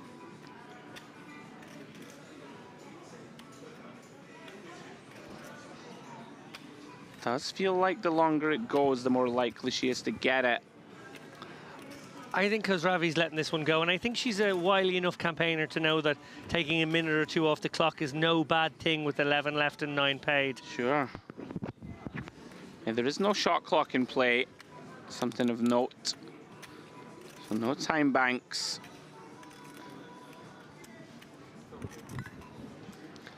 Although on the flip side of that, I would be anticipating it to go to 9 within the next orbit, and I would be keen to maybe get a few hands in now that I've already paid my big blind. That's a little bit of brinksmanship that you sort of maybe factor into your timings. Sure. You'd ideally like to be under the gun when the final table is set. Avoid paying some very expensive blinds and nanties. And then hopefully get a nice redraw behind the button.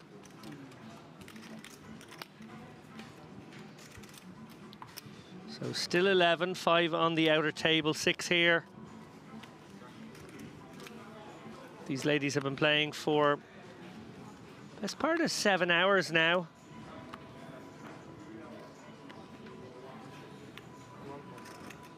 Yeah, it really is. And has been a war of attrition. Quite refreshing to see everybody playing very quickly. You know, you will often see, we all know it in modern tournament poker, heavy tanking. Khosravi now, 7 bigs. She is going to raise non-all-in. Interesting. Maybe deciding this could look a little stronger. The intention of calling off, keeping some hands we dominate still when we just min raise. Kashi with a very ugly 6-3 offsuit. Yeah, it's a grim hand even for a min.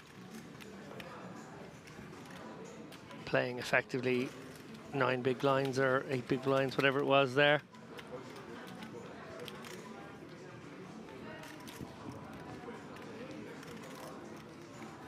So, minute left on the clock. We're going to get one more hand in at big blind 40. Then it's going to be big blind 50 and an average of 10 big blinds in the tournament. Not even. Soloveva has the spot she needed here. 340k. 8.5 bigs. All you can eat. Sending this into the other 5 players. Bratil maybe recognizing that there will be some queen jacks, king queens, king jacks, things of that nature in this range, but can't really do anything about it with lots of players to act behind. Because Ravi looks like perhaps the most seasoned campaigner, taking her time here in these spots, understanding that time off the clock is good. Here we go. Wow. You hate to call it off this close to the money bubble, but you've just woken up with pocket tens. It's too much hand. You only have 6 bigs. 1 is already committed. Yeah, gotta flick it in. Not a lot of fun, of course, approaching this final. Yeah, 275 bucks for 9th, but really you want to put yourself into the top spots here. Big chance of making a 4-figure payday. Very nitty fold, obviously influenced by that 11 left, 9 paid dynamic. It does. She did avoid a flip, to be fair, which would have been rather unpleasant in this bubblicious type of spot. Well, quick look at the leaderboard, and look how shallow we have gotten. Kashi out front with 12 bigs. Oksana Dobrodichuk in second place at the moment, 515k, good for 10 big blinds. Soloveva on 9, Kozravi on 8, Bratil on 5 blinds, and Hasnui folds the pocket tens, 205k in chips. Yeah, and that's part of the problem with that fold, is that she's still the shortest stack and actually still very likely to be our bubble girl here, unless she finds a good spot at some point in the next orbit, or maybe there's a bit of carnage on outer tables or on this table and she can sneak in. But really proactive situation there. Take your spot with 10s. If you win your flip, or maybe, let's be honest, against range, you're doing much better than flipping, and you win, now you're actually in second place. One thing I will say is that this event, of course, the first entry was a free roll. So it's kind of something to consider, right? Normally here, let's say the buy-in was devil's advocate 150 and you're going to cash for 275, right? You're only making 125 bucks. Whereas here, you're in for nothing. You can just get 275 if you get into the money. I'm still with you. I would call it off with 10s and just run it.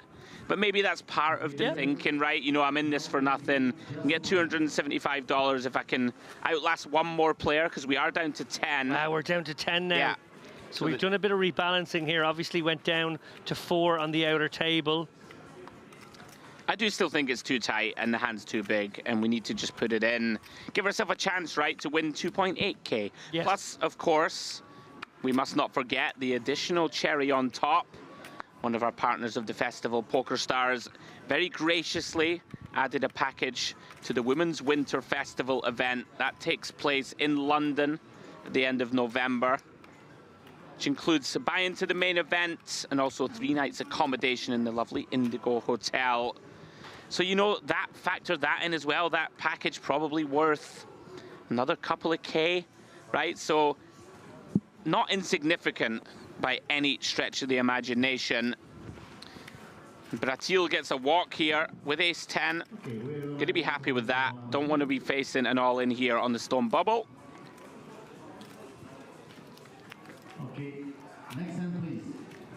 So we are hand for hand. Yeah. Looks like they're playing fairly quickly on both tables. Now, I jested a moment ago that Khosravi was the most seasoned campaigner, willing to take 20 seconds here or there off the clock in these maybe more straightforward situations. Obviously, hand for hand can no longer do that, but one wonders, will she get her wish, which would have been to not pay another round of blinds and antes? Bratil's going to give a walk here, most likely. No, she's going to limp in with the 10-7, and the 10-8 behind's going to check. So credit to her deciding, I'm going to VPIP here, try and take this down post. Yeah, and would love to see just a stab here, no matter what, almost.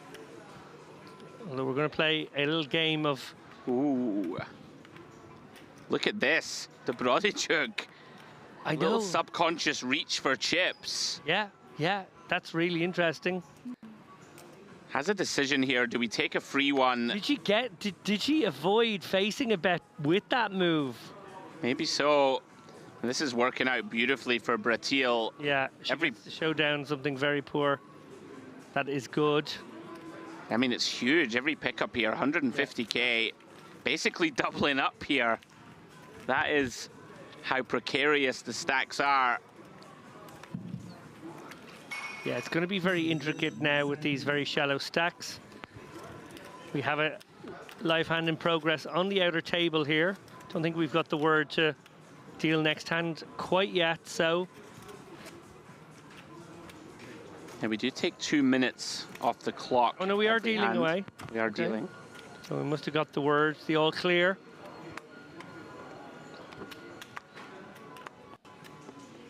Kashi, well, we've seen her not really take these marginal ones where we feel like she could be out there pilfering. How much? Yeah, I think there's still room for a min raise here. I do too. 4 big blind stack. We can call them off. Sure. We can make a tight one, a tight fold against maybe a 7 or 8 big blind stack. She does find it. Oh wow! And it's a limp. Has found a spot. She turned down 10s a moment ago. Arguably a better spot than this. But this is certainly a spot as well. Kashi, remember, has limped now. We thought she was going to come in for an open. She actually just limped, so likely going to have to call off against this particular player.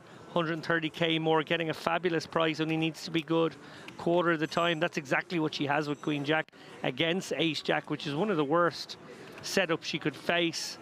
And this could take a big dent out of Kashi's stack, and a massive double up for Hasnoi here at a crucial moment in the tournament. She does let it go though. Wow, that's a big fold. Hasnoi picks up a very nice pot there. Clearly delighted with life. And why wouldn't you be? She fancied getting the money in first, I think. Sure. Psychologically, that's what that tells me. Didn't like calling off the 10s, didn't mind getting it in first with Ace Jack. Yeah, picks up 175K without showdown.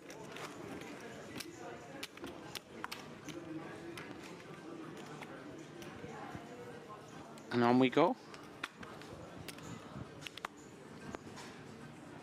Action back on Hasnoi.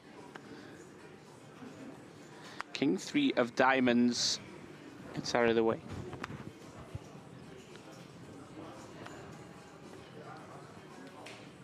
Round to Khosravi. Pretty ugly looking 4 deuce of clubs. It's covered, of course, by Kashi behind. Yeah. No good. Lets it go. Kashi gonna be pretty happy to get a walk, of course. Okay, next time, please. And the bubble goes on.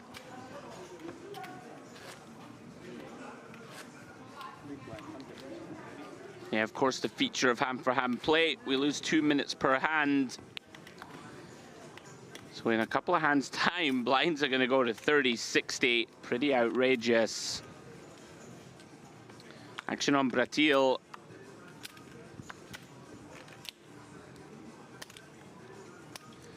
Now then, the Brodachuk pocket 3s. have seen all the players with a reluctance to move in. Somewhat surprising, of course. You don't really want your opponents to have a chance to peel pre-flop here with a hand as weak as threes. Action on Kashi. Gets out of the way. And this one's going to work out nicely for Dobrodichuk.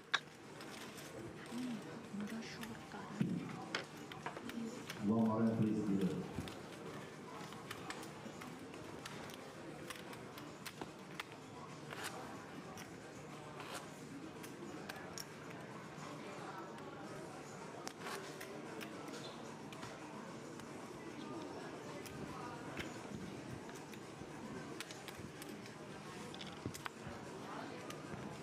Action on her once more.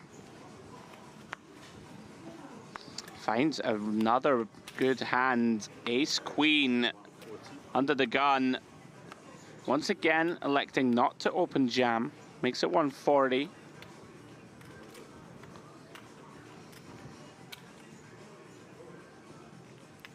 Round to Kashi. Out of the way. Great little spell here for Dobrodichuk. Yeah. Gonna take down back-to-back pots. And of course, every pickup, 125k in the middle. Puts herself into the table chip lead.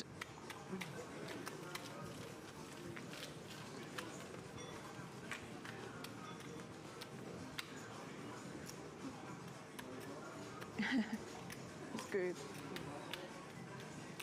And just to give you a little bit of a sense of what's going on the outer table, Solomanian, who we saw in the last frame, is pulling away nicely here.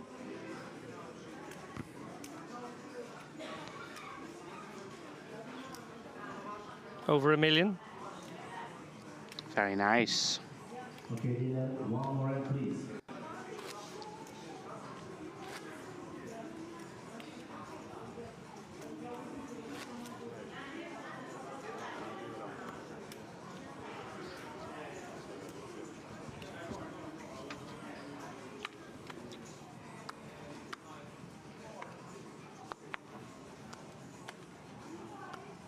Action back on Khosravi, who really has been whittled down through no fault of her own, sort of dealt out.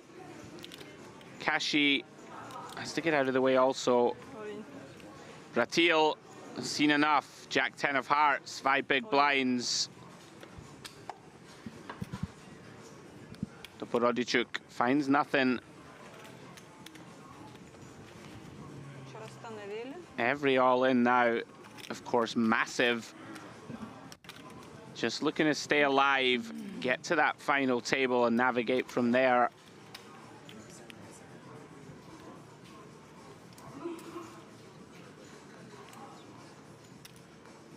All the ladies glancing over to that outer table, looking to see what's going on. So 30k small blind, 60k, 60k. So the blinds are up. Has to come a tipping point soon, Mr. Lappin. Insane short stacks. I believe the table big stack now, 10 blinds. Everybody else scrapping to stay alive. Yeah, something's got to give here.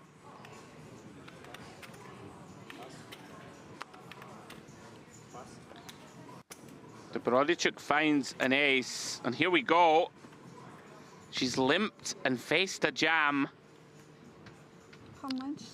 185. Of course, Ravi decides king high is good enough.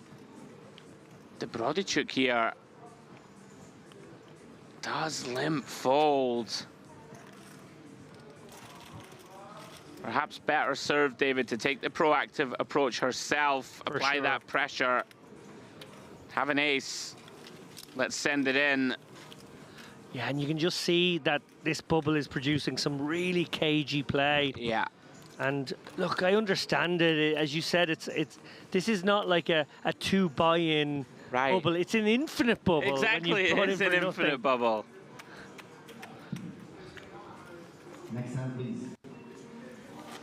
almost feels like it would be better served having like a saver of sorts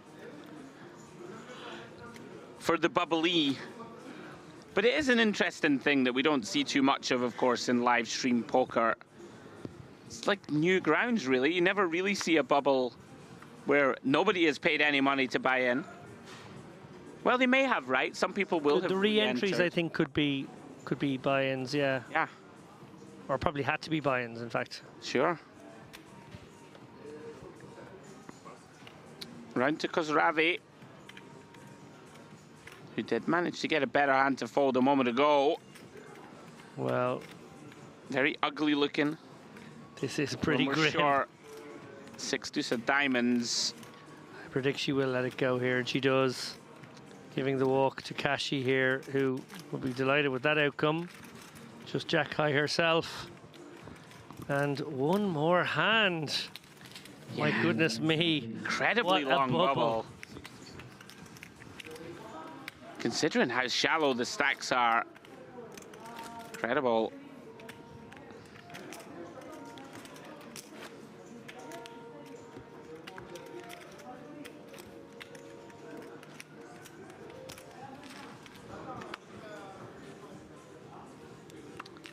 Onward we march. Bratil out of the way.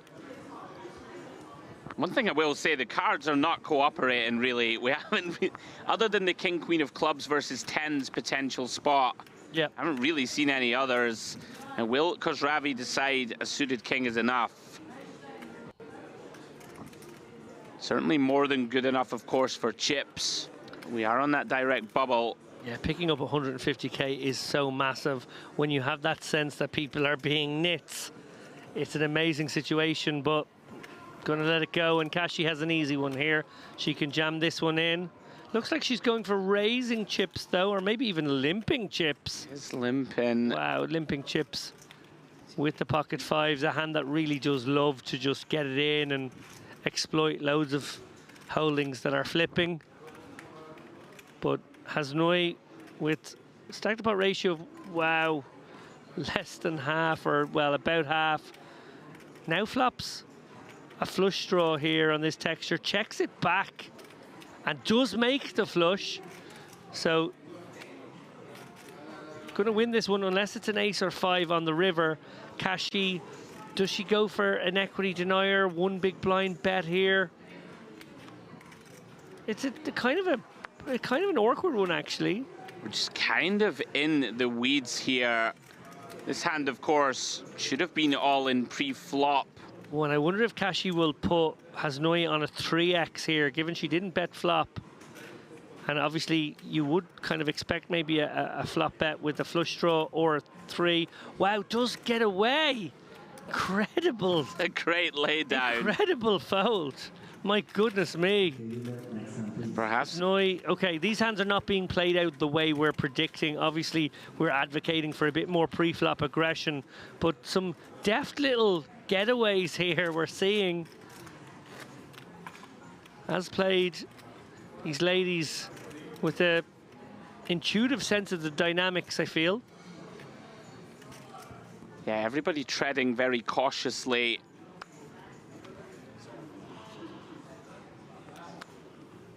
It's almost like the table has come to an understanding of sorts, where everybody's thinking, right, we all want to make this final. Yeah. And to be fair, like we said, the cards aren't really cooperating in terms of clashes. No, and I wonder if something similar is happening on the other table as well. What is sort of changing in all of this, though, and I think this is what's really key right now, is this bubble started at the beginning of Big Blind 50k when the average stack was maybe 10.5, 11 bigs. Sure. Now that we've played a full level and now almost a full second level, we will be almost certainly having this final table at Big Blind 80k. And that's going to mean an insanely shallow game. Yeah. We're basically going to be playing a, what, 7 Big Blind final table average.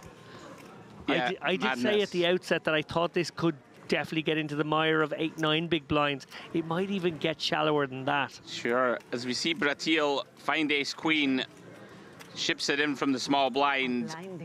Gets it done. Next hand, please.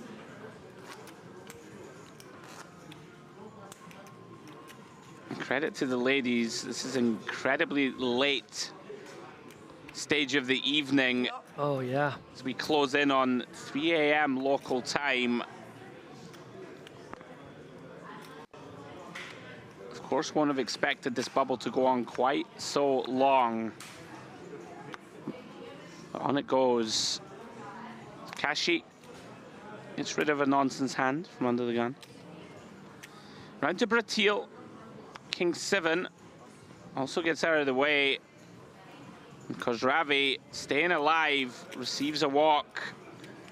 Pretty reasonable one to Brodichuk with just 6 high.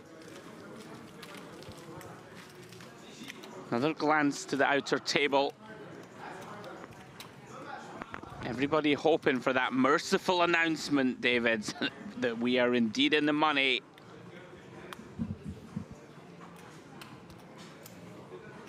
Yeah, extraordinary to see a bubble go on this long, this shallow.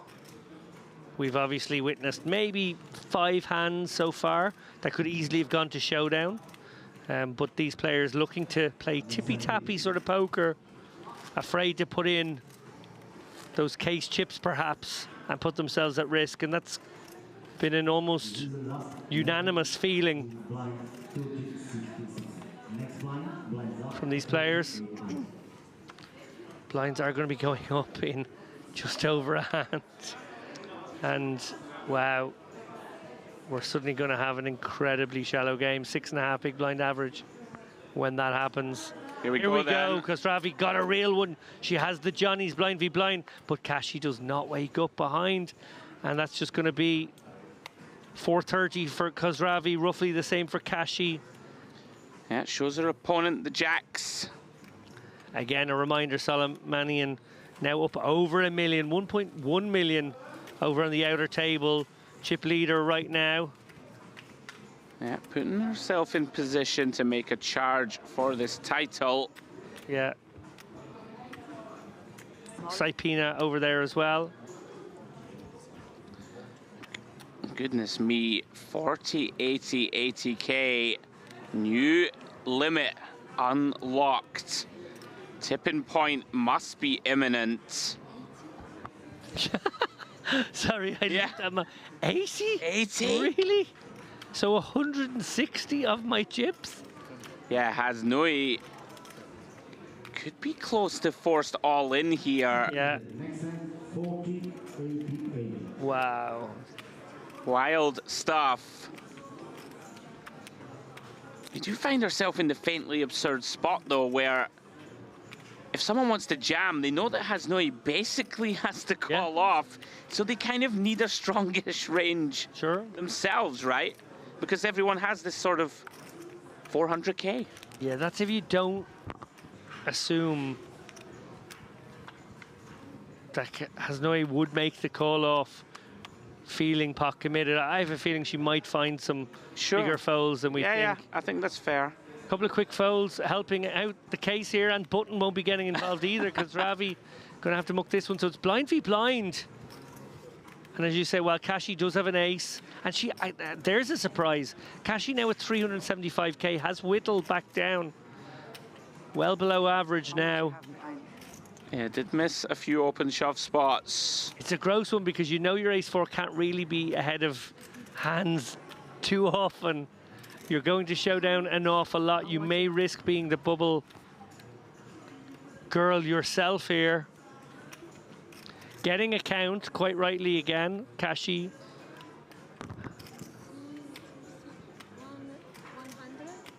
100 more. 100 behind is the announcement. So 180K. It's only 2 big blinds, really. Yeah, there we go, Kashi.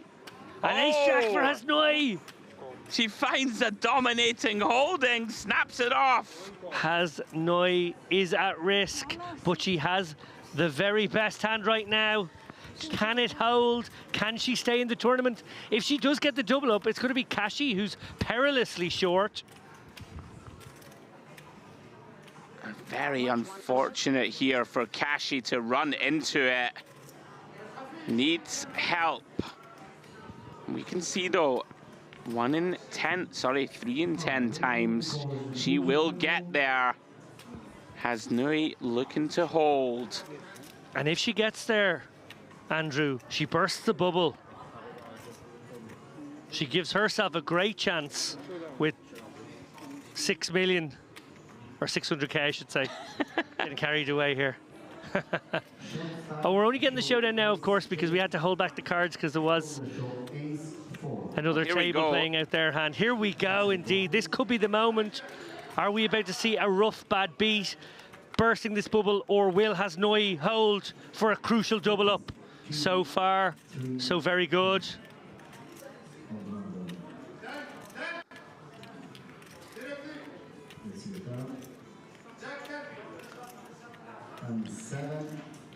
She breathes, but she's got to hold her breath one more time.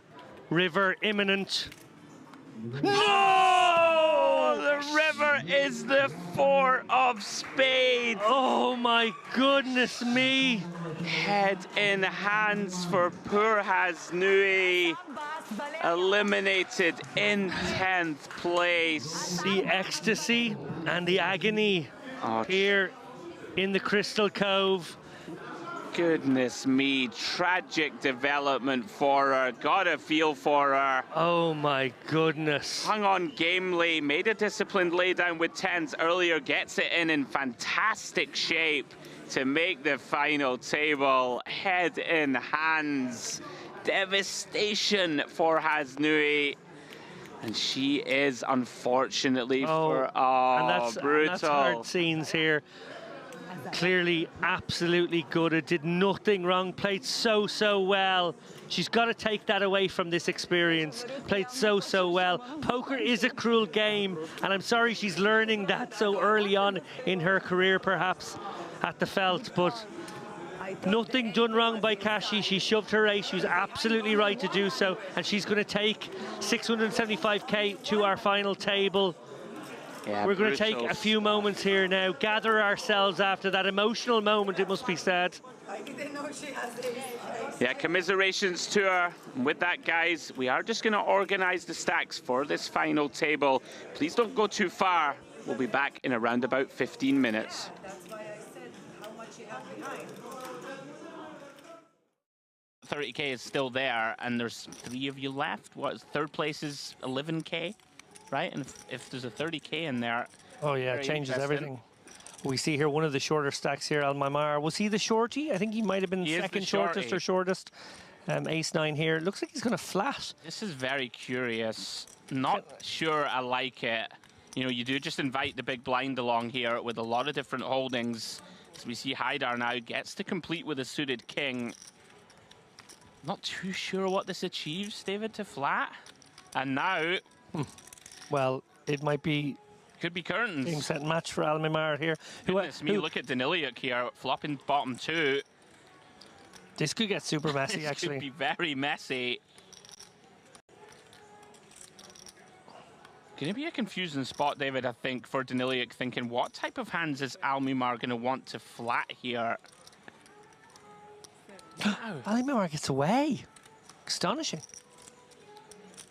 I mean, I guess thinking that this is a super strong C-bet. And goodness me, Haidar jams.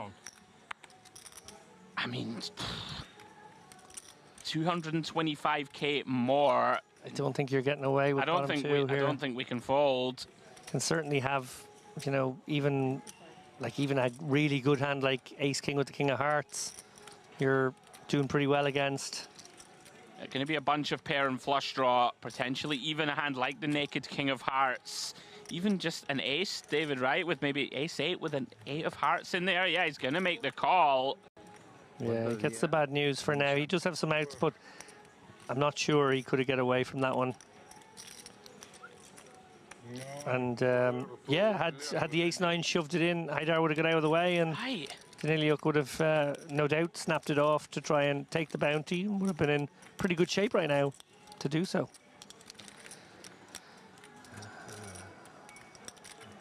inconsequential. King of clubs on the turn. Daniliuk looking for a queen or a jack. Or Haidar going to have a huge double here in the early going at the FT. Not to be. 7 of spades completes the board. Huge double for Haidar. Big body blow for Daniliuk. Down to 12 big blinds early here at the final table.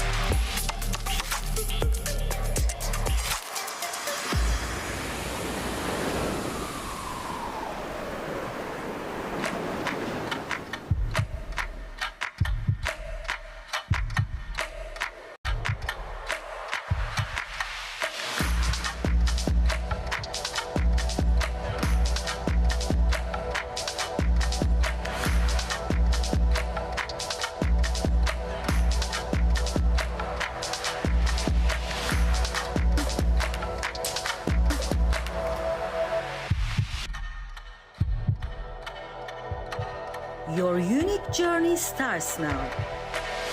Merit Starlet.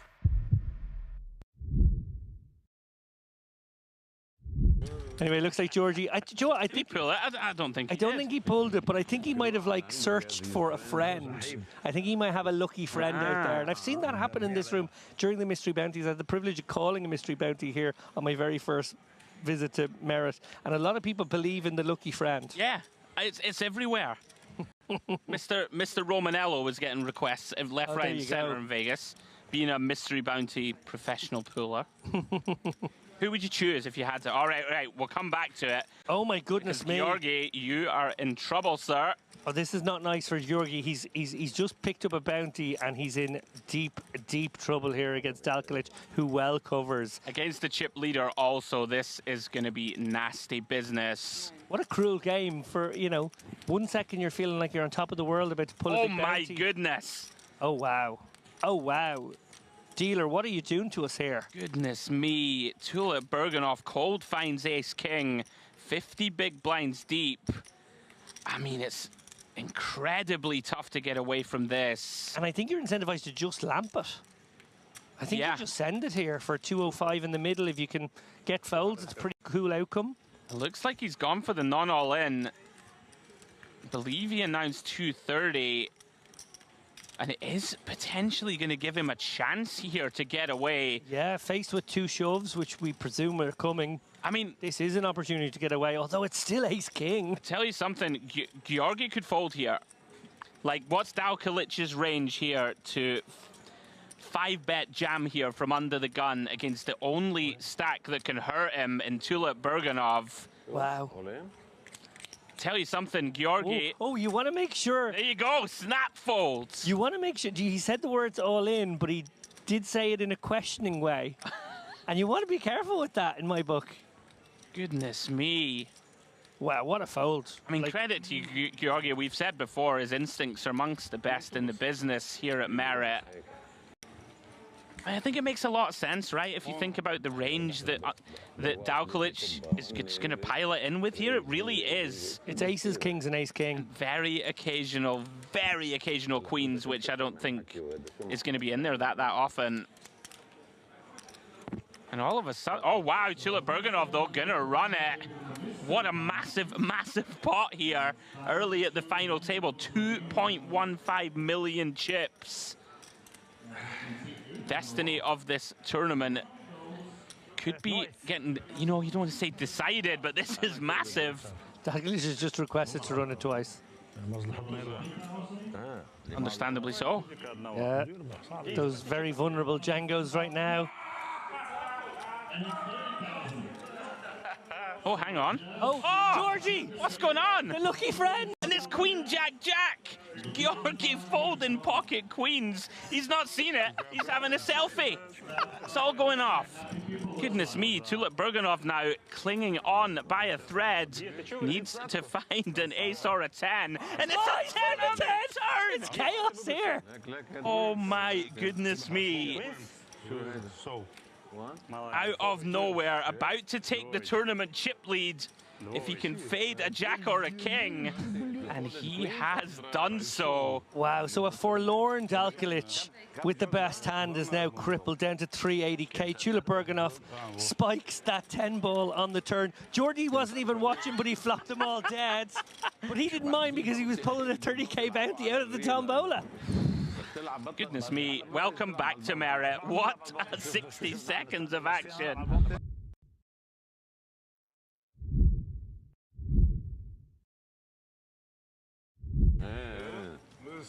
Next time, I will bring my friend with me. Credit to the technical team there, by the way.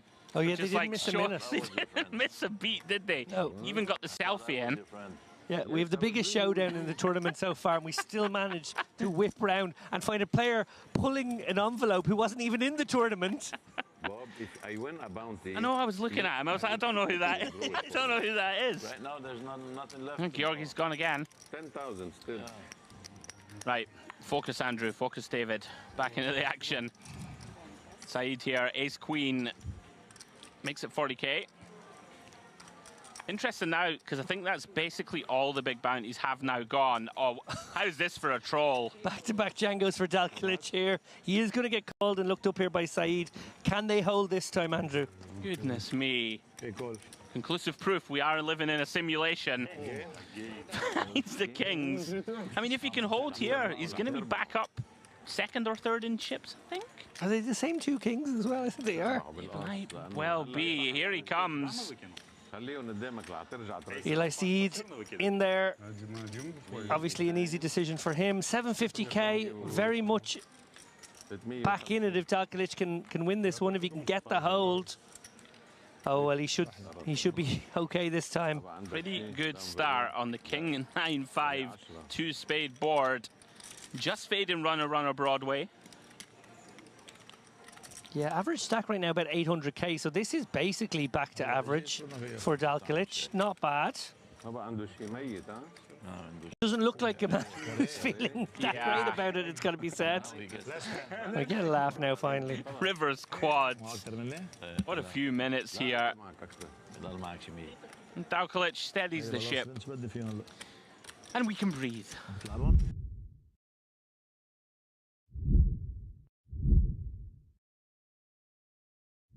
Yeah, agree completely, and they're pretty good with it here at Merritt, you know, for the most part, unless we have kind of streaming restrictions from our end. Normally I allow the players to sort of write their own script, as they should. Tulip Burganov here finds pocket sixes in the cutoff. More than strong enough. Does he potentially have a clunky shove? I'm not sure of the exact stacks behind. I think Dalkilic has 30 blinds on the button. Well, Georgi with 20. I mean, you certainly could, I think, actually. It's kind of close. Yeah, I think if Dalkilic had like 25, you'd be happy enough to do it. Yeah, potentially thinking to himself that he can raise call Georgi, potentially. It's not exactly fun for 20 blinds. No. With a hand like sixes. But in Georgie, he definitely has a candidate who will go with all the wheel aces. That's it. Oh, look at Georgie's instincts, razor sharp there. That was a genuine spot. And a spot I'm sure he's taken in the past. But just spider senses seem to be working. Yeah, it does get away from it. Haidar does defend with the queen three of clubs. Worth noting a little adjustment by Tulip Burganov to go 2.5 yeah, there I hadn't as well. actually noticed it. Well, here we go. Oh, well, this is going in. Queen three suited a lot of hand. He might even take the initiative himself here with the stack to pot ratio of 1.5 to 1. Might just send this in, feeling like he can always get the ace kings and ace queens to fold. Yeah, quite like it. And he has done it, David. You've called it. And it's a little wonky for Tula Bergenhoff, who obviously has the backup of the gutter, and he has also got a club in hand, but, you know, he's up against probably the tightest guy. Sixes. I have so many outs. Looks like it has gone in. Tula Bergenhoff makes the cry call. We are going to the races. And big old pot, 1 million in the middle. If Haidar can get there, he's right in the hunt for this title. And look at this, 4 of clubs, I believe. Does get there on the turn. 7 doesn't make straight. Straight flash maker. She's trying to give Haidar a little sweat there.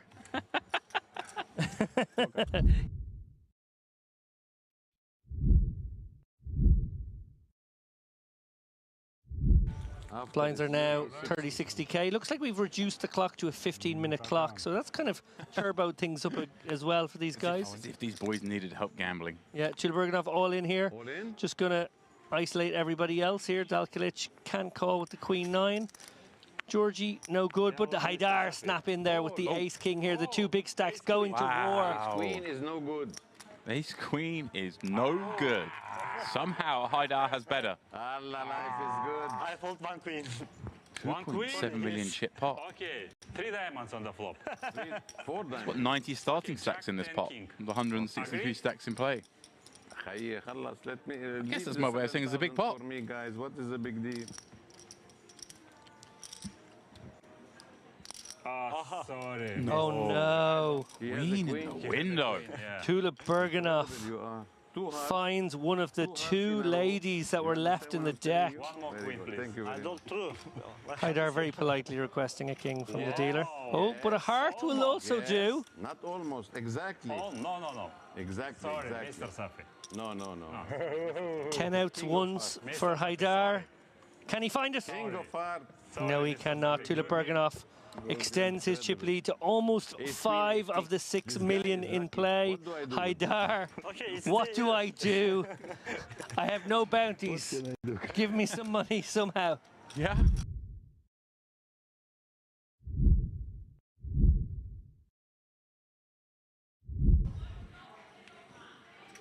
Yeah, that IPO generated 937 entries at 1K pop. 175 players remain. First prize will be 146K. Oh, and this is going to show down the Jack 9 of clubs once again in the hands of Dalkalic. Not the first time he's held on to those same 2 cards as the previous moment. Here we go then. Step 1. Get the first double up. Finds himself in great shape with the Jack 9, but ooh, I saw the 7, but a Jack rolls out behind. 2 cards away from making a game of it. Still be 3-1 down, but more than doable. Ooh. Backdoor potential, but he doesn't need it. Wow, well, Tula Bergenhoff has improved, has taken the lead, but the backdoor goes the other way, of course, because Dalkalic can now find a 10 himself. He can nullify with a 5. A Jack or 9 doesn't do it. That's it, James. Good game. Just like that. Tula Bergenhoff is the champion.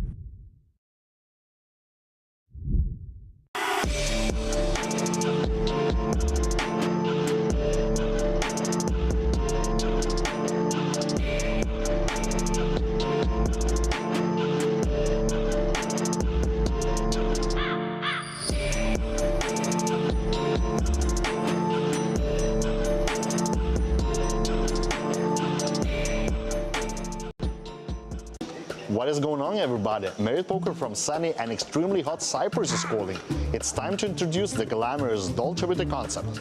This festival is organized in collaboration with Imperium Events from Milano, Italy. Even the main event is called La Notte degli Assi. We expect more than 200 Italians to participate in the Dolce Vita Poker series. Pizza. Yeah. How to say in Italian, Dolce Vita is my love? Dolce Vita è il mio amore. No. Dolce Vita è il mio amore. Dolce Vita, mi amore. Dolce Dolce Vita, mi amore. Dolce Vita, mi amore. Dolce Vita, mi amore. It's lovely. It's an excellent idea. I just came from Vegas, and I'm very happy to be here. Dolce Vita is being happy with yourself. I like the beautiful ladies. I see dealing cards. The atmosphere, the people, it's good energy here. I hope the pasta to be as good as in Italy. Dila's outfit is perfect, matches with the concept. The whole vibe is lovely. Well, the structure of the tournament, pretty much. It's really good. As well, it's so refreshing with all these lemons and all these bright colors, you know, it's really nice.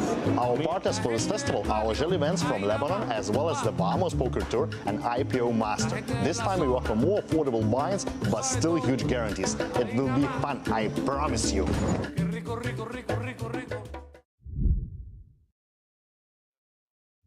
Congratulations on your win. Thank you so much. Thank you very much. How do you feel? Amazing. I feel amazing. This is my this is my first win Kabak trophy. I'm feeling very good, but I'm very tired because I play all day from 12 o'clock. We play 1,000 IPO, then half an hour only break and play this mystery. So I get a lot of lucky and not good. I'm feeling good. Any interesting spot worth mentioning? Ace King versus Kings. I win like, only 3 outs, yeah. That's it. And the last hand, 7-8, Jack 9, flop Jack 8, Jack 7, turn 8, and that's it, finish. I get lucky. What do you like about Mystery Bounty tournaments? How do you prepare? First day I busted about around 12, so I tried second day, play very careful and go to the day 2 in the money. So just waiting my hands and my lucky and like this. Do you adjust strategy for this format? I play semi-aggressive and semi-tired. I learn opponents and try to improve, make some notes for opponents, then and play my game. That's it. Thank you very much. Thank you. Thank you.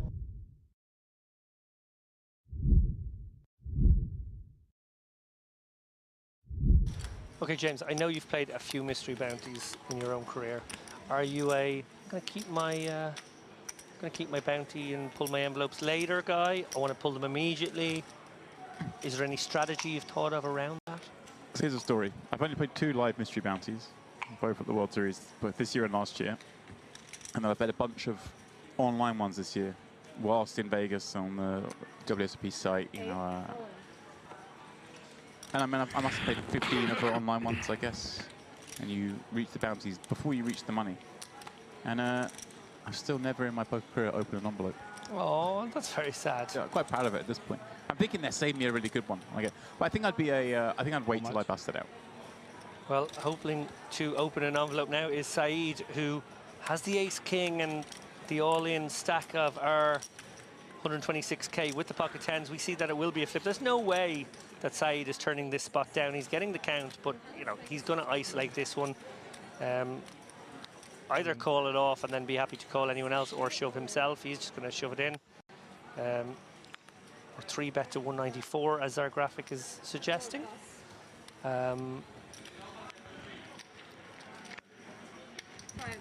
That's going to clear out all but the good hands, and there is a good hand. Gavish.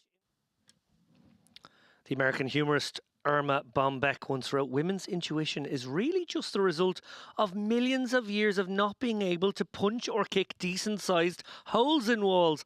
Well, here at the Merit Poker La Dolce Vita Series ladies event, 9 women remain, all of whom have been punching and kicking substantial holes in the walls of chips of their opponents all night. I'm David Lappin alongside James Dempsey. 166 players have been vanquished. The final 9 are in the money and competing for that 2,700 first prize plus a little sweetener. James Dempsey, can you tell us about that sweetener? How many walls have you kicked a hole in? I've never kicked a hole in the wall. There we go. Neither have I. I don't think so. Not deliberately anyway. Yes, the Women's Winter Festival, of course. That's taking place in November at the Hippodrome in London. And the good folks at Stars have thrown a little sweetener here. £400 buy into that main event and 3 nights accommodation in London, which, as you and I both know, David, will be worth a lot more than the £400 main event. Four grand, probably. So a nice little a top up for our eventual champion here this evening.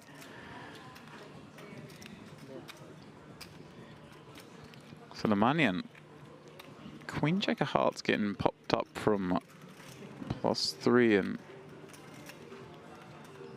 well, actually not on Khosravi, of course. He's on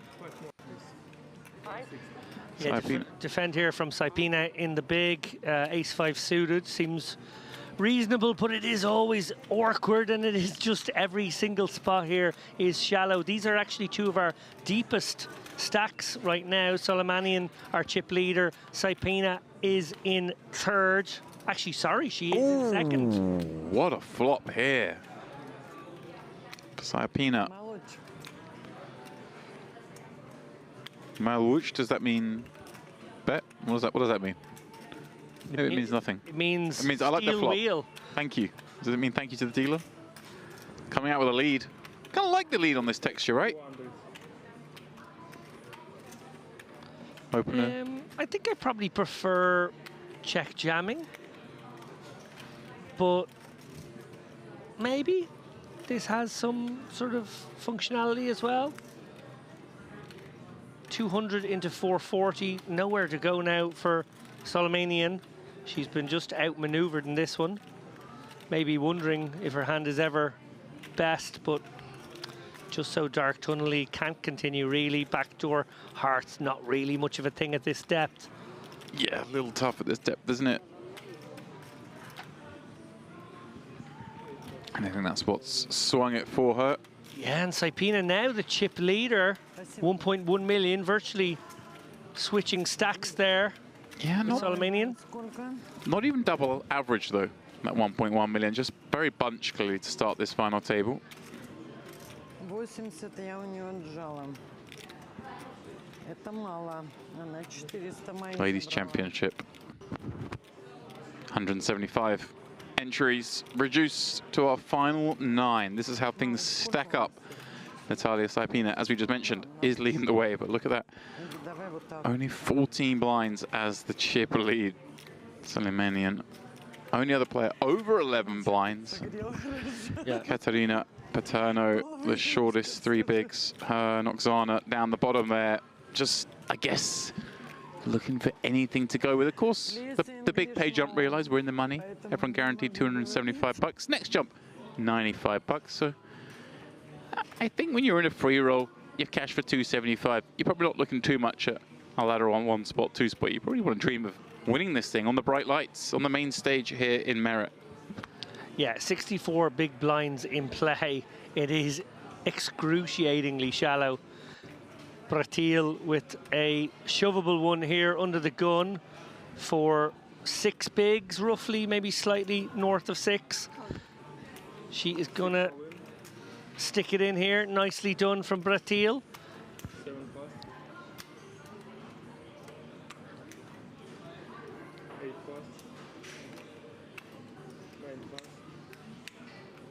Oh, an interesting one here for Paterno, who is one of our shallowest stacks, maybe in fact our shortest. Yeah, just 3 and a bit blinds. You got to give credit to the under the gun player here. You really do, don't you? Like, it's so weird for 6 bigs. You generally wouldn't, but 6 bigs is actually not far off average right now. She does decide to make her stand. Can't fault it. No, and she was very proactive earlier in a key spot, which lent us to believe that she was the type of player who would take a spot, and she's taken this one. Quick folds here, round to the blinds. That's all going to be in the muck, and yeah, we've got this showdown now between Bratil and Paterno. Bratil in the box seat right now, ace-jack. Will it hold this time?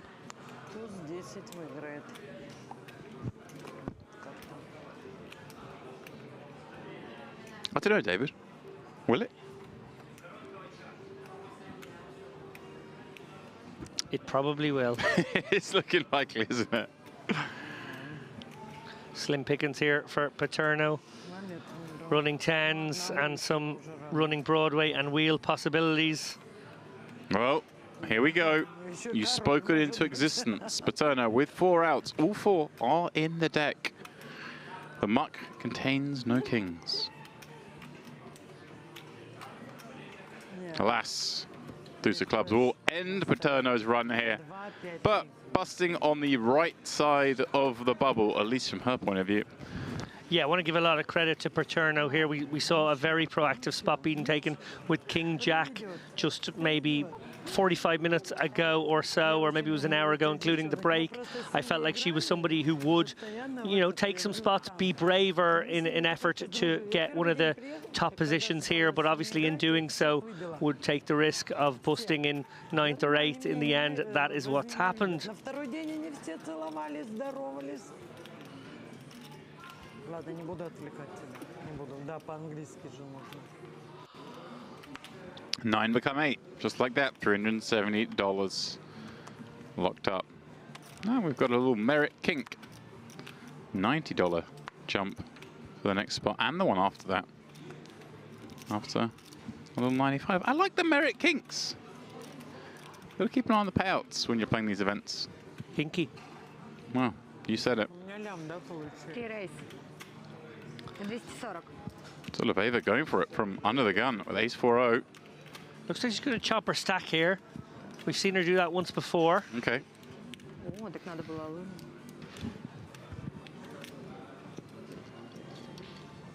She's got to get through a lot of players here.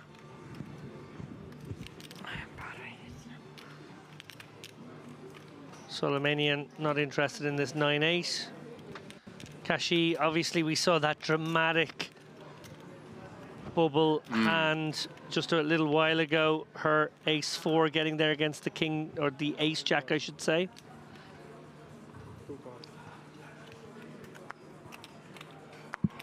Speaking of ace-4, we've got a couple of ace-4s here, but far less appealing for Khosravi facing this 3x. All the way around to Bratil in the big. Queen 6 suited, not the proposition we're looking for. Versus under the gun for 3x with 8 left.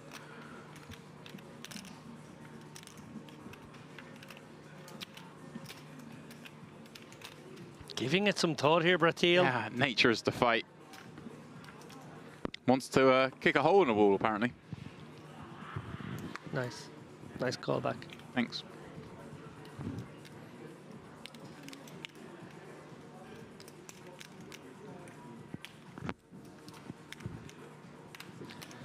Lands on the correct decision, I think. Fold in this spot.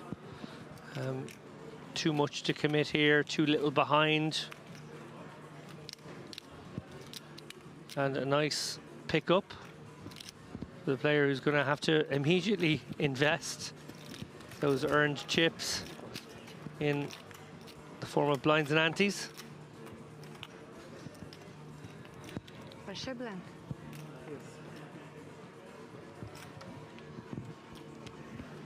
It's been, I won't say a grueling night for these ladies, but it's been maybe a longer night than we expected, both because the stacks have got as shallow as they have, but also because the field was so big. And some maybe extra breaks thrown in there once in a while. Yeah, it's been a stuttering event. Saipina, chip leader here, keen to lean on these players. Obviously, we have seen a little bit more passivity than you would expect at a shallow stack final table. Well, there you go. There's your passivity for you. Bratil just sending it. Now, this is the first step out from any player to really try and take this one by the scruff of the neck. Is that a call of all in? It is. Here we go. Here we go. Kitchens v Queen Jack. Let's go. This is huge. Bratil, one of the chip leaders right now. Soloveva will become the chip leader if she wins. Massive, massive hand for both ladies. 2-1 dog. Can she turn that around? Nervous moment, Soloveva, you can tell, feeling it right now. Ooh, it's a good flop, but not a great one. Soloveva improves. It's a TV-friendly flop. It certainly is. Obviously, she does hold a club herself as both a blocker and a redraw potential. That now all irrelevant. Only a club will eliminate her. And it's safe. It's a double up. Soloveva, as you mentioned, now the chip leader. Raised under the gun, got it through. Gets a double up the next stand, bang. Now in pole position.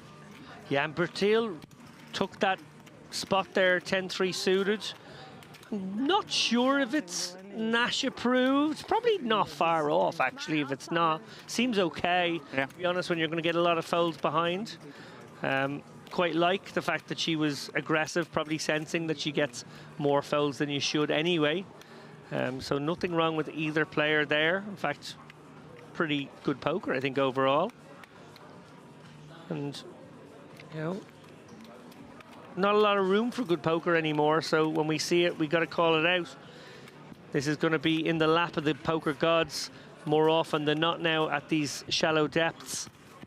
But there is still room for, you know, identifying shove spots, figuring out where to land when faced with possible calls. Still some skill in the shallow stack game. We've got some wardrobe malfunction going on here. But I'm liking the wardrobe. She's getting it set with the mic. It's an issue. Yeah, got to get that poncho. Shawl, I was going to say, but yeah. Yeah. Yeah, not probably fashion, not our strongest area here. Speak for yourself, man. Actually, you can speak for me. Blinds are about to go up here. We see there 40-80, but just for one more hand. I predicted to you at the beginning of this that this tournament would end at 50-100. There's no chance that's happening. It seems unlikely. Kashi with the very legit ace-queen now.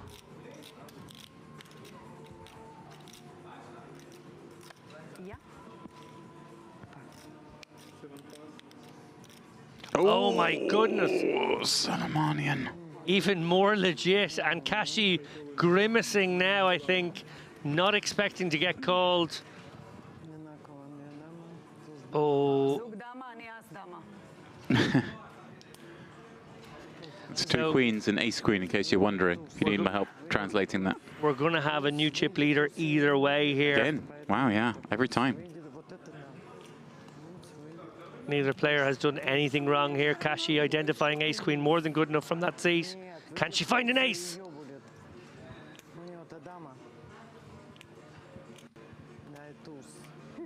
Not so far, David, but two cards to come. The faintest of back doors, maybe back windows are available. That not helpful, reducing her 3 outs to 2 as the ace of clubs no longer a working card.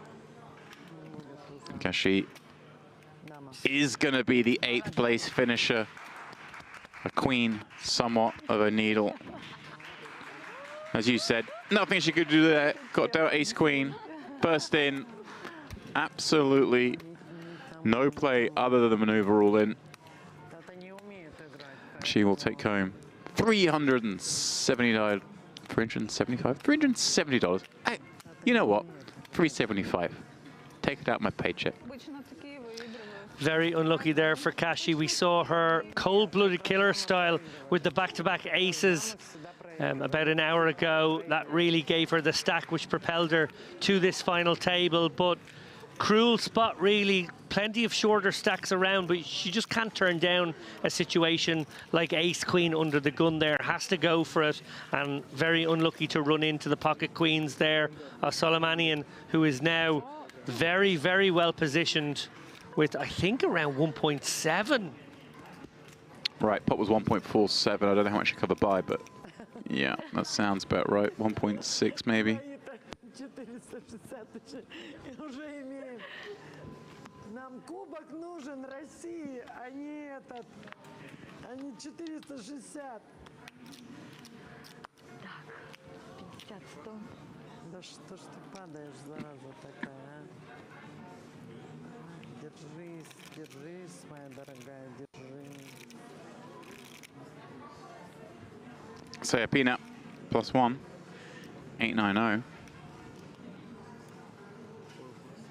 Thought about it. Lurking behind was Khalil. King, queen suited. That's a hand I've seen a lot tonight. Yeah, I like this shove from Khalil again, proactive, recognizing she's got to get some shoves through, maybe even get a double up, get her engine started. Nicely done. Big pickup, 250k. Yeah, and Dobrodichuk folding with 170 behind. Yeah. 1.7 blinds at this new level.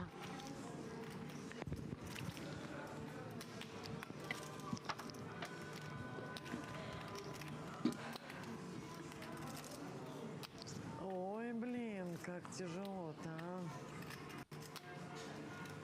С самого начала никогда не играла в турниры.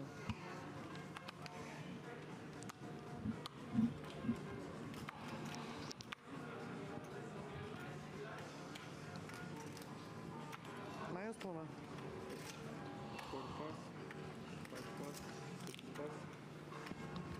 And Soloveva with a very tempting one now, 1.2 million. She's just going to stick it in there. I like this. Yeah, I like this too. Solomanian really handcuffed. Yeah. And call with much. Oh, Dobrodichuk has to get it in there with the King 10 suited. Lets that one slip past. She just thinking, hey, I can fold this, have the button, maybe a couple of people bust out before it gets back to me again. Yeah, it does take feel my like chances.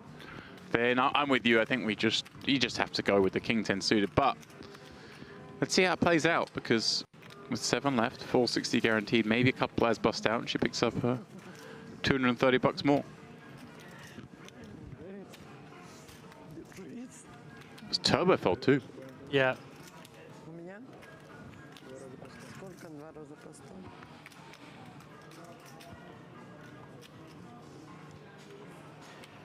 Я уже не знаю, где их ловить. Couple of very short stacks now. Да-да-да, сейчас вон приготовил. Pratil just 240k, and she's under the gun 1, so folding that one is going to have to go with a lot of hands, I feel, under the gun next hand. Dobrodichuk does find a nice one here.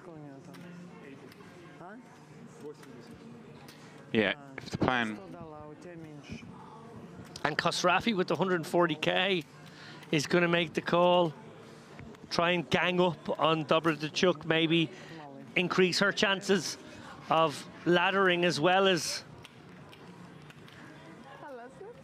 Yeah, if the plan was to hold up and wait for the ladders, it's certainly changed at the presence of an ace in the hand.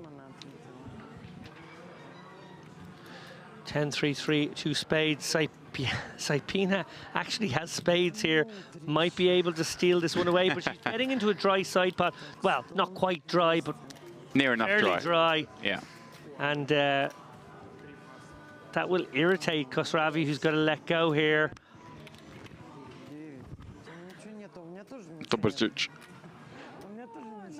Still best. Yeah, no, it's a great spot to get isolated now by... It really is. Ace of spades working as well. If a spade were to roll off on the turn, she wouldn't be dead. Well, how about that? That's a good turn card. Fading 6 outs with 1 pull. And she does hold Dobrodichuk. Okay, King 10 suited last hand, turned it down. It seemed like a nice spot, but as you said, James, thought to herself, well, maybe I can just wait for a good spot. I have the button, I might get a whole orbit, might see a bust out or two, get a couple of ladders, but also might wake up with a legit hand first in. Ace-9 does the job. Yeah, I guess some value in being able to shove in first. Maybe just fuzzier feeling, knowing you probably have the best hand going for the all-in, even though, you know, you're playing for fewer chips than if she'd gambled the hand before, where she would have been behind. Sometimes, you know, if you've... It's something you see a lot from players when they, earlier on in their poker journeys, maybe the obsession was sort of making you get it in good. Oh, Bertil didn't find a hand there, 7-5, not qualifying, and she is going to commit 80% of her stack next hand. Yeah, I know certainly you see this a lot with players. They're like obsessed with getting it in with the best of it rather than the getting it in, rather than getting it in slightly behind for a much bigger pot earlier on. Well, because Ravi getting to wake up now. Remember, she completed in the small last hand with the Queen 9, looking to gang up on Dobradichuk. That sort of backfired in the end, didn't work out for her, but she's woken up on the button, similar to the last hand with Dobradichuk waking up with the Ace-9. She's got a real one here, 10s, and obviously we're going to showdown because she doesn't even have a big blind. Khalil, well, we saw a dirty one earlier, 9-3 cracking kings. Are we going to see the 6-3 crack 10s?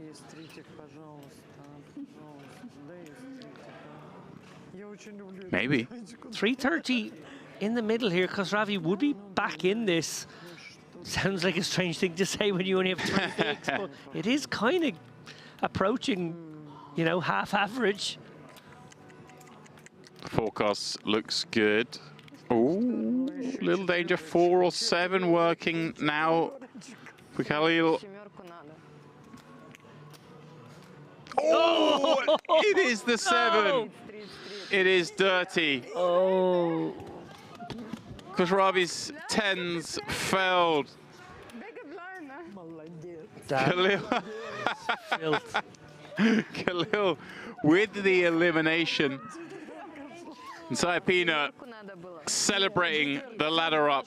Perhaps, you know, maybe wait a few seconds for that.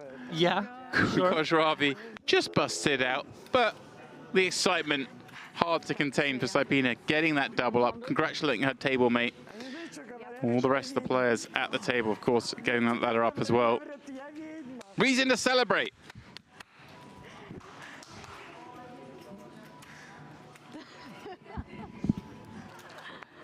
Six remain in a swashbuckling final table. Shallow stack poker, producing lots of showdowns and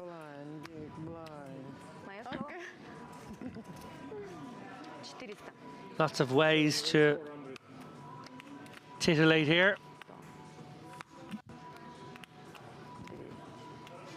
Notice that piece of paper you've got in front of you seems to have some coffee spill on it. Is that the what happened there? Was it a casualty of? I think it must have been a casualty of that moment. The caffeine calamity from earlier? That you totally gave away on stream and didn't just like contain. Oh, I mean, when something like that happens, I've got to share. Bertil is basically pot committed here, couldn't get away from any hand. 9-8 suited, got the ladder last hand, that's kind of nice. And 9-8 suited, definitely a pretty nice candidate if you are forced in. At least you get to be super live here. Soloveva has been running well on this final table so far. Oh, and this is a live one. Certainly is, 10-7-5. Open-ender working. Some blocking action for Soloveva. That will not do it. Can Soloveva hang on? 12 outs.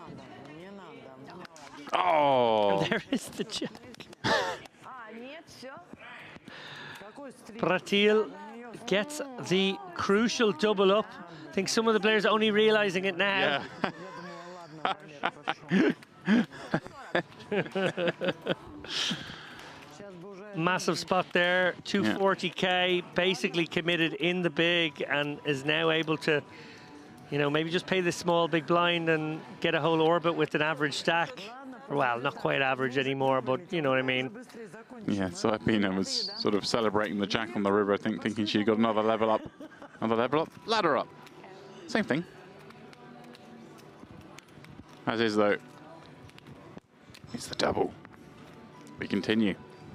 Yeah, and I like how Bertil has played, I have to say. Obviously got a bit unlucky here right out of the gate on the final table. Took that 10-3 suited spot, which was borderline, but sort of very proactive, and I think kind of a nice exploit if it wasn't even Nash in itself. It may well have been a qualifying hand. This is a intriguing contest. Saipina ace-6 off in the cutoff, reaching for some tokens.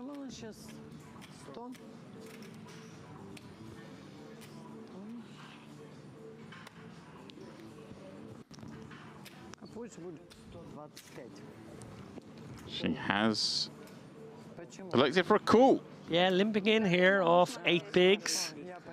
Bratil with a completable one, maybe. Kind of call, go with equity sort of spot like that, James? Right, I like this, yeah.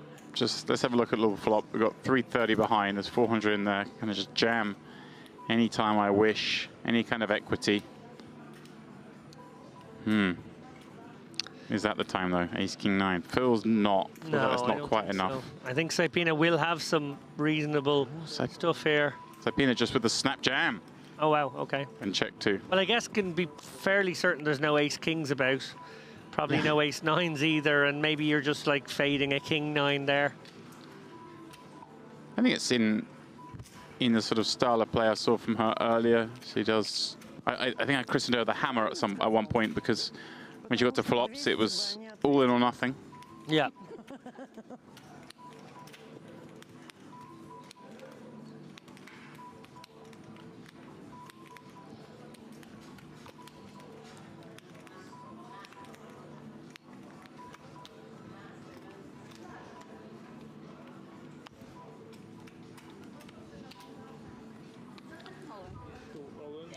King, Queen from under the gun. 3.5 blinds. In they go. Saipina. No interest. Will we see action behind? Looks. This is close, right? You're weighing things up here in the booth. You're gesturing, but it was a very close one. Just given, I guess, the ranges that we've seen being in these shoves. Yeah, Dobrik took just 80k 4 hands ago, now 600k, admittedly paying a good chunk of that in blinds and antes this very hand. We are on the cusp of a blind jump. Well, let's have a little word with our 7th place finisher. Lovely. I would like to say thanks to Merit Poker team. It was a wonderful event. Really, I enjoyed a lot.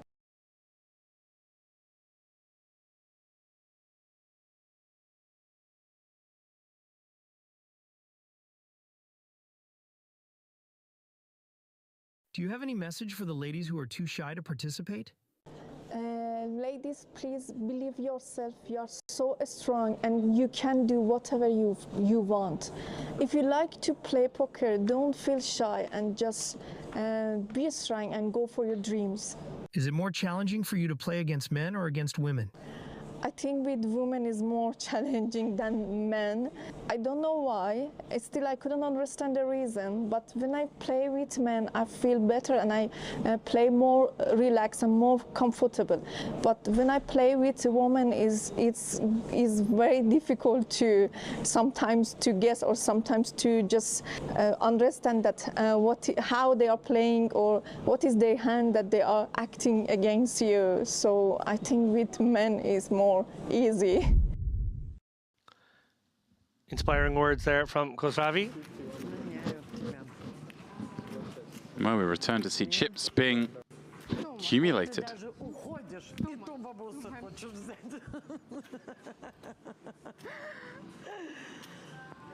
And it looks like we're about to put the blinds up. So that's a quick reminder of how things stand. Soleimanian leading the way, 12 blinds, 1.5 million.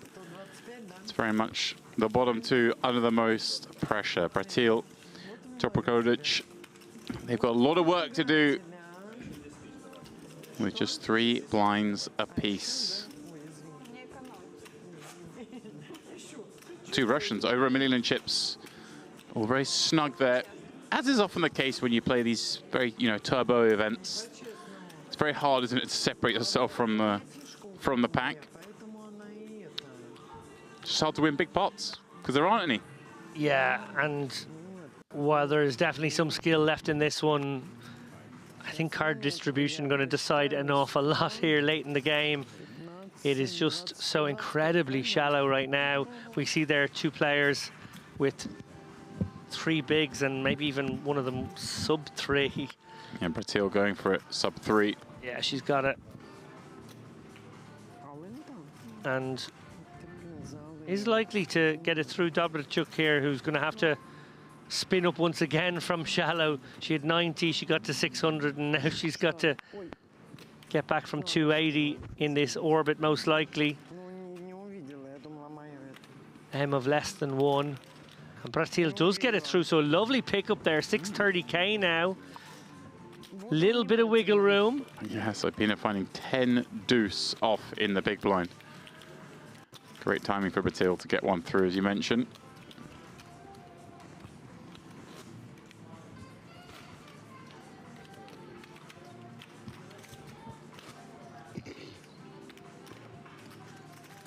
Yeah, and you would think no fold equity, really, with that shove, but proving in a shallow stack game, every chip's so vital. Yeah. There is actually more fold equity than you think. For sure, yeah. And this is kind of a spot, again, borderline, deciding to pass. That one's very close. I think Queen Jack qualifies. Queen 10 is the cuspy one. Yeah, just recognizing there's money to be made by folding. The very short players behind.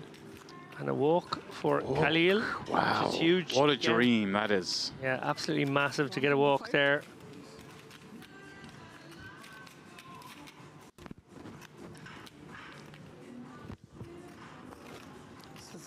So Bratil now will be committing a good chunk of her 630 here, 250 of it in the big blind ante. So will be compelled to call versus the short stack of Dobrachuk quite often here, should she shove. Well, Soleimani is not going to give her the chance here. 1.5 million chip leader. Oh, yeah. Definitely going to drop the hammer here. It's hammer time. Well, this is like a... This is one of those hammers you get in the Christmas cracker, it looks like. Like a mini hammer. Yeah. Yeah. Oh no, it looks like we're carving out a 3x. Or no, maybe I'm wrong. That many. Let's have a look. Kind of looks like a 3x. It was a 3x. Yeah. You understood the construction. Yeah. You saw the plans. I saw the principle being laid out. But You're a man of architecture. Do like to build a stack for sure. Come on, now, you can do better than that. Bratil sort of doing the maths here, figures. I got my shove through with less than 380k in the last orbit. Maybe I can get another one through in the next 3 or 4 hands. But Dobrachuk very short right now, really needs a spot. Soleimanian pulling away back to 1.7, 1.8 million, something in that region.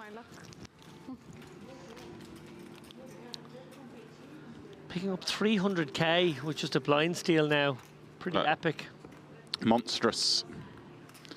5.2 million chips in play.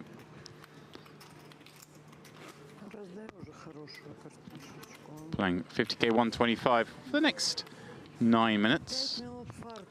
As we look to crown our Ladies Championship champion. Our Barrett Poker Queen. Or they're all queens, actually. I think that's the idea. There can be only one queen, though, you know? As someone who doesn't come from a monarchic system, I'm unfamiliar with. You used to have a monarchy there, though. It's very similar to our monarchy. Sayapina, 840k here. She's going to limp this one. We saw her limp a few hands earlier. She gave a... Looks like raising chips. Yeah. Was it the pseudo variety? Oh, bit of a chop. Slamming, the slam. That's a 400k chop of stack. You like that? Unless you go to thing, isn't it? When someone bets half a stack now has a chop. I didn't know it needed a name, but I like the name. Chop. ABC, always be chopping. ABC. So a cagey little six-handed affair we've got right now after a flurry of bust-outs early on this Le Dolce Vita ladies event final table. Well into the wee hours now, testing the stamina and potential decision fatigue of these ladies. Although you wouldn't know from Saipina, she is full of beans right now and loving life, really enjoying the experience, which is great to see. Yeah, I'm not sure if adrenaline is the right word. I'm sure it's not, you know, the largest prize pool that these ladies would dream of winning. That's not going to be what's keep you going. But the thought of winning a tournament right here on the feature table, on the stream, broadcast to the world, David, is certainly enough to keep your interest and energy levels up. Yeah, walk there for Soleimanian with the 3 deuce, obviously beautiful for her, but worth noting there, Khalil did turn down the Queen 10 suited for 5 bigs, which I think would have been quite a nice shove. Can't lose what you don't put in the middle. Saipina with the 1.14 million now, unlikely to invest in this King 8 off.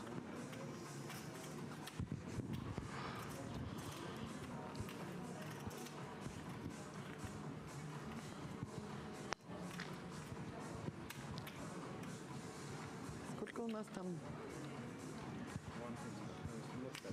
125, да? Well, making a liar out of me. So we're going for some sort of limp? Or are we having a rethink? Counting out some sort of bet. I'm really confused by this chip movements. I don't think we've actually carved out a legal bet. Well, we're over a call at this point. We're at 175, so we're back at 150, 175 again. This is going to be a fold. You heard it here first. I think it is going to be a fold.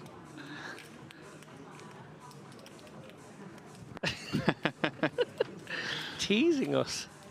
Gamesmanship. Maybe scanning around the peripheral looking for reads. Oh, could well have been.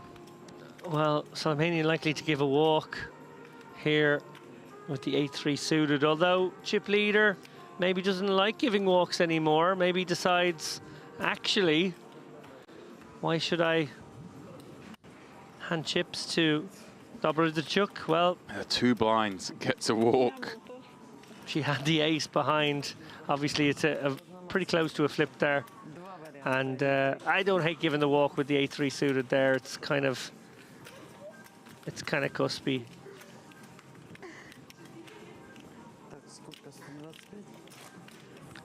No fold equity. Not beating an average hand. It's probably just about okay. So nice for Dobrodichuk to get that walk there. Keeping her head above water. Bratil desperate for a spot here with less than 3 bigs.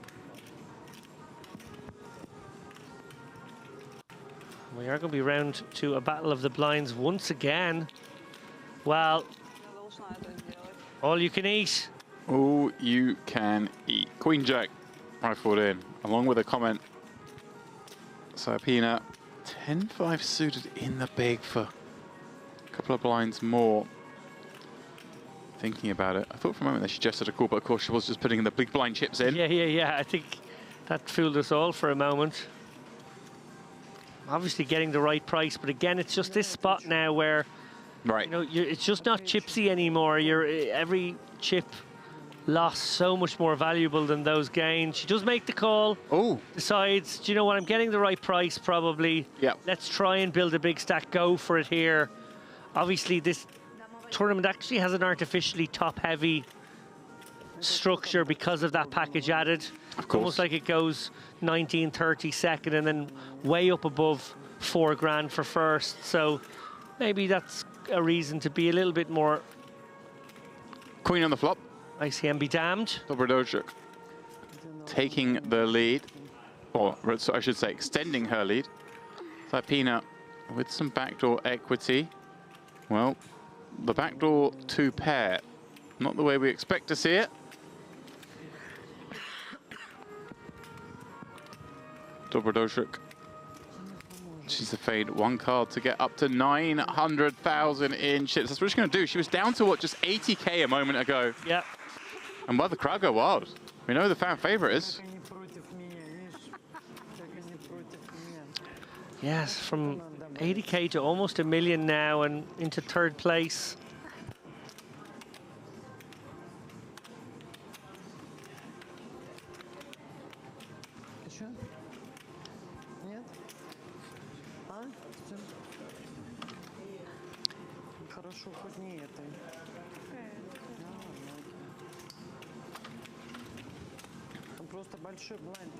The Merit Poker Queens. 6 of them remain, but we do need to find the what's the I guess the Empress. It's like the bossiest of queens. Help me out. Are you gonna look at me again and say you don't do monarchy? Fine.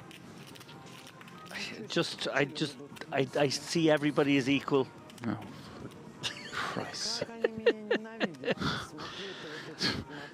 I don't believe in subjects, none of that guff.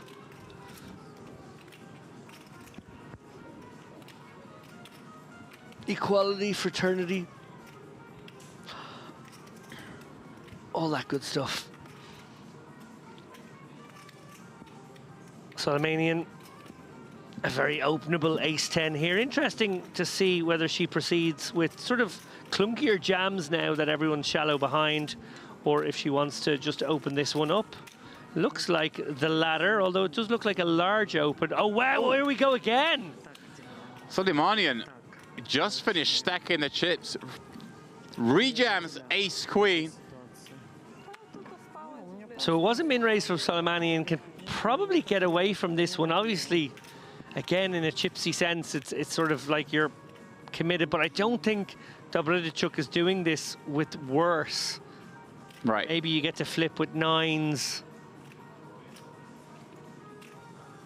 I don't think it's even going to be like the king, queen suited, that kind of stuff. I think you're just in pretty rotten shape here and actually making a good fold here. Those chips very valuable to stay in your stack right now. Very good poker from both players. Dobrodojczyk in the ascendancy here, really looking like a potential front runner for this. Yeah, and interesting that this race was the main. Earlier we saw her 3x a minute ago. Wouldn't have been able to fold if she'd made the 3x, but finding the only size that she could probably fold a 3-bet jam to.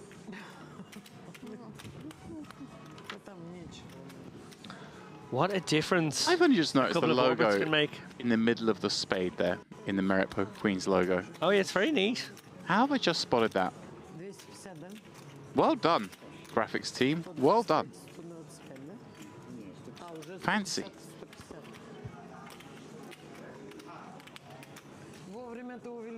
I also feel like that character is praying. Don't know if you've noticed that part of the logo as well.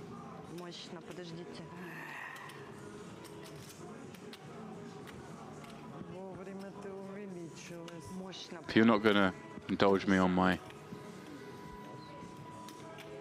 monarchy chat, I'm not really going to go with you on religion, I'm afraid. Fair, fair. Separation of church and state. Cypina with the 9s here, but Dobrodojczyk, who is absolutely ruffle stomping since having just 80K 10 hands ago, has the Django's. She has the antidote for these 9s. Bratil is all in with the Jack 8 off here. We are going to go 3 ways. Yeah, Bratil, of course, the shortest of the stacks. If the kings were just to hold, then it'll be her finishing in 6 to 550, and Cypina would get 5th for $690. Double knockout potentially on the cards here. Nine's just not working now either, are they? The Jack 8 picking up the gut shot draw. Saipina with barely a road to victory here. Well, now there is a road, a path. A Jack would do it. Ace for Bratil or a 9. Dobrodojek needs the rest of the deck. And that's what it is. It is the rest of the deck. It's a double elimination. And the player who had less than a blind a couple of orbits ago is now the runaway chip leader. 2.4 million now in the stack of Dobrodojuk. We said maybe a small error not taking that equity spot with King 10 suited. She decided to wait. She found the ace 9. She got the triple up, and it has been one-way traffic since. Credit to these two players, Natalia, Saipina.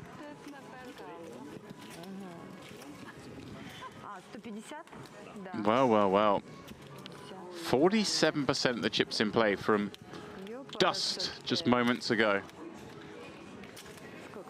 How fun is poker when it goes your way? 4 players guaranteed 920 apiece. Yeah, Bratil obviously the shorter stack. So in the case of that double elimination, she finishes with 6th place money, 550.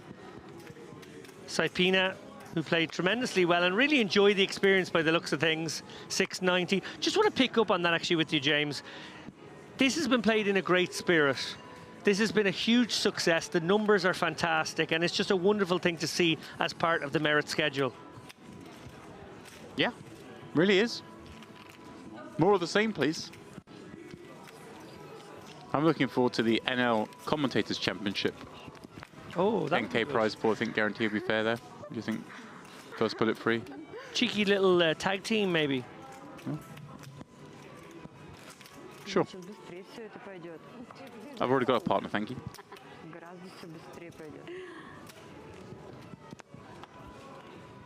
Here we go now, 4 left.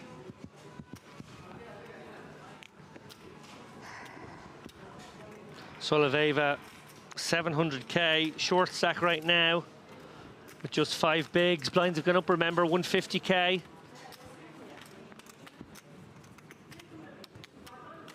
Giving the walk to Solomanian.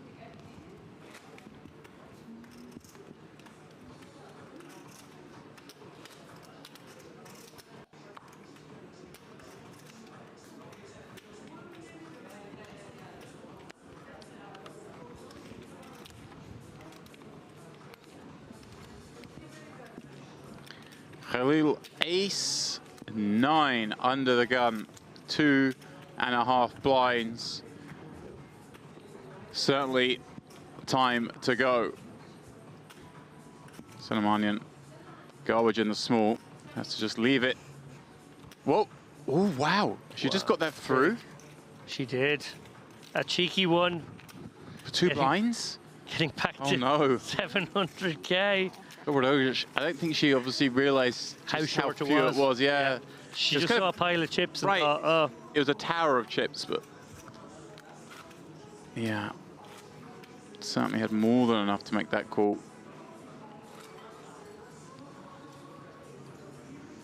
I think she's just readjusting. She's like, hey, I'm playing pretty deep. What's everyone worried about?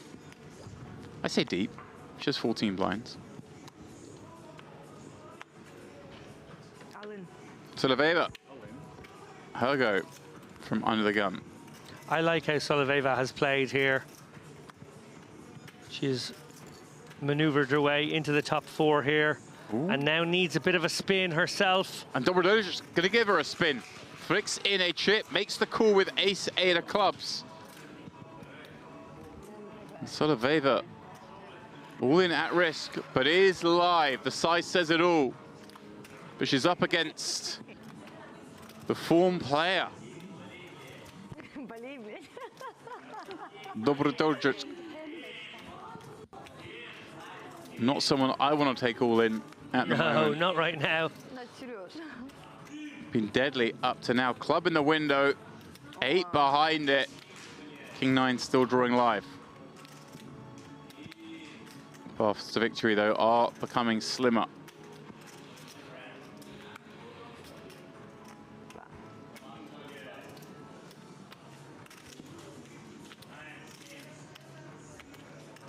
card, 5 outs live. That's not one of them. Yet another elimination for Dobrdojic. She's killing them all, David. Yeah, extraordinary stuff. Hashtag scenes. Oh, hashtag scenes. I wasn't expecting that from you. GG's, Natalia. 4th place, $920. Everyone now in the 4-figure club. Look at this. 60% of the chips in play now. Well, what could have been? Hand earlier. Folded for those 2 or 3 blinds.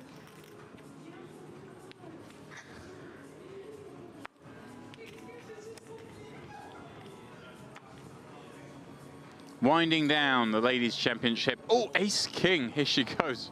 Just moves it. And she is a customer. Soleimanian, Ace 10.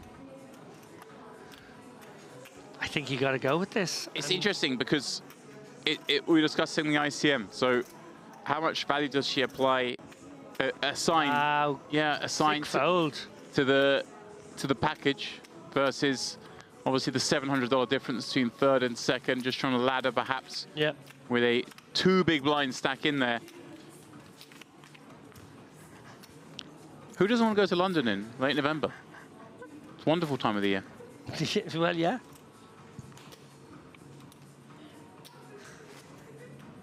Khalil enjoying herself. Signaling over to her rail. Hearts all round. She has 2 blinds on the button. Not going to get it through this time because she's going to fold.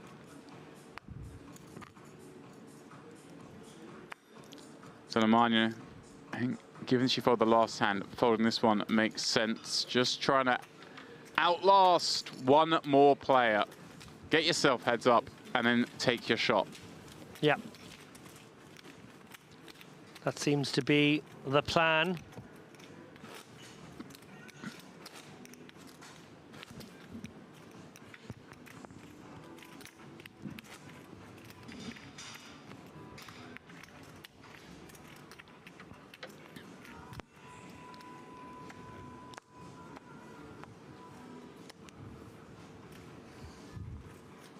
Six 3 of clubs, again.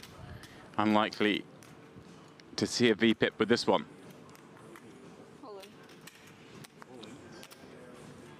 And Khalil is going to gamble here, 85k, obviously in a bad spot right now.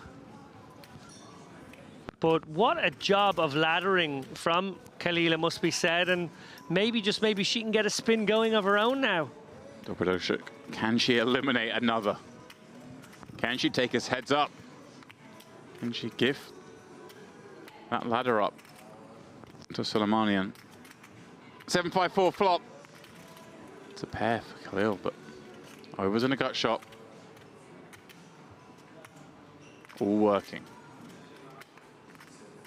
Oh, and there it is. 8 on the turn. Wow. Disaster for Khalil. She can win with a king or a 5. Of course, a 6 would put us straight on board for the chop. Every other card will see us get heads up, and that's where we're heading. Wow, this has been an absolute steamroll.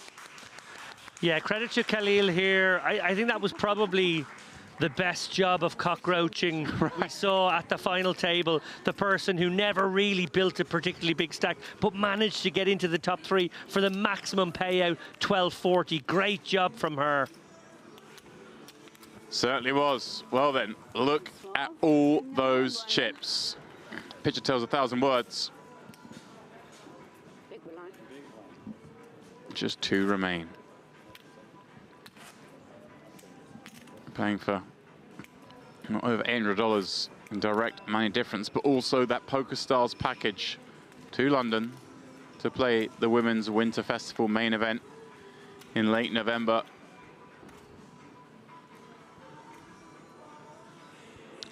Almost 4 million now in the stack of... Incredible. 80k. 80k, just, and again, like, was it 15 hands ago? Yeah, 80k. Was it to start the final, or did she let the blinds go through, didn't she? And was down to 80k, that's right, after the Yeah, first she had orbit. 300k and did let them go through her. Yeah. Okay, Solomon may well go with this. Queen 8 suited. It's pretty reasonable. Yeah. That's cool. Dabrowitz does let it go there. Did have the best of it. Probably, you know, recommend shoving the king 3 there for 6 bigs. Seems like a pretty decent situation. Sorry, maybe 7 bigs. But either way, that sort of simplifies things. Those big cards, low cards, don't have a lot of playability actually down the streets and function quite nicely as just jams there. In the end, she does limp in and allows her opponent to shove with an inferior hand and get it through. Soleimanian, first act now, 6-4. Might let this one go, bottom of the range. That is the chosen path. So, a reminder there, the difference, a little over 800 bucks, plus, very importantly, plus that package that James mentioned.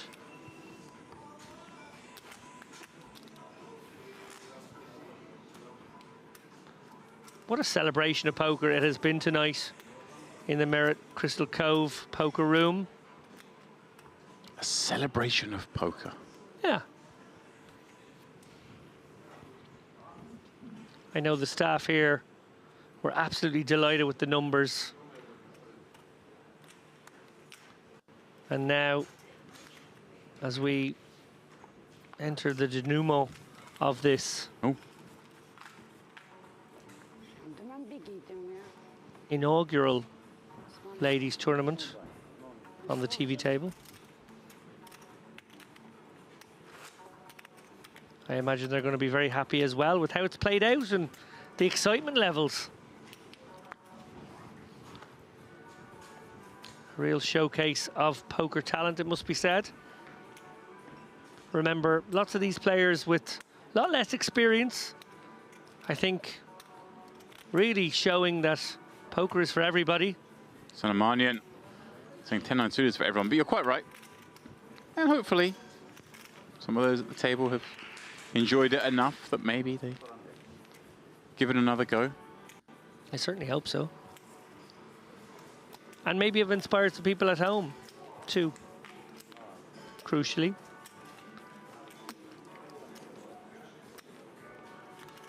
We're going to squeeze one more hand in at this level, and we're going to kick things up to 100, 200.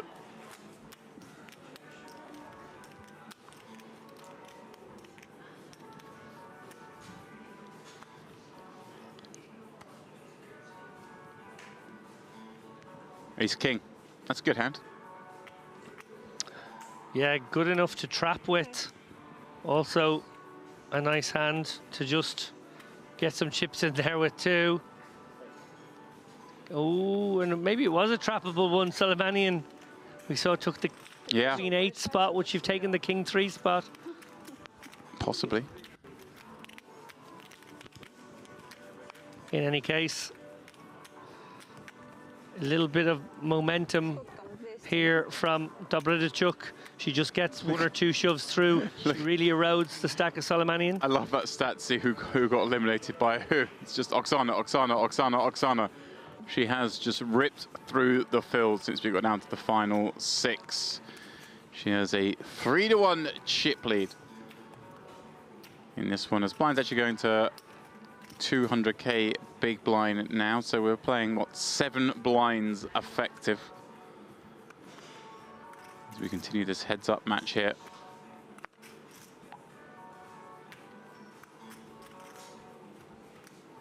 Far from out of it here, Soleimanian. Looks like she's going to try and sneak a limp with this 8-4 and gets a check. Oh, Oksana's A6. Cheeky check back here with the A6. Going to hold back 1 or 2 aces so that she can, well, maybe trap her opponent now. Soleimanian likely to bluff at this. Here we go. You called it. And I like this play from Soleimanian. Obviously, we see it's not going to work in this instance, but nothing wrong with this procedure. Dobradichuk looks like she's got raising chips. Is that a min click? Looks like it is.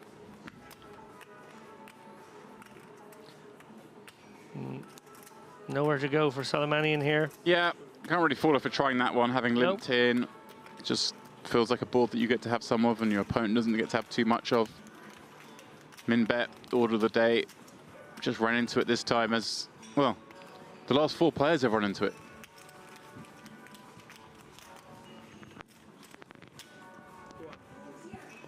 The Ladies Championship. Late in the day here. Early in the morning, James. Well, that's a fair assessment.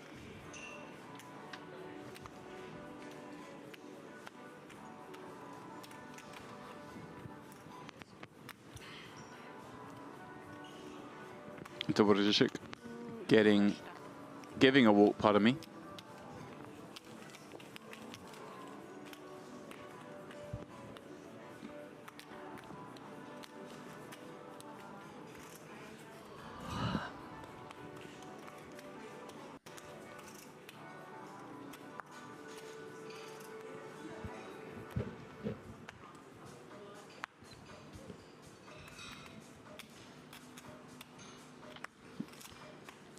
Soleimanian, a queen on the bun. Is this enough?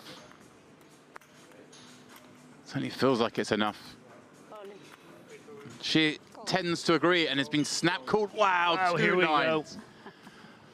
Dobradichuk just waking up with another big hand. Soleimanian live though, the overworking. If she manages to catch this, will even up the stacks. Well, 5, 7, 8, David. Some interest. There is hope. An open and straight draw. And that overcard working. Oh, and there is the queen! She's found it. She's found it on the turn, of course. Now just has to fade the 3-6 to secure this double up. And even up these stacks. Heads up. Oh my goodness me! Would you believe it? If I hadn't seen it, I wouldn't. What a topsy-turvy finish to this, the Ladies' Championship. Ahead on the flop, behind on the turn. 3 outs to take it down. Could you really be surprised? Parvin Soleimanian, second place for $1,930. But David, surely it was only going to be one woman walking away the winner. It certainly seemed that way. It was a comeback for the ages, it must be said. Dobradichuk delighted us with a poker performance par excellence, in my mind, to be crowned champion here at the inaugural televised ladies event at the Merit Poker La Dolce Vita series. There she is, our champion. Congratulations once again. What a comeback, James. It really was. Down to just 80K at the 100K big blind level. Less than a blind. Made a tight fold to keep herself in the game and spun it up. What's she after over here? Off to the rail. Ah, the phone. She wants to check in with the fans. Phone sequestered on our feature table here. Now just getting all the messages of support, no doubt, for those of you who've been tuning in. Indeed. Well, $2,765 plus, of course, that package heading her way. And well, we do have an interview with her coming up. But before we go to that, I guess just a quick reminder to everyone that we're not streaming tomorrow.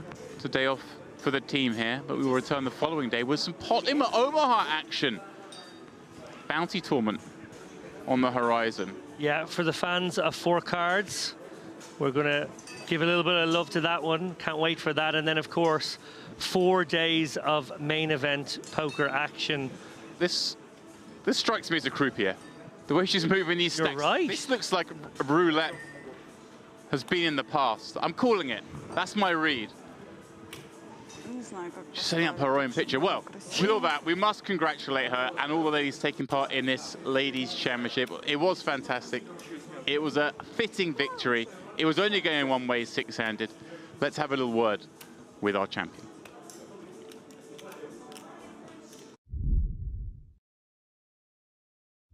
Congratulations on winning this event. Thank you. How do you feel?